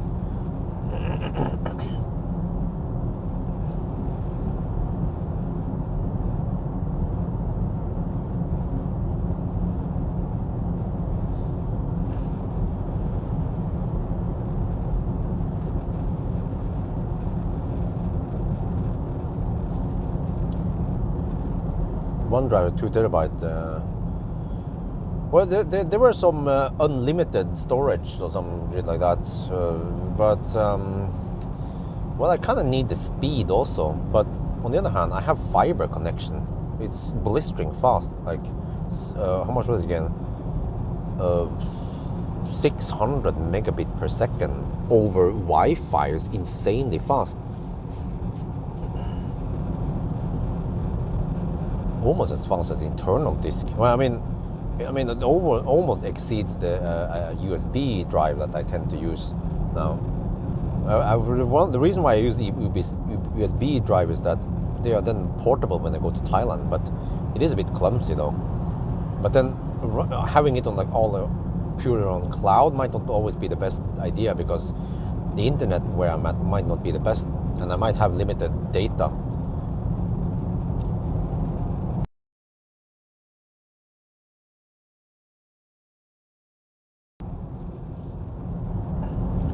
But what I might do is that I will see. I still need to figure out. I need to ask some Thai people, maybe the Ceramic Pro guy and some other guys, what is common labor cost for Thai. I need to pay a Thai boy to edit videos for me.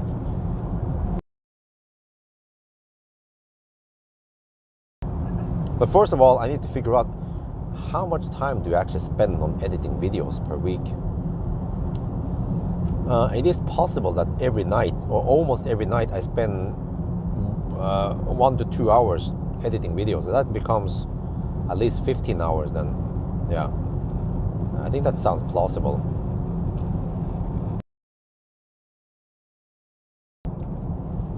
So if some Thai boy receives 300 baht per hour, I think that's pretty good payment.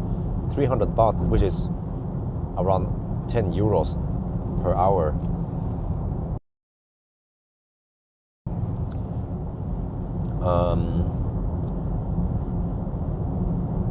Then how much is it going to cost me? Well, but I mean the price I have to pay to the company and shit might be more, but then I get some tax deductions for expenses. So let's say 300 baht times 50, that's 4.5k baht per month, 9k, 18k divided by 6,000 NOK per month. Yeah, that's not too bad.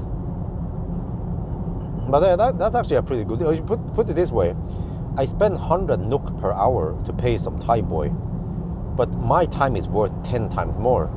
I should count my time as 1,000 NOK per hour. So it definitely pays off to pay some Thai boy to do the work. So if I can free up 15 hours per week, that is big.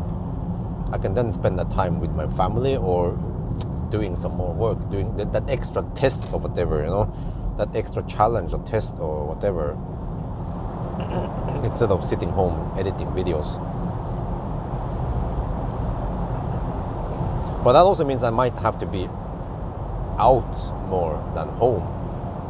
But does it matter though? Because if I'm home, I shouldn't be available too much. But it tends to be that wifey bugs me, like, oh yeah, Björn, can you change diaper? Oh Björn, can you walk Dolly? Can you do this? Can you do that?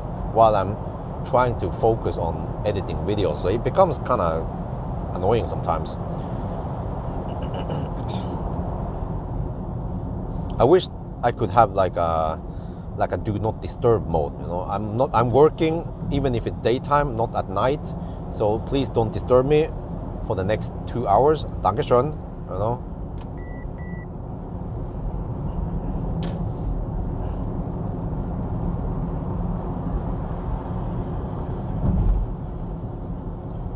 Yotta Cloud has no limit subscription, but yeah, I heard that, but that's only for private people, not for companies.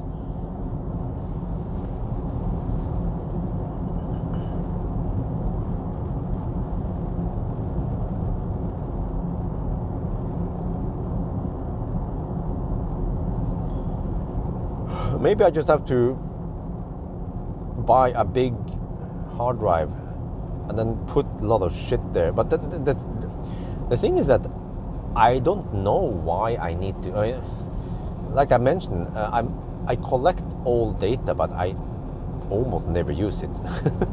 So it is almost pointless for me to keep it. You know, like the most important is that like the videos we shoot today, super important until I have edited it and posted it.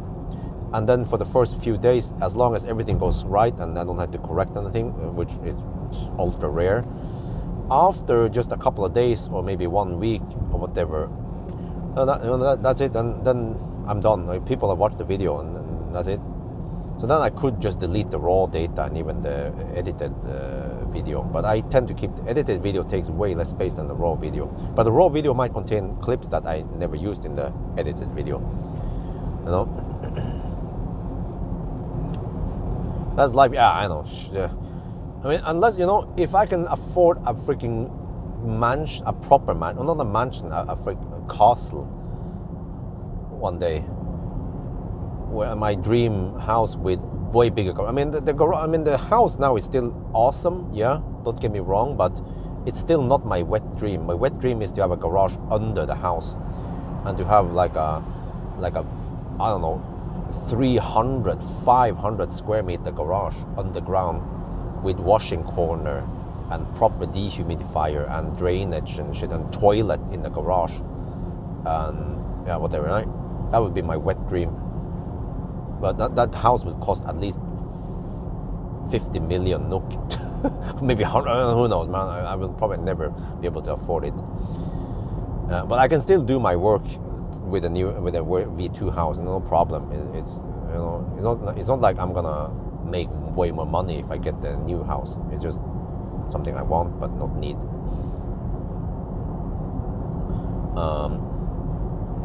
Yeah. But actually, I'm not sure if I will ever be able to find a better location than where I live now, because Alnabru is noisy, and you don't find big properties there. Or I mean, also the neighborhood is kind of shabby, man. There's a lot of Eastern European people around there. There's been police razzia and shit over there. But the location, like location-wise, is pretty good. Close proximity to car importers, like Bertelsten, I mean, yeah, like Kia, Hyundai, Volkswagen, Audi, Skoda, really close, like 10 minutes away from all of those guys, right? Really close. But yeah, I've grown out of my nest, and I need space, especially the space in front of the house is super important. I was so frustrated at the old house because I don't have a dedicated spot in front of the house, and also usually the light conditions are quite bad, like with strong sunlight. Banana box test and interior review looks shit. Now I can at least film inside the garage, even if it's sunlight outside, and still it looks okay, or a lot better. Or in most cases, the car will be in the shade for a long time. So, well, 12 hours now, and we are 924 kilometers.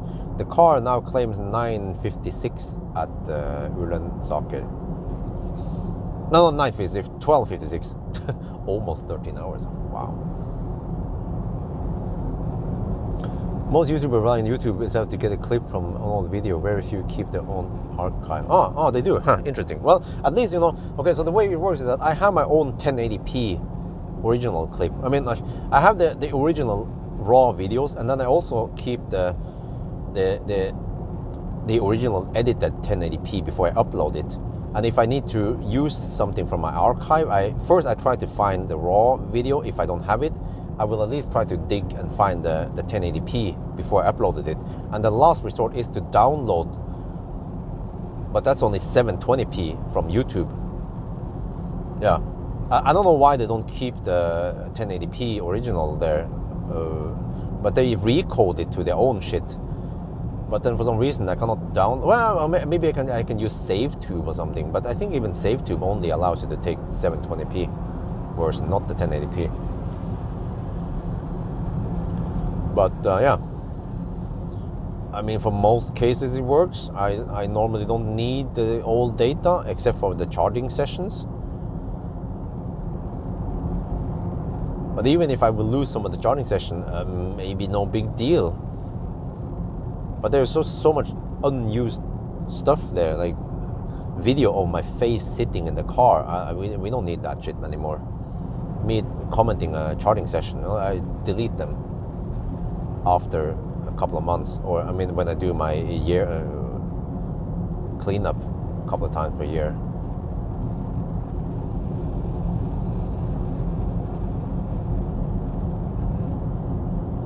And in general, as long as nothing special is happening, then there's no need to keep it. Like this challenge here, right? When I ate the burger, but I can't just, I cannot handpick and delete 50 megabyte files, 100 megabyte files. It takes way too long. So what I actually in general do is that I look in one folder for a trip or something, a test, and then I just select the largest files and I delete them. So it runs, large files randomly gets deleted. And large files, they might be several minutes long or be actually several gigs.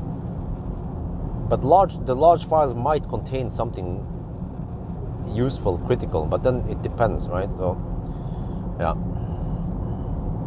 Exactly. Well, in a way, yeah, the Google Sheets are more important. Plus the historic, I mean, what I already have on YouTube uploaded there.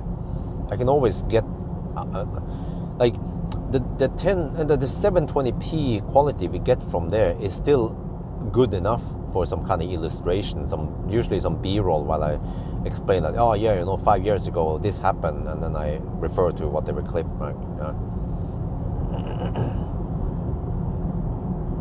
Just indexing, finding actions. Yeah, I have a system. I organize it by year, and then at least lately I have better. I first have a folder for year, and then I have a folder for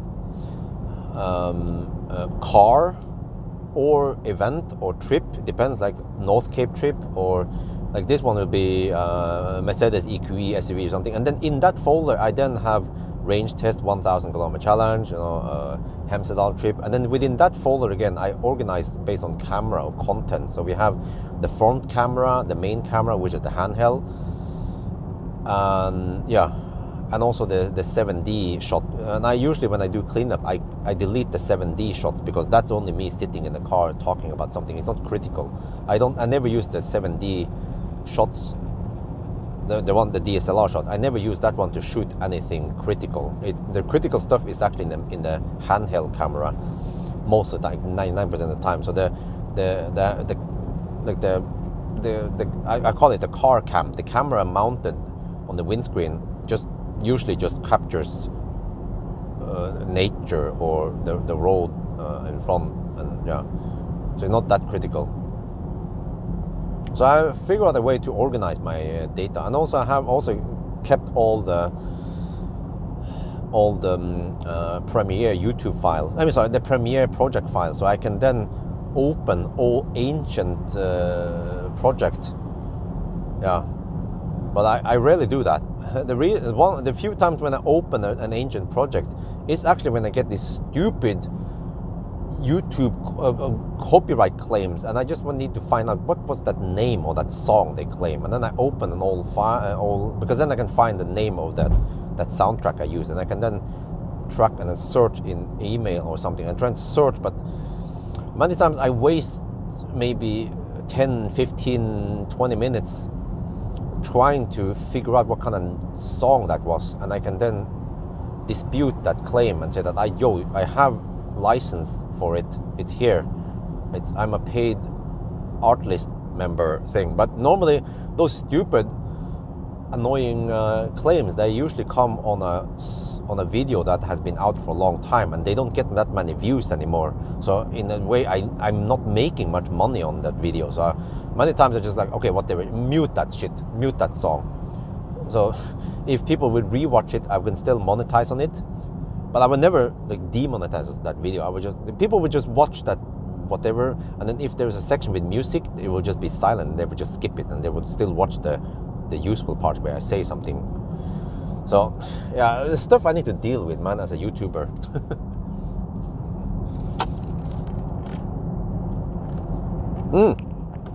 Guess what? Now the car says I will arrive with 28%. Well, we shall see. New video uploading feature. So even 23 may look good after using it, huh? Wait, what, huh? New video upscale. Oh, upscaling video. Oh, okay, I see.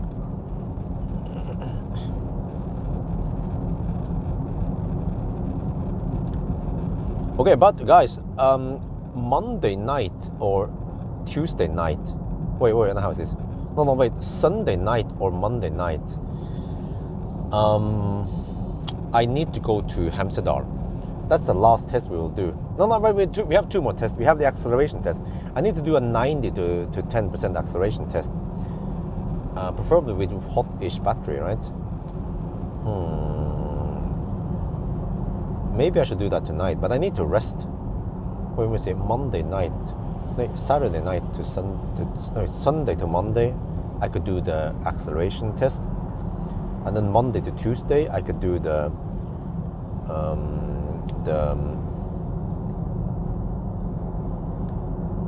Hemsedal trip. Yeah, on the weekday it'll be nice and quiet. But I'm gonna slowpoke anyway. But I just don't want too much traffic. And then on Wednesday I have to return this car.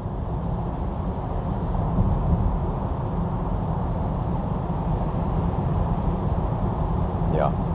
And then maybe next week I'll figure out. I'll have to ask Marcus what he wants to do with Millennium Falcon. But I should try to squeeze out the Millennium Falcon last trip before I return it. Try to make some content with him. Spend some quality time with Millennium Falcon. But that means driving at night again. Because I'm more or less locked to driving at night. But I need to quickly do that because I think roughly from 1st of April I have to stop making any long trips. Which means that I will not be able to do any EX30 1000 kilometer challenge or wait, there's one solution. I just remember now. Yeah. I can do 1000 kilometer challenge in Norway because if the water breaks, that's brilliant actually. I will usually be roughly 2 hours away from home, and I think that's sufficient. Yeah, it depends. I could even be just half an hour or 15 minutes away from home. But yeah, so if the water breaks, I abort mission, I go charge, and then I hurry back home ASAP. And then it's nice if I have the Soul ready as a rescue car. Yeah, I need like a backup car ready to hammer over to Aarhus for the Labor Day.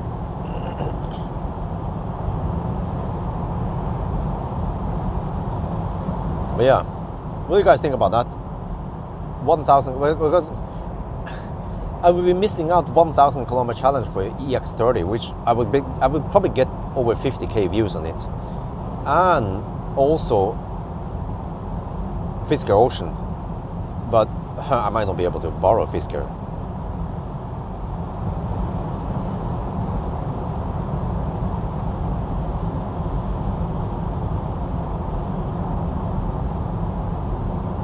Why the heck does it feel like it's kind of noisy here? Is it partly open?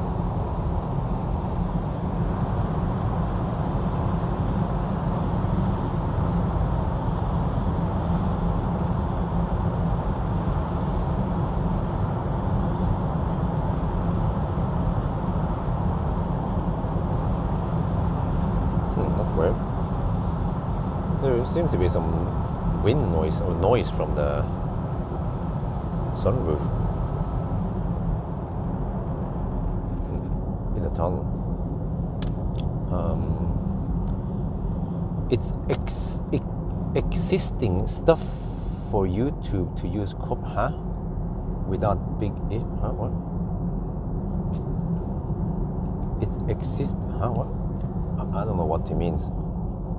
What are your thoughts on the MKBG Fisker video? I haven't watched it. I haven't actually watched it. Maybe I don't want my review to be colored by other YouTubers before I make my own review.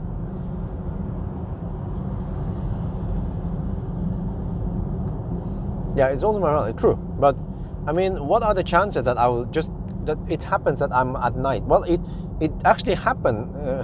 Isabel was born when, not born, but the water broke at night, 5 at night, and I just happened to be home that day and that night. But the baby didn't pop out on the way to the hospital, unlike on the movies. So it will take a long time for the opening and shit like that. So in that case, wifey just need to call me, you know, like if I get the call, I know. I mean, she tells me water broke, I know what to do. I need to also have my sound on. Normally I have soundless, but at that time I need to be ready. But it's not super critical to get over to the hospital ASAP.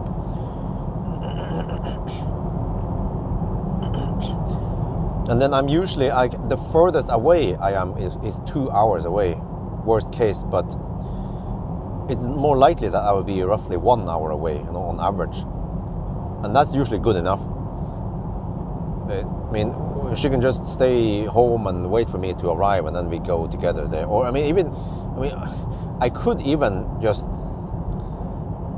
order a taxi and just say, okay, meet me at Aarhus. You know, it depends. I mean, just tell a taxi driver, go to Aarhus, wait for me there, and I'll be there. You know, instead of me having to go all the way to, let's say if I'm on the south side now, right? If I just happen to be at Schweinsund or Larvik, instead of me having to hammer all the way back to Jessheim just to go, but then the thing is that will the taxi driver accept a woman with the water broke? Well, if she has a cover and it's 100% safe, water safe, then yeah. But if not, then. But I also need to get a cover ready so we don't splatter out. I mean, we don't dirty some seats, some ventilated seat or some shit. And there are some covers you can use, plus the mama diaper.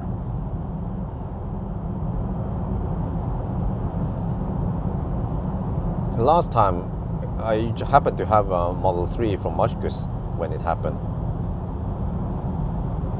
But even a Soul would be sufficient because we only need to drive, if I just happen to be home when the water breaks, it's only 35 kilometers something from Jessheim to Aarhus, even when you hammer it. And we also have AC charging there. So I can even top up there. And then I can just quickly, there is still some downtime and wait time, so then I can run over to the car and move it when it's finished charging.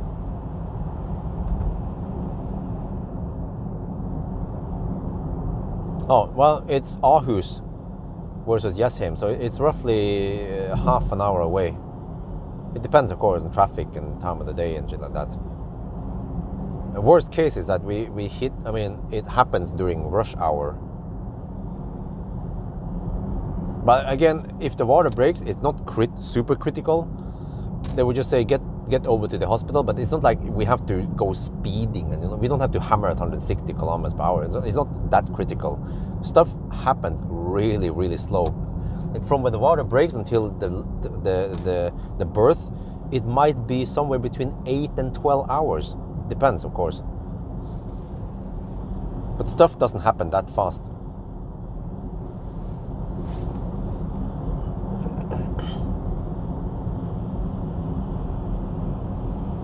But of course, wifey doesn't like the idea that I'm at Helsingborg. I'm gonna be home in 8 hours, because I'm driving a Rapid Gate Leaf or some shit. No. So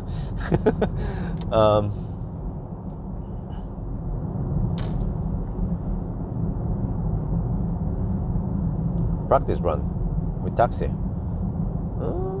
Yeah, I'm not sure if that's needed though. I mean, Well, but I will figure out the whole cover thing, and I can always ask the taxi company if they actually want to accept a pregnant woman with a water broke. But some drivers might not want that, for fully understandable. Second birth, well, it's C-section. It's not gonna be a natural birth. Trust me.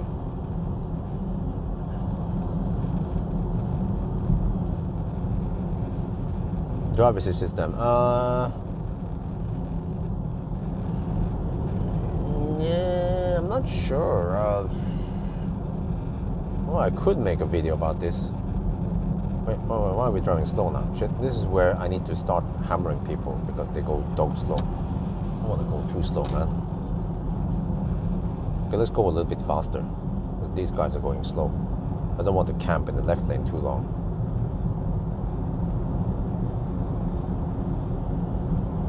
Dodge Ram. Why would I buy a Dodge Ram? Can you tell me what's good about it? And why do I need it?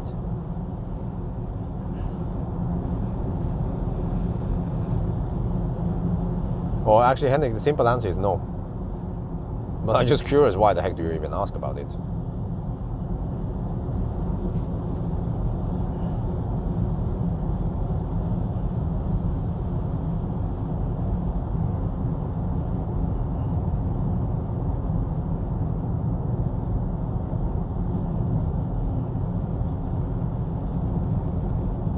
Right, 950 kilometers. Freaking Volvo suddenly decides, oh, he sees the camera. He's like, oh no, it's a camera, speed camera. No, it's not speed camera. It's just for registering some other shit.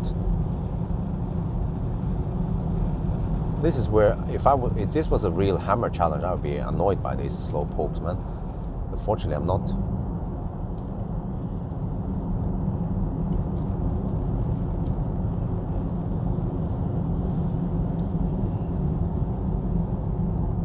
It's cool. Okay, yeah, whatever.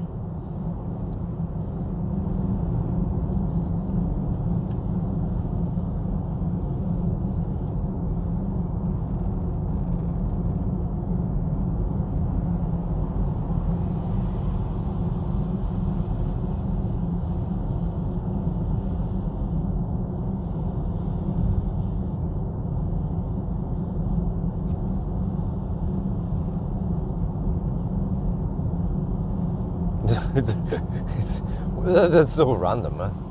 It's like, hey, Henrik, have you considered visiting South Africa?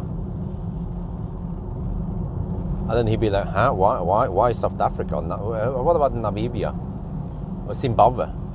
Be like, huh? Why would I want to go to Zimbabwe? Henrik wonders. Well, because it's cool. It's like something down that alley.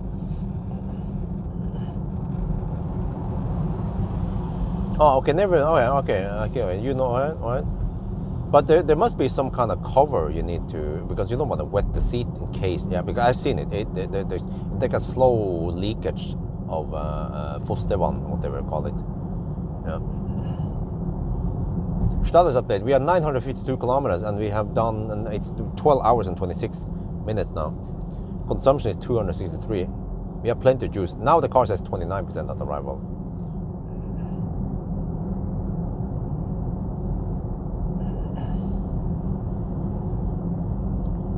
But yeah, we need to figure out then what kind of cover we can use in the car seat, in the car when she sits there, something waterproof. And then she needs to have the mama diaper ready. I wonder if she actually kept it from last time. It's like a huge, looks like a huge diaper. Yeah, she can wear that one. It's gonna soak a lot of liquid. And also we need a bed protector. We already have that, several of those.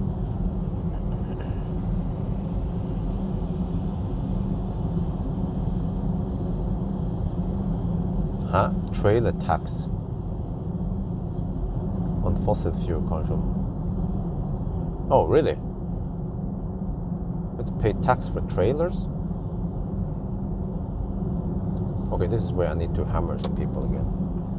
They're going slow. They're going slower than me. That is unbelievable, because I'm already going under the speed limit. I'm going at 70. I mean, I'm going 5 under the speed limit, and there are people going slower than me.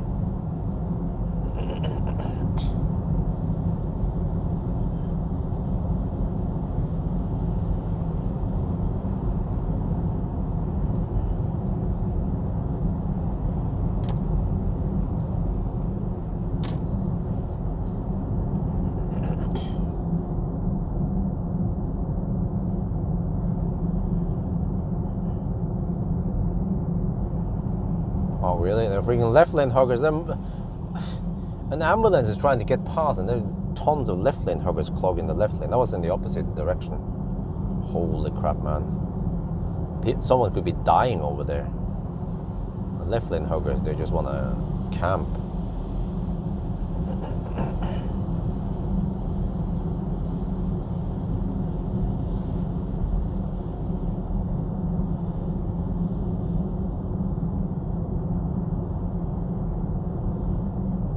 But okay, Henrik, I'm not interested. So yeah, I don't think people in here are interested in the Dodge Ram. So we'll probably just ignore that part of the conversation.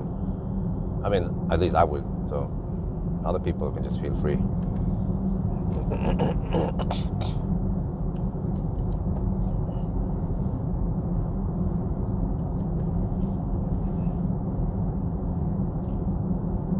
Okay, let me see.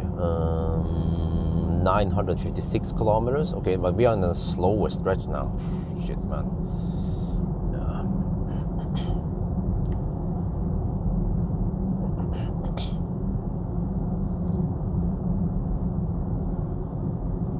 Well, it's almost a little bit springtime here, but oh yeah. In Yesheim it will also be like this, but at night it gets colder, -8 degrees. And it's going to be like this for several days.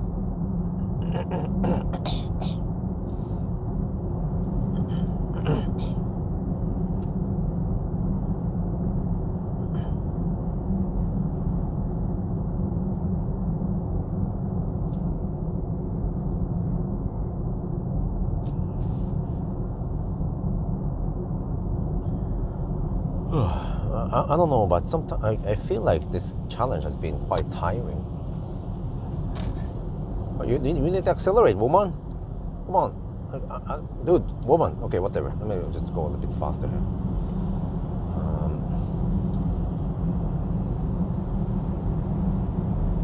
Man, I have traffic coming from behind and shit, and I don't want to hug the left lane too much.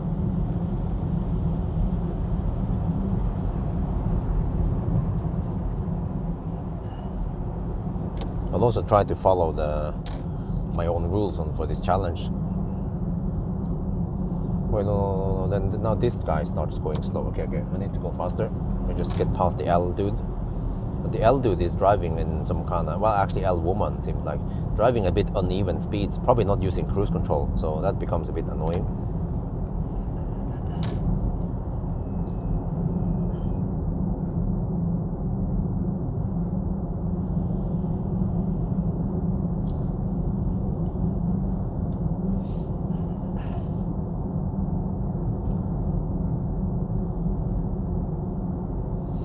Oh man, well, Lars. Okay, well, I can't stop Lars, but yeah, he just feeds the dude, and then just keep conversation going about the whole fossil. And okay, best is just to ignore and talk about something else. But you know how the story is gonna go. He's been but no, okay, whatever. No.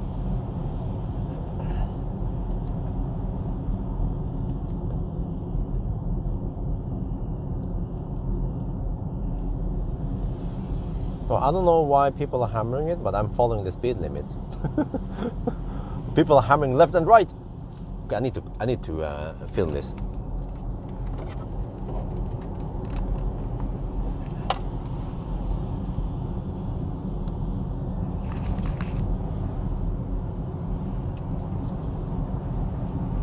We are now on one of the ring roads around Oslo, and I don't know what's up, but I'm getting hammered left and right here. I'm following the speed limit. Well, I mean, on the speedo.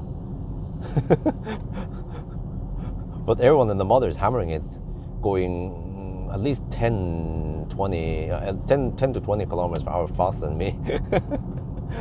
But remember, this is still a realistic test.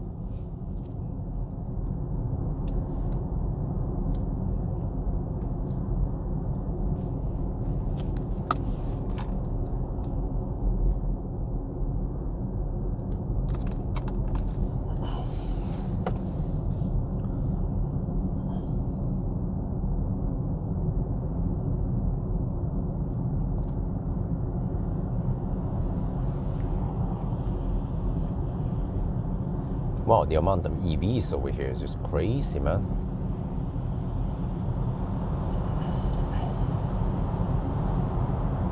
Well, maybe I should shoot a video at Alnabru instead. Yeah, there's way more traffic.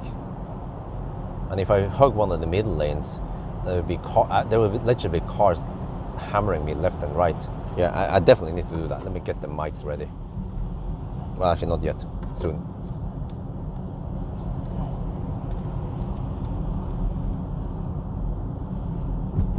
Okay, 961, and then 1234, and the car estimates 1238. 1258 at arrival. Wow. Wait, dude, freaking I-pace, dude, man. You have to huh? You need to speed up and match the speed of the traffic. I-pace was almost stopped at the acceleration lane.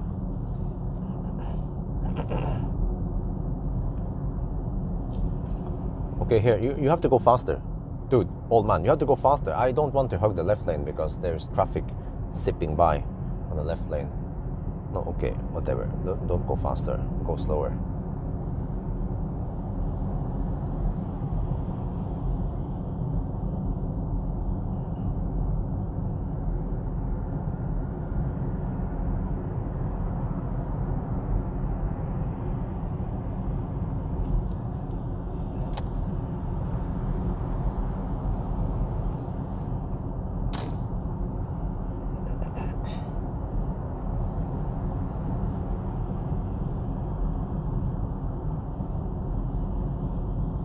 Yeah, I'm fine. I don't have any need for speed here. It's fine. I'm fine.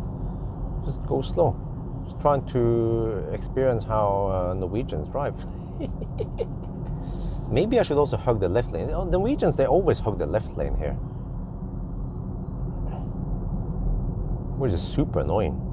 Actually, I don't even have to hug the left lane because there'll be a bunch of people hugging the left lane. I'll show you soon. Okay, let me get the mic ready. See what I mean? You see what I mean? Oh, okay. Normally people are not smart enough to even move over. Oh, and then he has no blinker. Okay, I forgot about that. Okay, let me get the mic ready. The camera ready. I think I'll shoot video over here. This will be funny.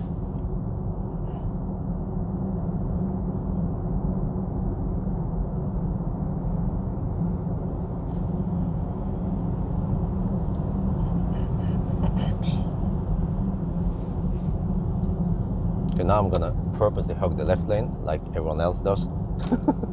Okay, let me see. I need to place myself in one of the middle lanes on purpose so I get hammered left and right.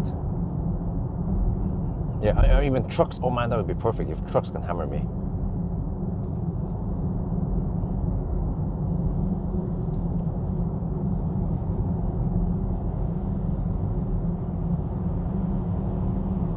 And then let me just get over to this lane here. Yeah, perfect.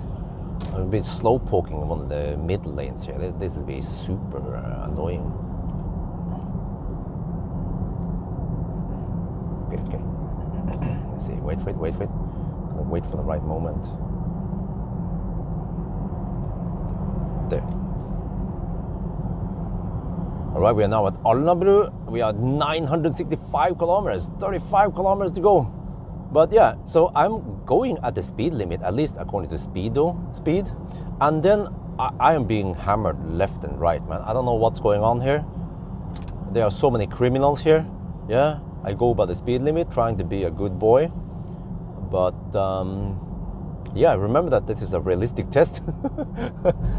So almost done now. Over here, it's nice and almost spring weather. Okay, I was slightly disappointed. I expected more cars to hammer me. Can we just get more cars behind to hammer me? Come on. Man, there's a Toyota behind me. He doesn't want to hammer. I need more cars to hammer me, left and right. There's a van coming. Okay, and there's a Tesla coming. Okay, this is good. this bit. We are now at Alnabru, and man, there is some traffic here. And I also noticed that people over here, man, they're hammering it. I've been hammered left and right now. I'm going at 80 kilometers per hour in the 80 zone, at least according to speed. And then there are so many criminals here. They just hammer way over the speed limit. I don't know what else to do. I have to follow the speed. And remember that this is still a very realistic test. Yeah, we want to, try to see how it is. But yeah.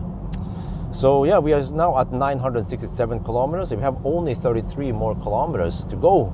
Almost done with the challenge, but it has taken some time. Man, what the heck, man? Dude, why are you guys going so fast? Huh? What?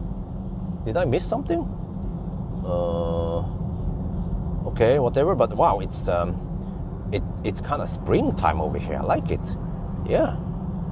So a little bit more done, and then we are done. That was funny, man. Okay.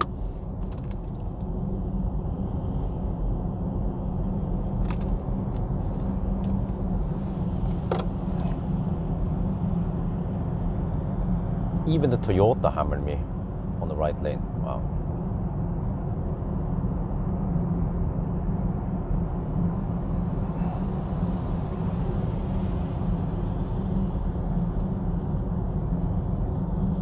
Okay, 90 zone. I will increase my speed to 90.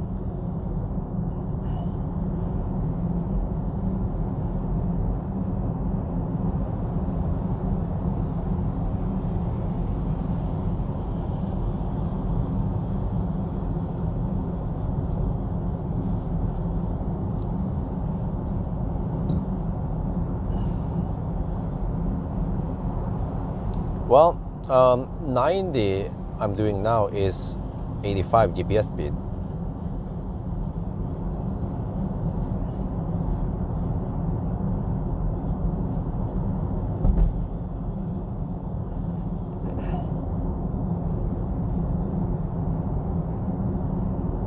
ABC always broken speed though.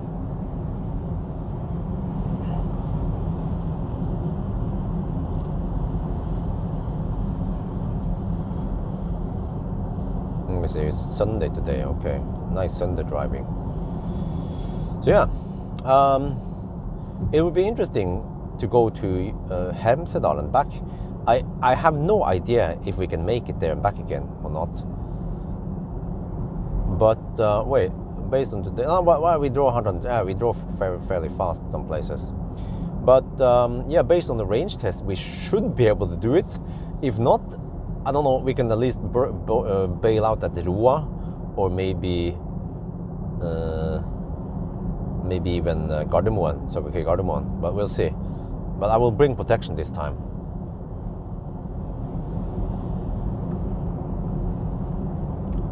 And yeah, I'm not sure how I will do it, but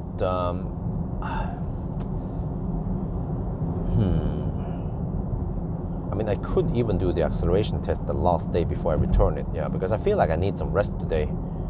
And then tomorrow night, wait, so Sunday, so Monday night,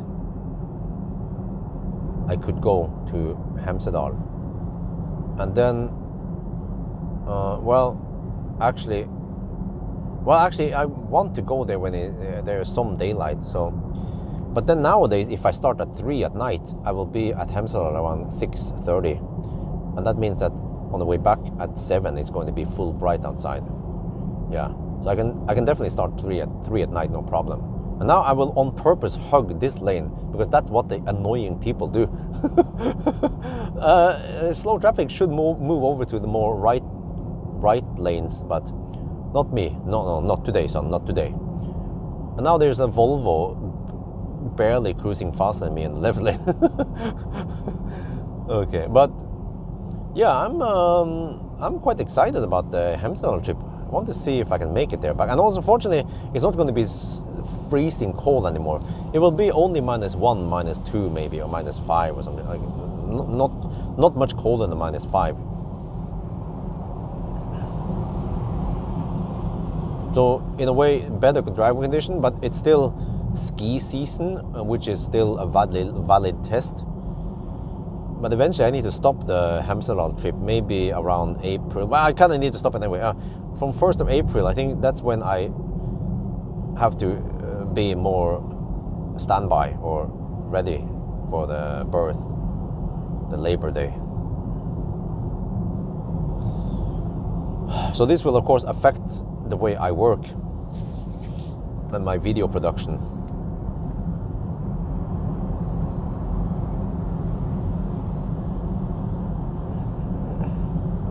And I should actually also plan it so that I don't get stuck in Stau.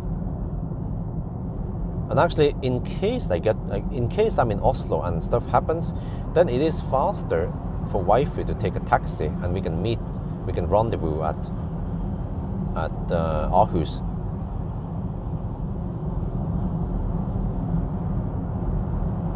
Oh, 22 kilowatt AC? Ich weiß nicht. Maybe it has it. I'm not sure. I don't care too much about it because 22 kilowatt AC is not that common in Norway anymore. They just go for DC, or they go for like 7 or 11 kilowatt. No, see, look at the guys hammering, man.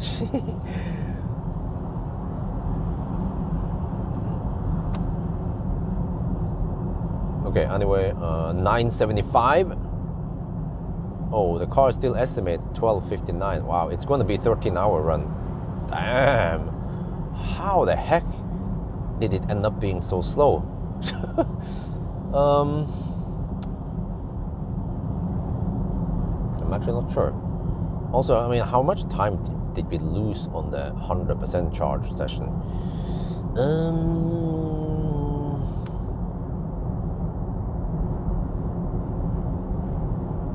Also not sure.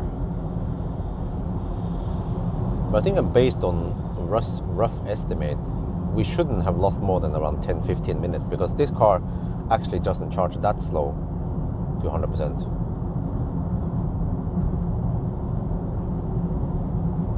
Yeah, actually, yeah, I noticed that many cars, they have 22 kilowatt onboard charger. However, it's not that often you are able to find 22 kilowatt in Norway anymore. They used to be way more common before.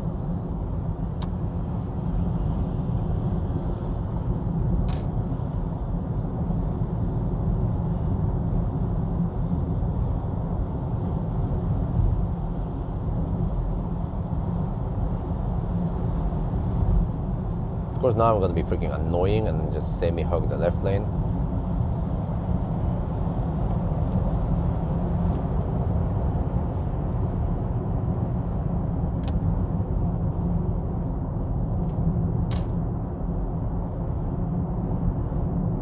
Yeah, you saw it. I mean, just look at the clock. That is the 1,000 kilometer time because we started at midnight and we have no deductions.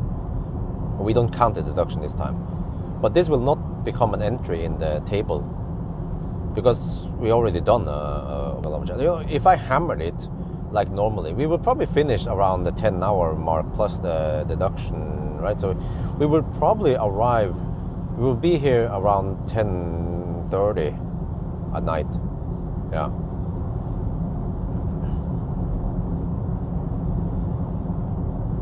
But yeah, so it is interesting. I was a bit surprised that it was that slow. I would expect maybe 1 hour slower, right? So like 11 and a half maybe. Not, I didn't never expected 13 hours. But a test is a test, yeah.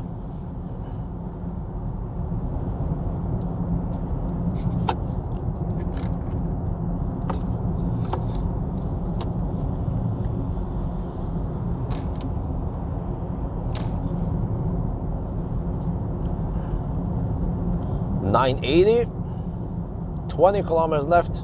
Consumption has dropped to 262. Wow, nice.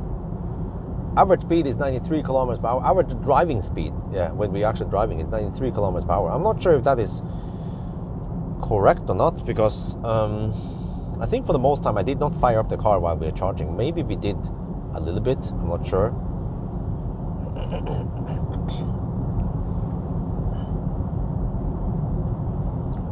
But somehow I managed to survive and stay awake. We're almost done now. Let's see, we are just around 10 minutes away from home. Yeah, I'll just go straight home with 30% left. Okay, plenty.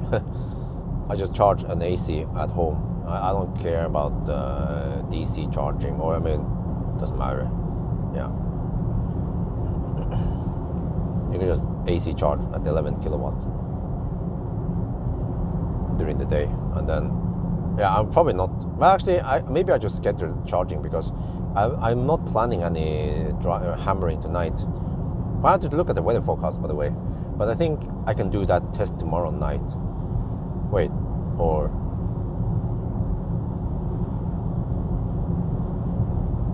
oh, no, wait, Monday night maybe I'm going for the Amsterdam trip. When I look at the weather, Monday night and Tuesday night, I mean, when on a Sunday night and Monday night, the weather is more or less the same. I haven't checked Tuesday night, but Monday night, wait, I have to check, by the way. I can't have any rain or shit like that when I do the acceleration test.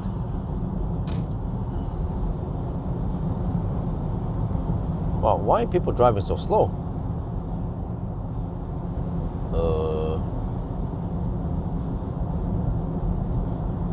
I don't know, but now they speed up. That is annoying. That is annoying indeed. Now I'm hugging the left lane. Okay, let me get back here.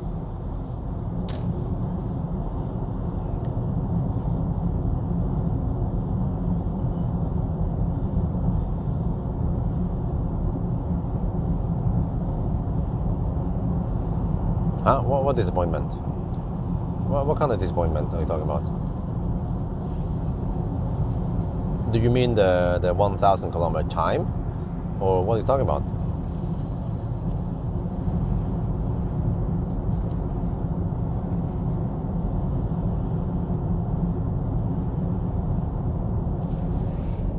Oh, why are people driving so slow? Okay, I need to hammer some people here. Okay, let's increase my speed a bit. I don't know why these people are going so slow for no reason.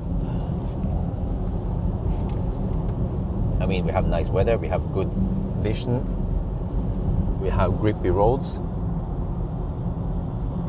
There is no reason to go that slow. 985, 1,000. Okay, Victor Hondel, you don't understand anything about what's going on now, do you? This is not a regular 1,000 kilometer challenge. On a regular 1,000 kilometer challenge, we will finish in roughly 10 hours.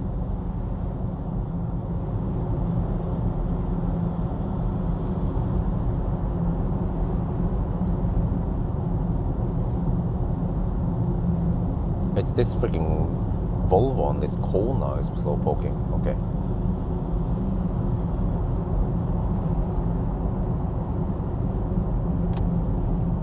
.986.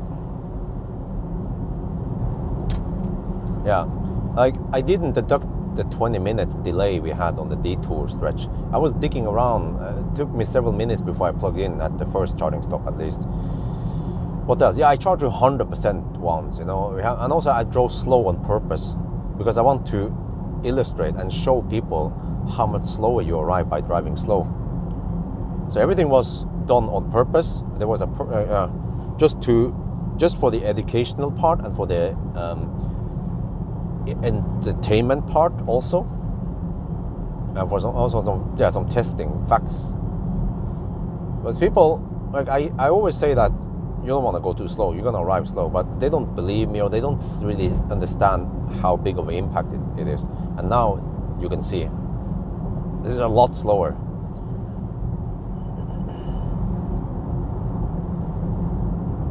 Yeah, I'm actually going 5 kilometers per hour under the speed limit. It was like 110 zone here. I go 110 on the speedo, but it's the real GPS speed is 105 only. And I've been trolling during the challenge that, oh, you know, we don't make a realistic test, but you see people are hammering left and right, so they are obviously going faster than me. Yeah. So we'll see what people comment about.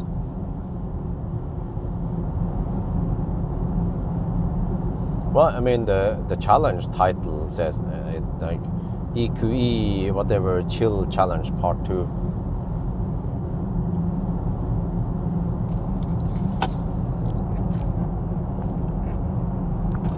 $989. Almost done. Wait a minute.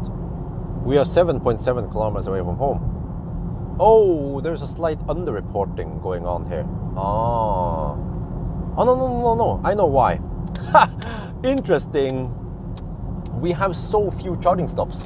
Normally, each charging stop, like a Pawel detour, might be almost a kilometer, right? And then some other shits here and there. So it is. Wait. How many charging stops did we have? We stopped at Spekkerud, and then we stopped at Pawel, and then we stopped at 3 charging stops. Normally we will maybe have 5 charging stops. Yeah.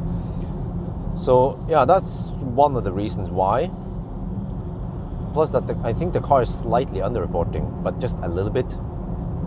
So I mean, we can probably count to 9 and 8 or some shit like that. Okay, let's do that. Count to 9 and 8. Yeah, okay, let's go.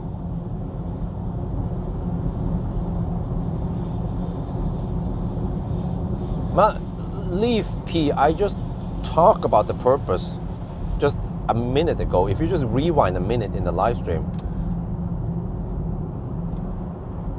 I'm not sure if I should keep repeating a lot, because the other people who are paying attention, they might feel a bit bored that I keep repeating myself.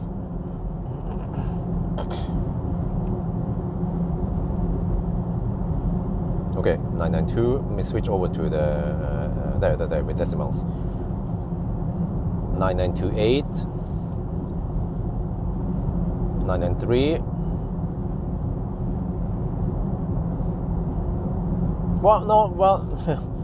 I went under the speed limit even, and it's more like go with the traffic flow, right?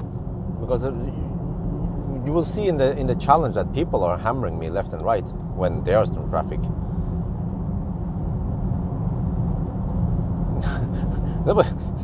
Okay, well, too bad then, leave P, dude.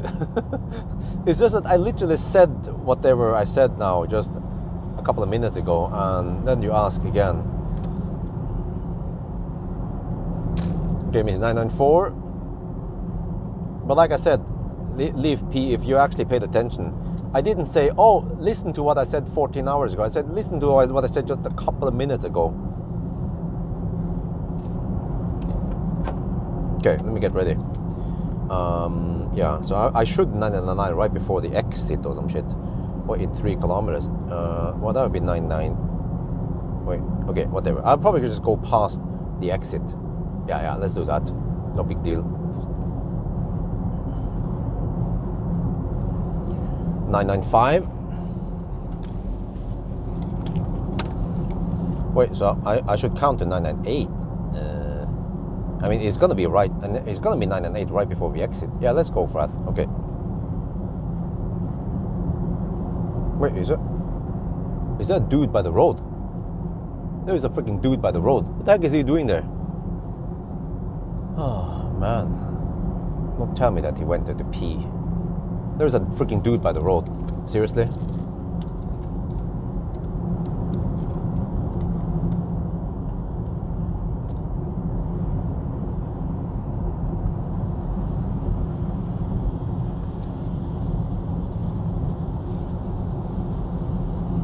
Nine and 6.5. Uh-oh.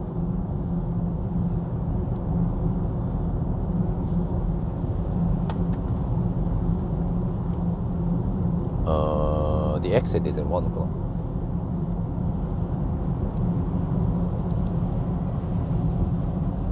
All right, now we have the countdown. Oh shit, sorry, it's a bit too dark here. 9991. We're gonna count to 998, by the way. The car underreports. 9992. 9993. 994. 995. 996. 997. 998. 9999. 999. 1,000, 12:58. It took 13 hours to finish this challenge. Holy macaroni. What was the time? What was the consumption? Which, okay. Here, 262 watt-hour per kilometer. Okay, very impressive. Yeah. Oh, shit. And also, this is kind of strange because I actually went past the exit to Jessheim. And the reason for that is that I had so few charging stops. Normally, I will have more charging stops, which means a little bit longer distance, a couple of kilometers extra. And I would 99 right before the exit. But now I have to drive past here to Gardermoen a little bit, and then I get back home. Yeah, 3 charging stops only, versus usually around 5 to 6 charging stops with the other cars. I mean, when I don't charge 100%.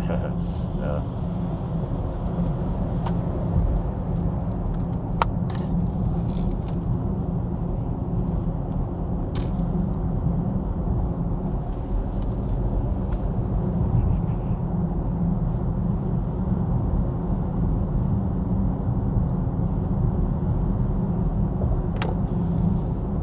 Okay, let me see. Yeah, I can just go via this road. Well, maybe I can just go and clean the car also. What about that? I can just do a quick rinse at the K-wash. Konnerud Vask, or whatever it's called. Okay, let's hammer it.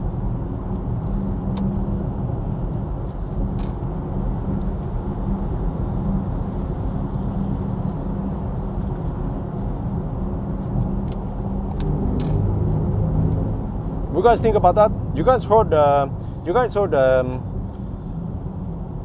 the fake engine sound, right? Wait, I need to record this.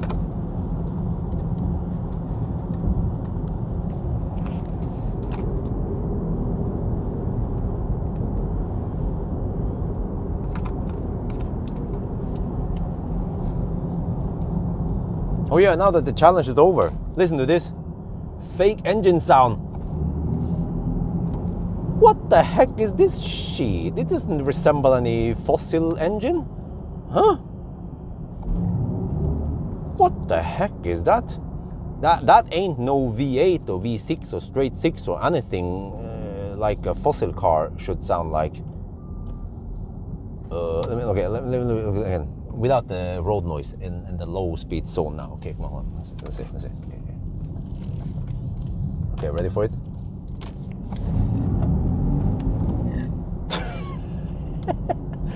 Oh, no, Brabus is better. Brabus sound is way better than this, man. Holy crap. This is so bad. It doesn't resemble anything. Okay, whatever. I'll turn off that shit, man. Okay, let's go back to comfort mode. That's better. Okay, that's better. Well, not only is Brabus louder, but Brabus just sounds a lot better, more realistic. Here, just some kind of spaceship, you know. That's exactly what I've been talking about.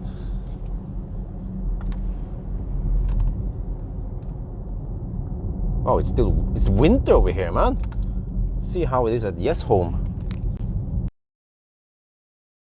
Yeah, if I would kind of keep track of the deductions, it will be roughly at least 20 minutes plus, well, what, 20 minutes?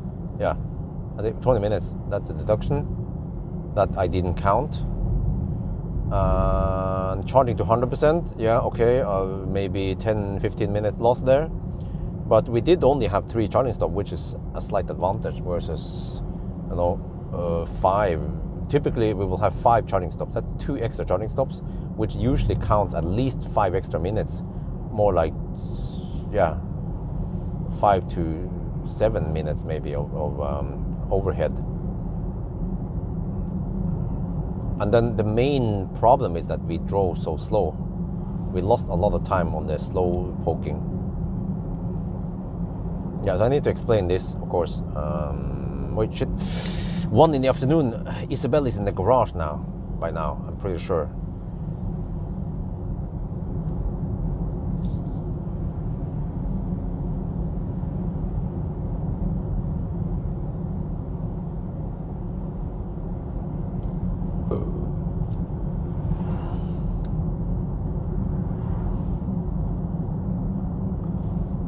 max efficiency, 40 kilometers per hour, roughly. Oh wait. Interesting. Oh, I forgot. Isabel woke up so late today.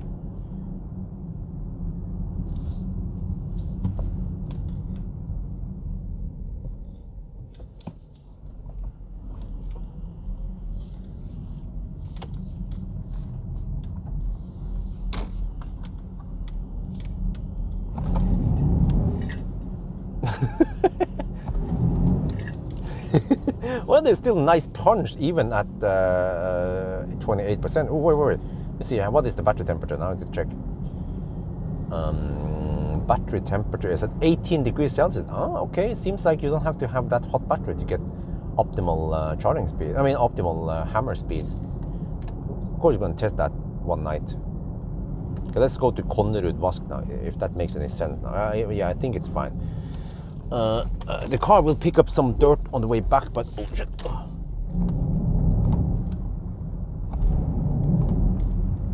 No, it doesn't have 400 horsepower.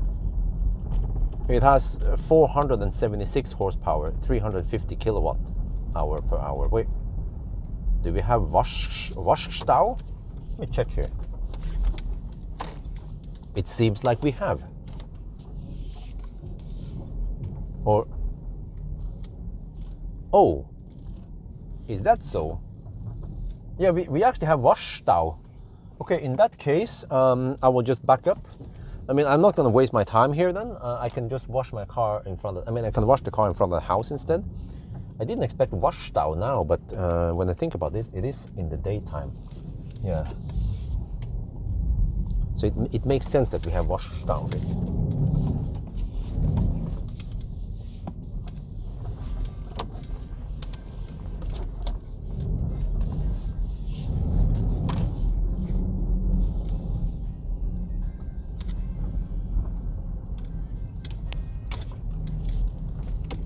Yeah, look at that. Well, you guys don't see it, but there is at least 4 or 5 cars waiting in line now to wash. The problem is that Jessheim, man, they have only one place to wash. There's one self-wash place, and this is the one. So everyone, the gangbangs up here. Like, if I would start a business, I would start a washing place in Jessheim. I could make lots of money, or I mean, at least offer my services.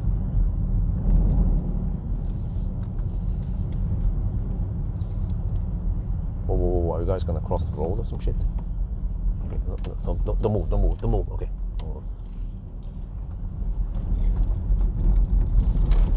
Welcome to Jessheim. Model X, no, I haven't requested it. I requested it, but they don't have the car, so I'm like, okay, whatever. It's not gonna be super hot for views either, so. I'm just too lazy to bother with Tesla right now. I need to cash out my credits, by the way. I have roughly 4,000 euros I can cash out, but I need to get the wall boxes so I can sell them.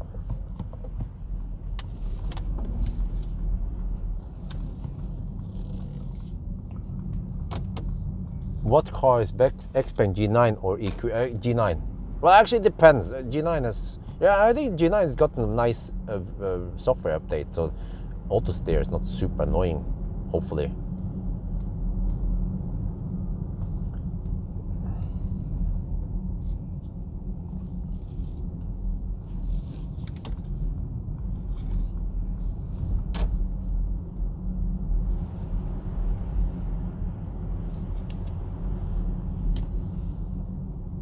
Okay, well, I might be home right for the time for Isabel to sleep, so I can catch some afternoon naps. We'll see if I'm sleepy enough, though. Yeah, that's always the... Okay, well, I think it was over here, by the way. You know, I've seen an ad that apartments in this high-rise building is super expensive, but they are fairly new, but a 30 square meter, they call it etrums, you know, like a studio, 30 square meter with only 1 bedroom or some shit like that. Wait, I wonder if you even just, there's not even a separate bedroom. You just sleep in the same room as the kitchen. You just have the separate toilet and shower. 30 square meters cost over 2.8 million NOK. Like 250k euros roughly for 30 square meters studio. Is that a good price? Studio apartment.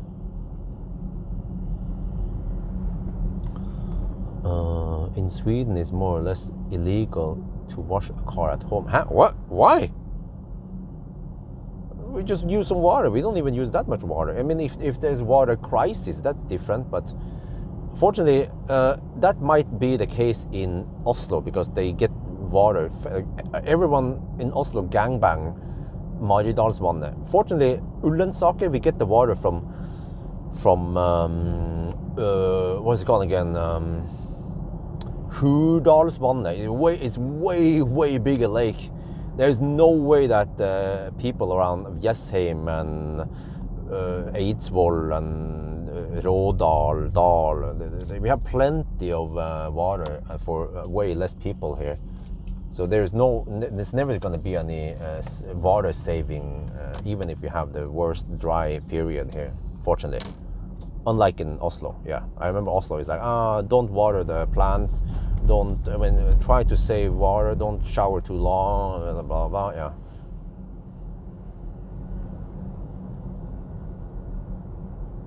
Not because, you mean because of chemicals? Well, but I only rinse the car. I don't use any chemicals.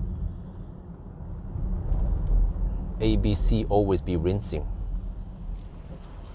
What's up with the traffic over here, man? It's Sunday.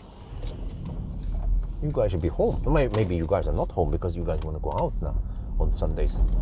Man, it's winter over here. Look at this. You can go off-roading. Wait, let me see. Do I have the bounce mode? Check here. Wait, off-road. Is there any bounce mode here? What is that? Wait, there is some kind of. I can raise the suspension, I think. Where's the bounce mode? Bounce, baby, bounce. Okay, I don't think there's a bounce mode here. Unfortunately, that'd be so cool to have. I can ask Mercedes. Yeah, I can send an email. He's quite quick to respond. Maybe I get a response on Monday. I can maybe link to a video. Do we have? Does any of the EQ cars have bounce mode? That'd be so cool to make video about.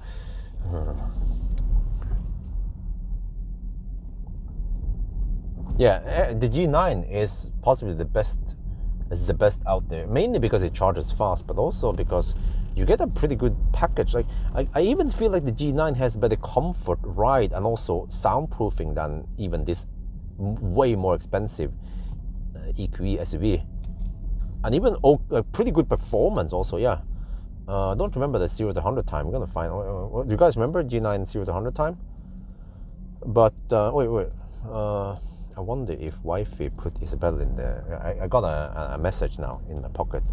I haven't read it yet, but I bet that is Wi-Fi saying that Isabel is asleep. Don't enter the garage. You'll wake her up. Okay. In that case, I can just plug in front of the house. Or actually, I don't even have to plug in front of the house. I don't care. I can plug in the afternoon. So we have 27%, so no problem. And I don't need to plug in outside the house because it's just full of snow right now. Holy shit! Huh? Wait, that's Wi-Fi and Dolly. 3.9. Wow, that's schnell, man. This EQE supposedly does 0 to 100 in 4.5 seconds. So it's actually a lot slower than the G9 even. And space-wise, I think they're also right on par with each other, right? Wait, how? Why is this road here smooth? I mean, no snow. Did someone clear this part? Okay, Isabel is asleep now, so I need to do my wrap-up. Oh yeah, I forgot to clear this part. Yeah, okay, whatever. I'll just, yeah, okay. But Wi-Fi needs the garage, so I will, yeah, okay. I need to just get in there first and not make too much noise. Okay, rear wheel steering is really nice now.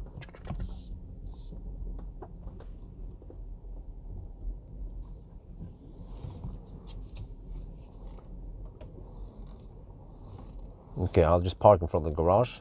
I will assist wifey with the dolly, so there'll be less hassle for her to deal with.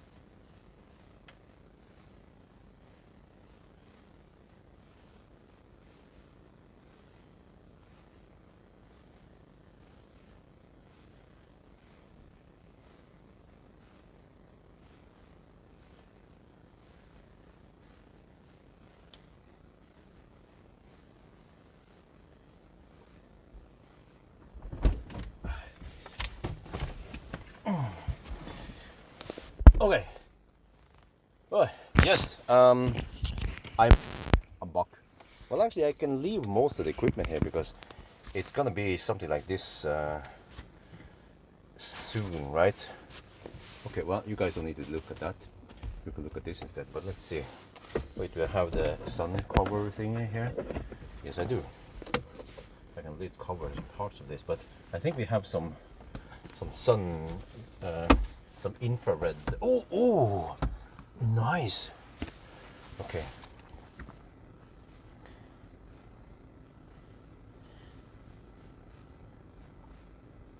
Not ready to drive. What?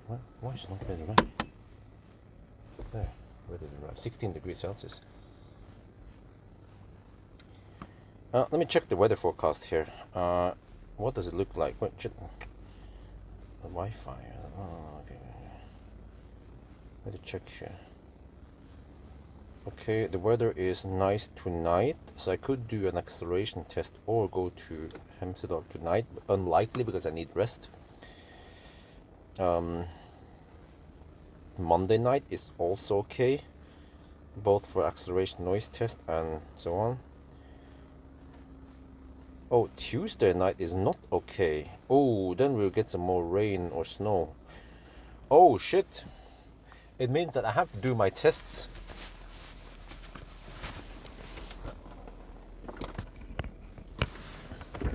I have to do my test tonight. Oh shit, I need rest. I need to do the test tonight and then Monday night. Okay, I need to do an acceleration test tonight then. The car can be a bit thirsty maybe, and actually it doesn't matter when I think about this. Are people going to watch a 90 to 10% acceleration test? Probably not, right? What do you guys think? Are people going to watch this shit?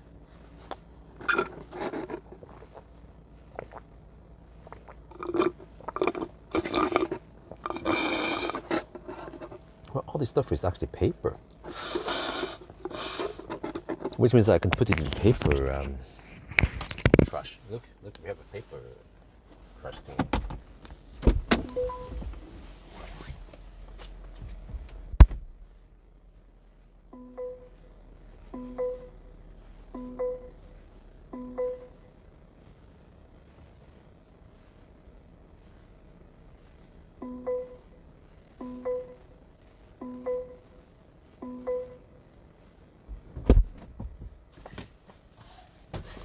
This is crazy because there is still a lot of snow here. Okay, what was I gonna say again?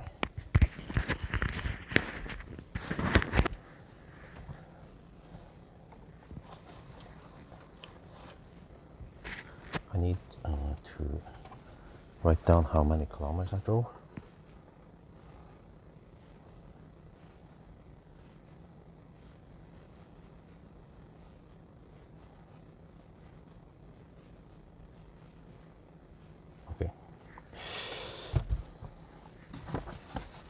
Okay, so I need to do a wrap-up, but I might not want to do it here in the sun. I might want to get the sun behind me or some shit. Well, I can just face away from the sun. I have still plenty of space here. Yeah, that shouldn't be a problem. So,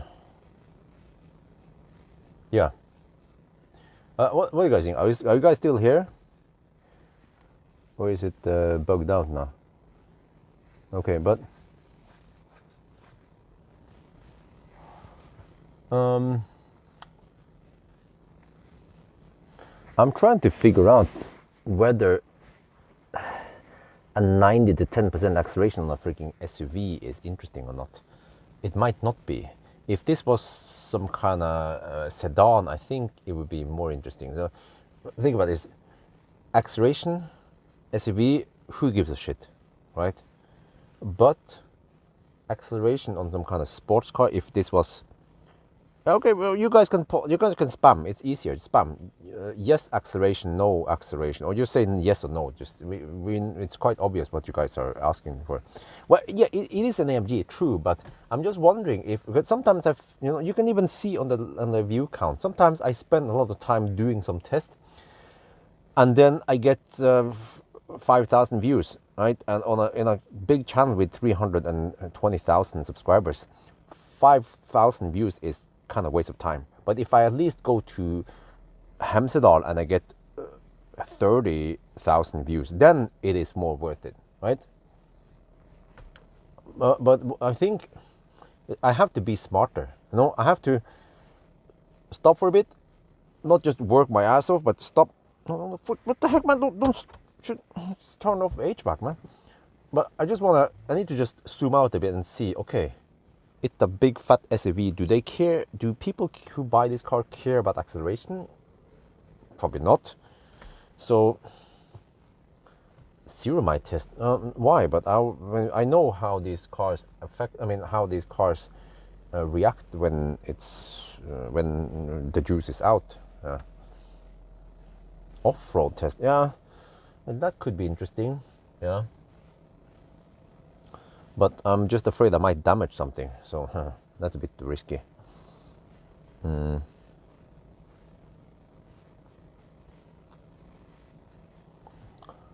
So if this was, let's say, EQE, regular EQE, yeah, or if it's some kind of Porsche Taycan or some Plaid, yeah, then that makes more sense to do some kind of hammer test, right? But some big fat SUV, I suspect that people are not too interested in it, just based on my gut feeling after years of YouTube experience.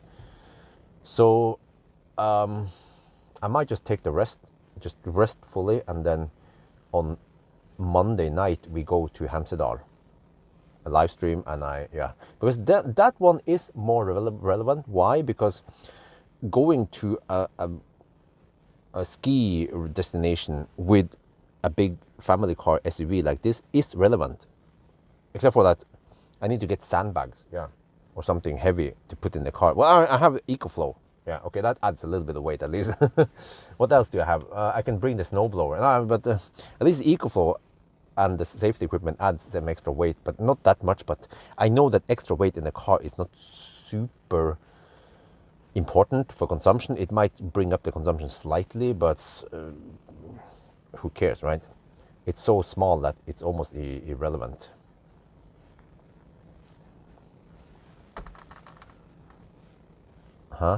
You could one attempt to accelerate range this video. Well, that's actually a good point. But I can just I can do the regular acceleration noise test, which is just some quick launch and then some noise test, and that usually the test itself takes roughly 1 hour. If I do the 90 to 10% acceleration plus the noise test, it would be maybe 2-3 hours. So it takes a lot longer time, and then also there's the result. The result just quick. You guys know the result. They walk through the result. But the problem is that even if it's an extended acceleration or a regular acceleration, from what I've seen, it usually gets low view counts, except for if there's something exotic, like EX30 acceleration. People want to see that, but even the Brabus acceleration didn't get that much. Well, I try to tease people into watching it with the fake sound, but normally acceleration tests, they don't get that many. So I might just skip it. I mean, just serve what people want to watch instead of just spam the channel with less interesting videos. You see here, even the Brabus test, the Brabus charging test, not too interesting, only 5k views. This is exactly what I'm talking about. And you see here, even the acceleration noise test only got 7.6k views. Not too interesting. Also the headlight test, 4.6k views. A tiny amount of viewers want to watch that shit. But yeah, this for example here, this is more worth it. 500 kilometer challenge, 26k views. That's almost 10% of my viewers, right? Yeah, this one also the Astra E 1000 kilometer challenge, even though we have already tested the drivetrain, we know the drivetrain, we know the battery, but because it's an Astra E, then 35k views, that is worth it. If we get more than 20k views, that's worth it. Yeah, Yellow test was also nice. That is E-up, of course. So these old cars actually gives me ID7, man. I was farming views on ID7. So stuff with ID7 is worth it. Yeah, Hemsedal trip ID7, 45k views, definitely worth it. So pretty much almost everything with EX30, I can milk it for views. Here, Hemsedal trip with Highland, 52k views, definitely worth it. I'm gonna show you something here.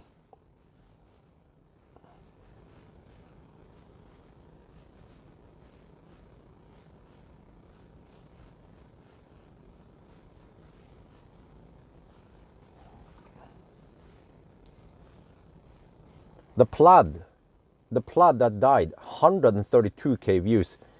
I don't know what's up with the Plaid that died, but lots of haters are in there, and whatever. That one got lots of views.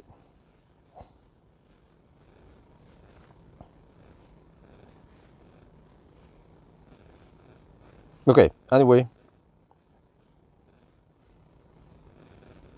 Yeah, like even the EV9 acceleration test, only 9.7k views. So less than 10k is like, is it even worth it? But I mean, I'm interested in it, but we already, yeah, okay. Yeah, Tesla going right, that's true.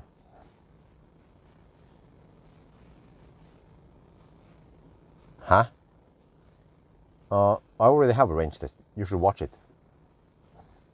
No, not anything Tesla. No. I know my view. Like I pay attention to this. I don't just blindly make a video and then don't care about what happens. I actually make a video, post it, and then I also see after several days, after a week, or I also notice because the Tesla, the Plaid that died, there will be constantly people commenting about it. As long as people are commenting about it, there's some activity. People are viewing it, but usually once a video get less view, then nobody comments on that video anymore. So it's like a natural peak when they post it and then it dies off. But some videos, they tend to stay there for a while, like the Plaid that died.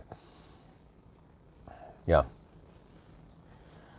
So that means that, but I suspect that the Hemsedal trip with this car will get views. Yeah, guessing maybe 30k views.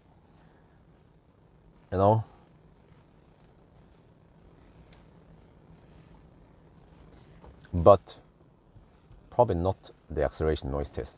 Yeah. Nowadays, I see that people they have less interest in range test.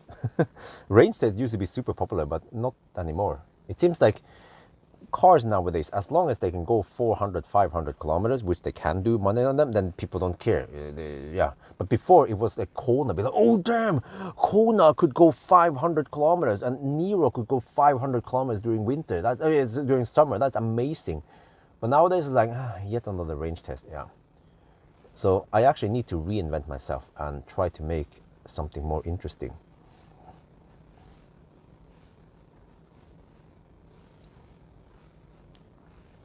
Waldemar, yeah, I like Waldemar's video. Waldemar's videos get lots of views in general.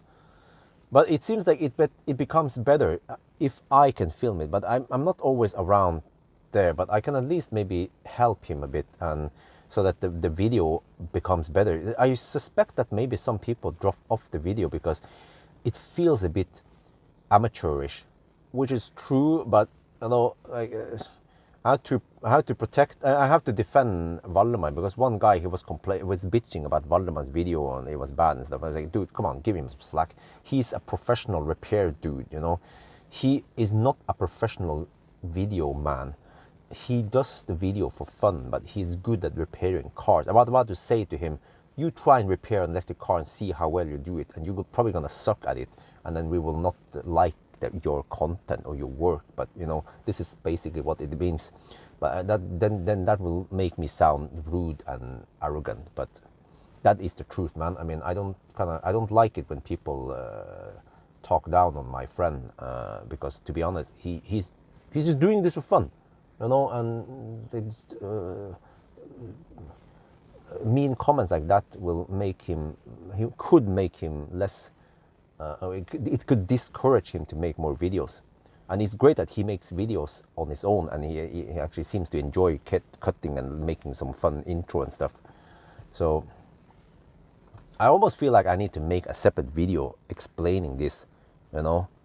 So and I mean, everyone does mistakes, and everyone I should even show you guys my own first video. It was even shittier than Valdemar's video.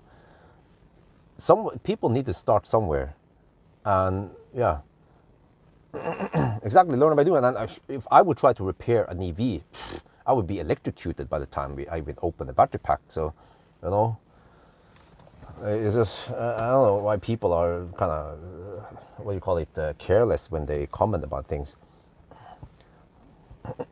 But I mean, yeah, the problem is that internet is so big, YouTube is big, and people expect that you're supposed to be some expert once you're there with a video. Or actually, some people also don't know my channel, and they think that Valdemar is the content creator. That's the problem, because I just upload a video. So maybe I should modify the video from him and then say, hey, hello, this is my video. I mean, my friend made a video, so give him some slack, right? Because he's a repair dude, not a video guy, so he actually made this for fun. So there will be some quirks and bad sound here and there. I tried to fix some of that. Yeah, I should also try to fix, I could have fixed some of that, but I wasn't sure if I should.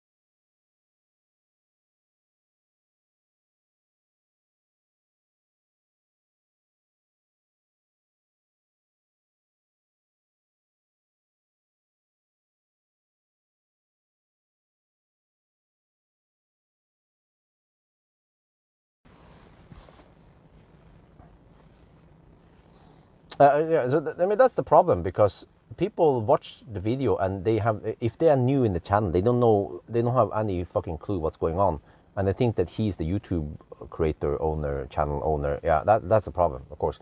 So in a way, yeah, it's my fault, because it becomes a bit confusing when a video like that just comes out of nowhere. Yeah, so okay, but anyway, yeah.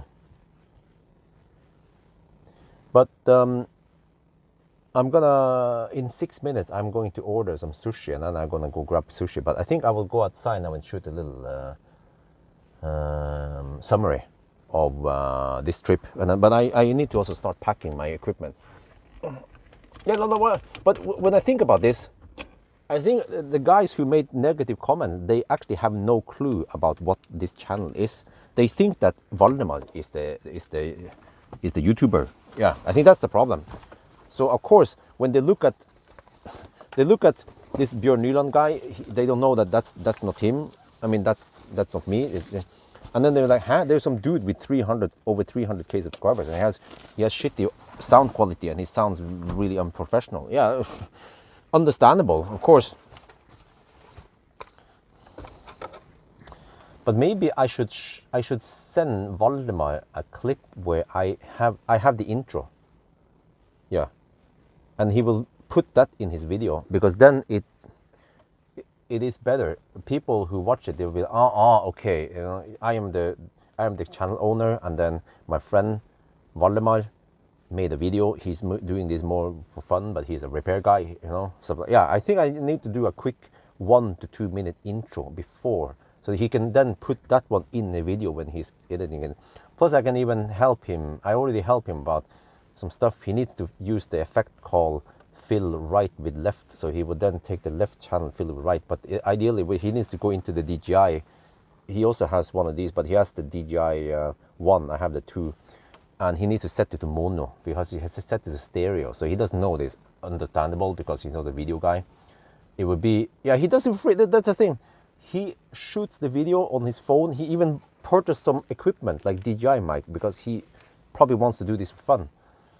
And he edits the video and gives me finished edited video. So the only thing I need to do is upload it, but then I also make the thumbnail. I try to make an interesting thumbnail that will draw people into watching it. And it's also, it's good for him because he, no, I think 15 minutes might not be, maybe maximum 30 seconds, but,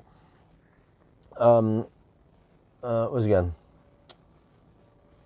Okay, I lost focus, but, yeah, so, anyway, yeah, let me just shoot video about this, and then get ready.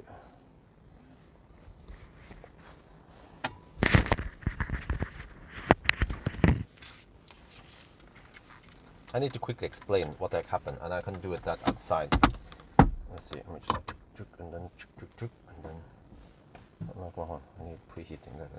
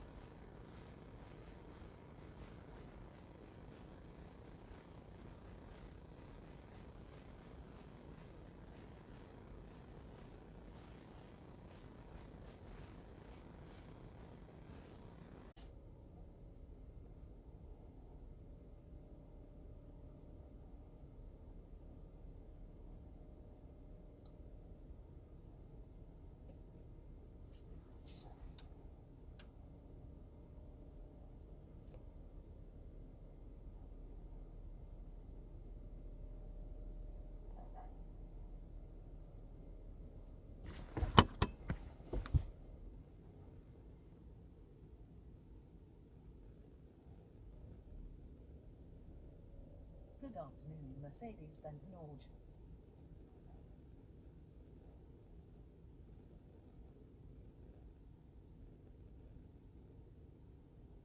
Okay, they claim it will be finished in 15 minutes, all right?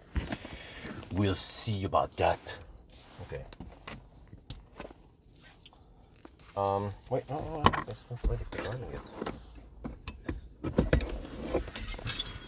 Okay. So we might as well just get over there and camp until they are finished already. Yeah, I got nothing else to do anyway. So yeah, we will now slow poke over to the sushi shop, but it's not finished yet. So at least I'll be. Wait, are we still there? Are we still there? Hello, hello, hello.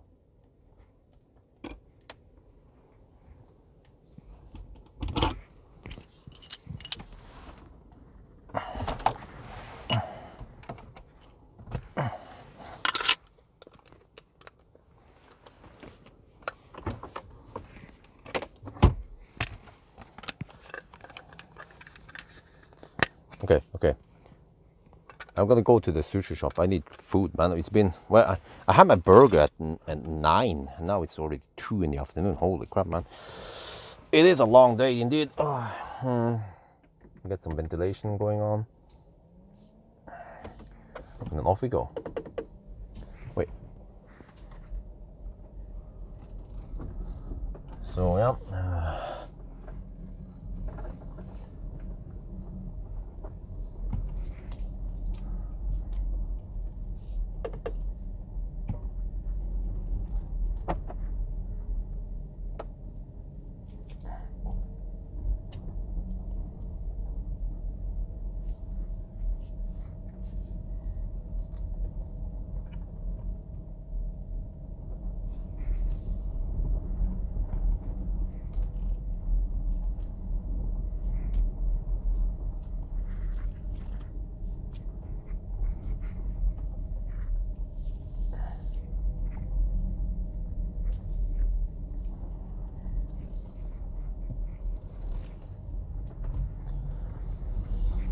Okay, so I just have to convince myself that it's not worth going for the acceleration noise test. I mean, I can still do it. It will cost me a couple of hours, and I might get somewhere between 5 and 10k views, most likely. And yeah, it has 10 degrees rear steering, but that's what's gonna happen. Most likely I will not get crazy amount of views, right?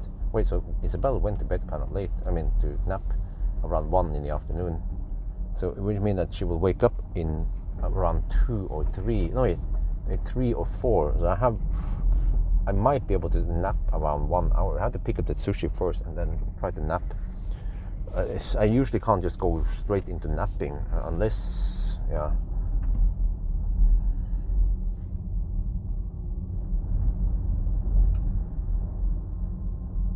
We just have to grab some, I had to eat and then try to nap. And try to get some food coma. Wait. So, yeah, I'll get an SMS once the sushi is ready. They're usually quite quick when there's not too much traffic, and at least they claim 14:20, and then usually they're also a little bit earlier, so maybe already in 5 minutes they'll be ready. We'll see.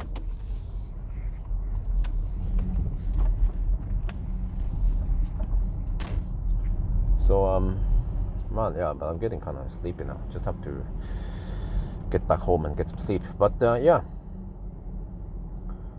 I'm still considering, do I do the acceleration test? Does it matter?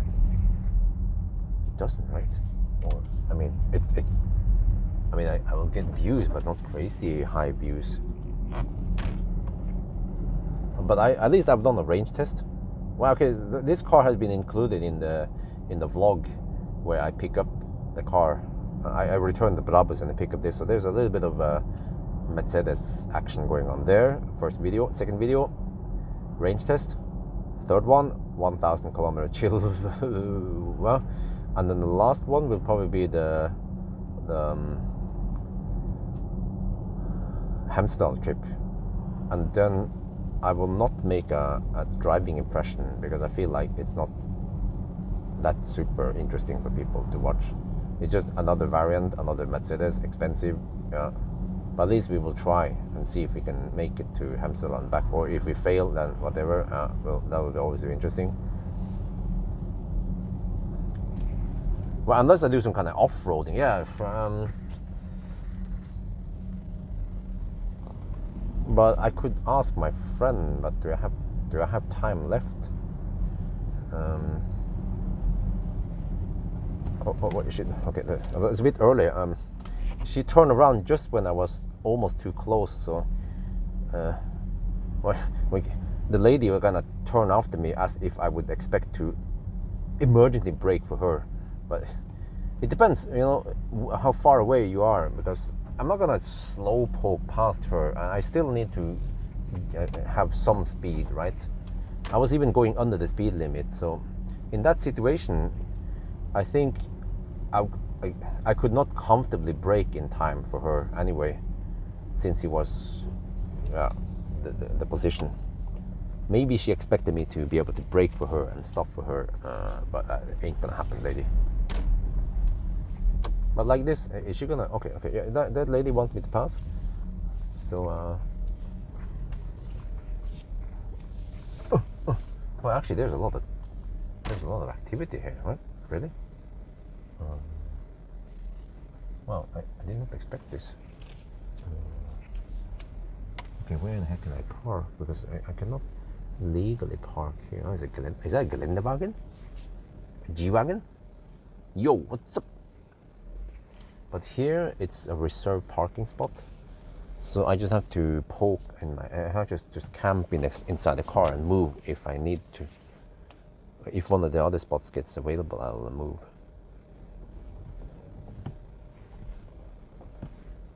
But yeah, I feel like I need to test something meaningful, right? Especially if I get a car that has been tested before, then I feel like it's like trying to beat the dead horse, or people don't care. Yeah, but versus if I have something completely new like a Volvo EX30, especially some hyped up shit, then I I could do acceleration. I could do banana box test, some interior view. Try to put child seat in there. Acceleration noise test. Probably people are interested. But then the problem is that I don't have too much time. Well, Amsterdam trip will probably not be. I will not do it because if the car doesn't have long enough range, which I think the Volvo doesn't, then it's pointless to go to even attempt to go to Amsterdam. And then also I probably not do Yale test. I'm not sure. I think I don't have enough time because I have to prioritize 1,000 kilometer challenge and range test. Yeah, because the range test is somewhat important since I'm measuring battery capacity and also how thirsty the car is.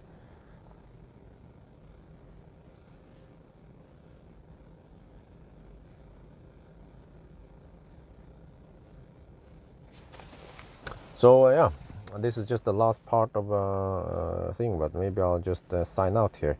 I'm just waiting for the sushi so I can go home. But yeah, so maybe I'll just end it here then, since I have nothing else to do. So yeah, as always, it was nice.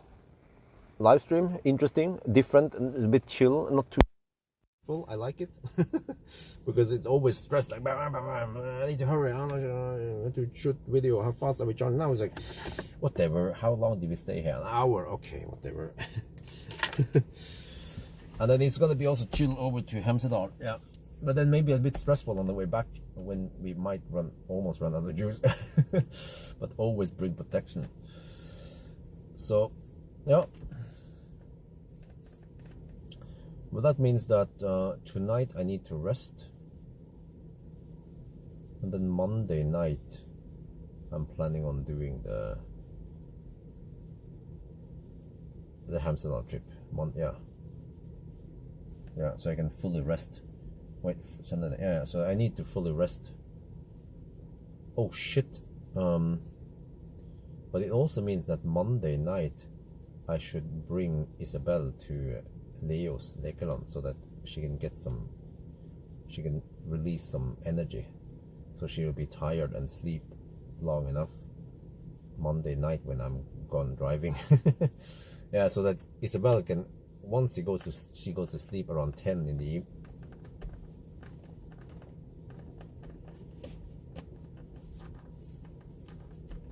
Mercedes quality. Yeah, but so once she goes to sleep around 10,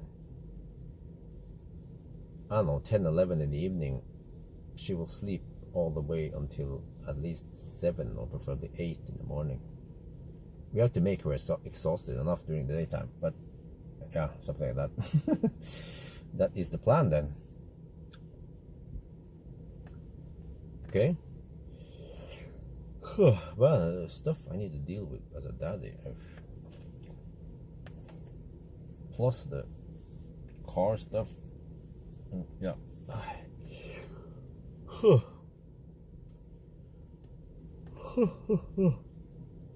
So anyway, guys, I think that's gonna be it. Have a nice Sunday, and we'll talk again on Monday night. Wait, huh? It's already tomorrow night. Yeah, okay, yeah. So yeah, that's it then. Bye bye.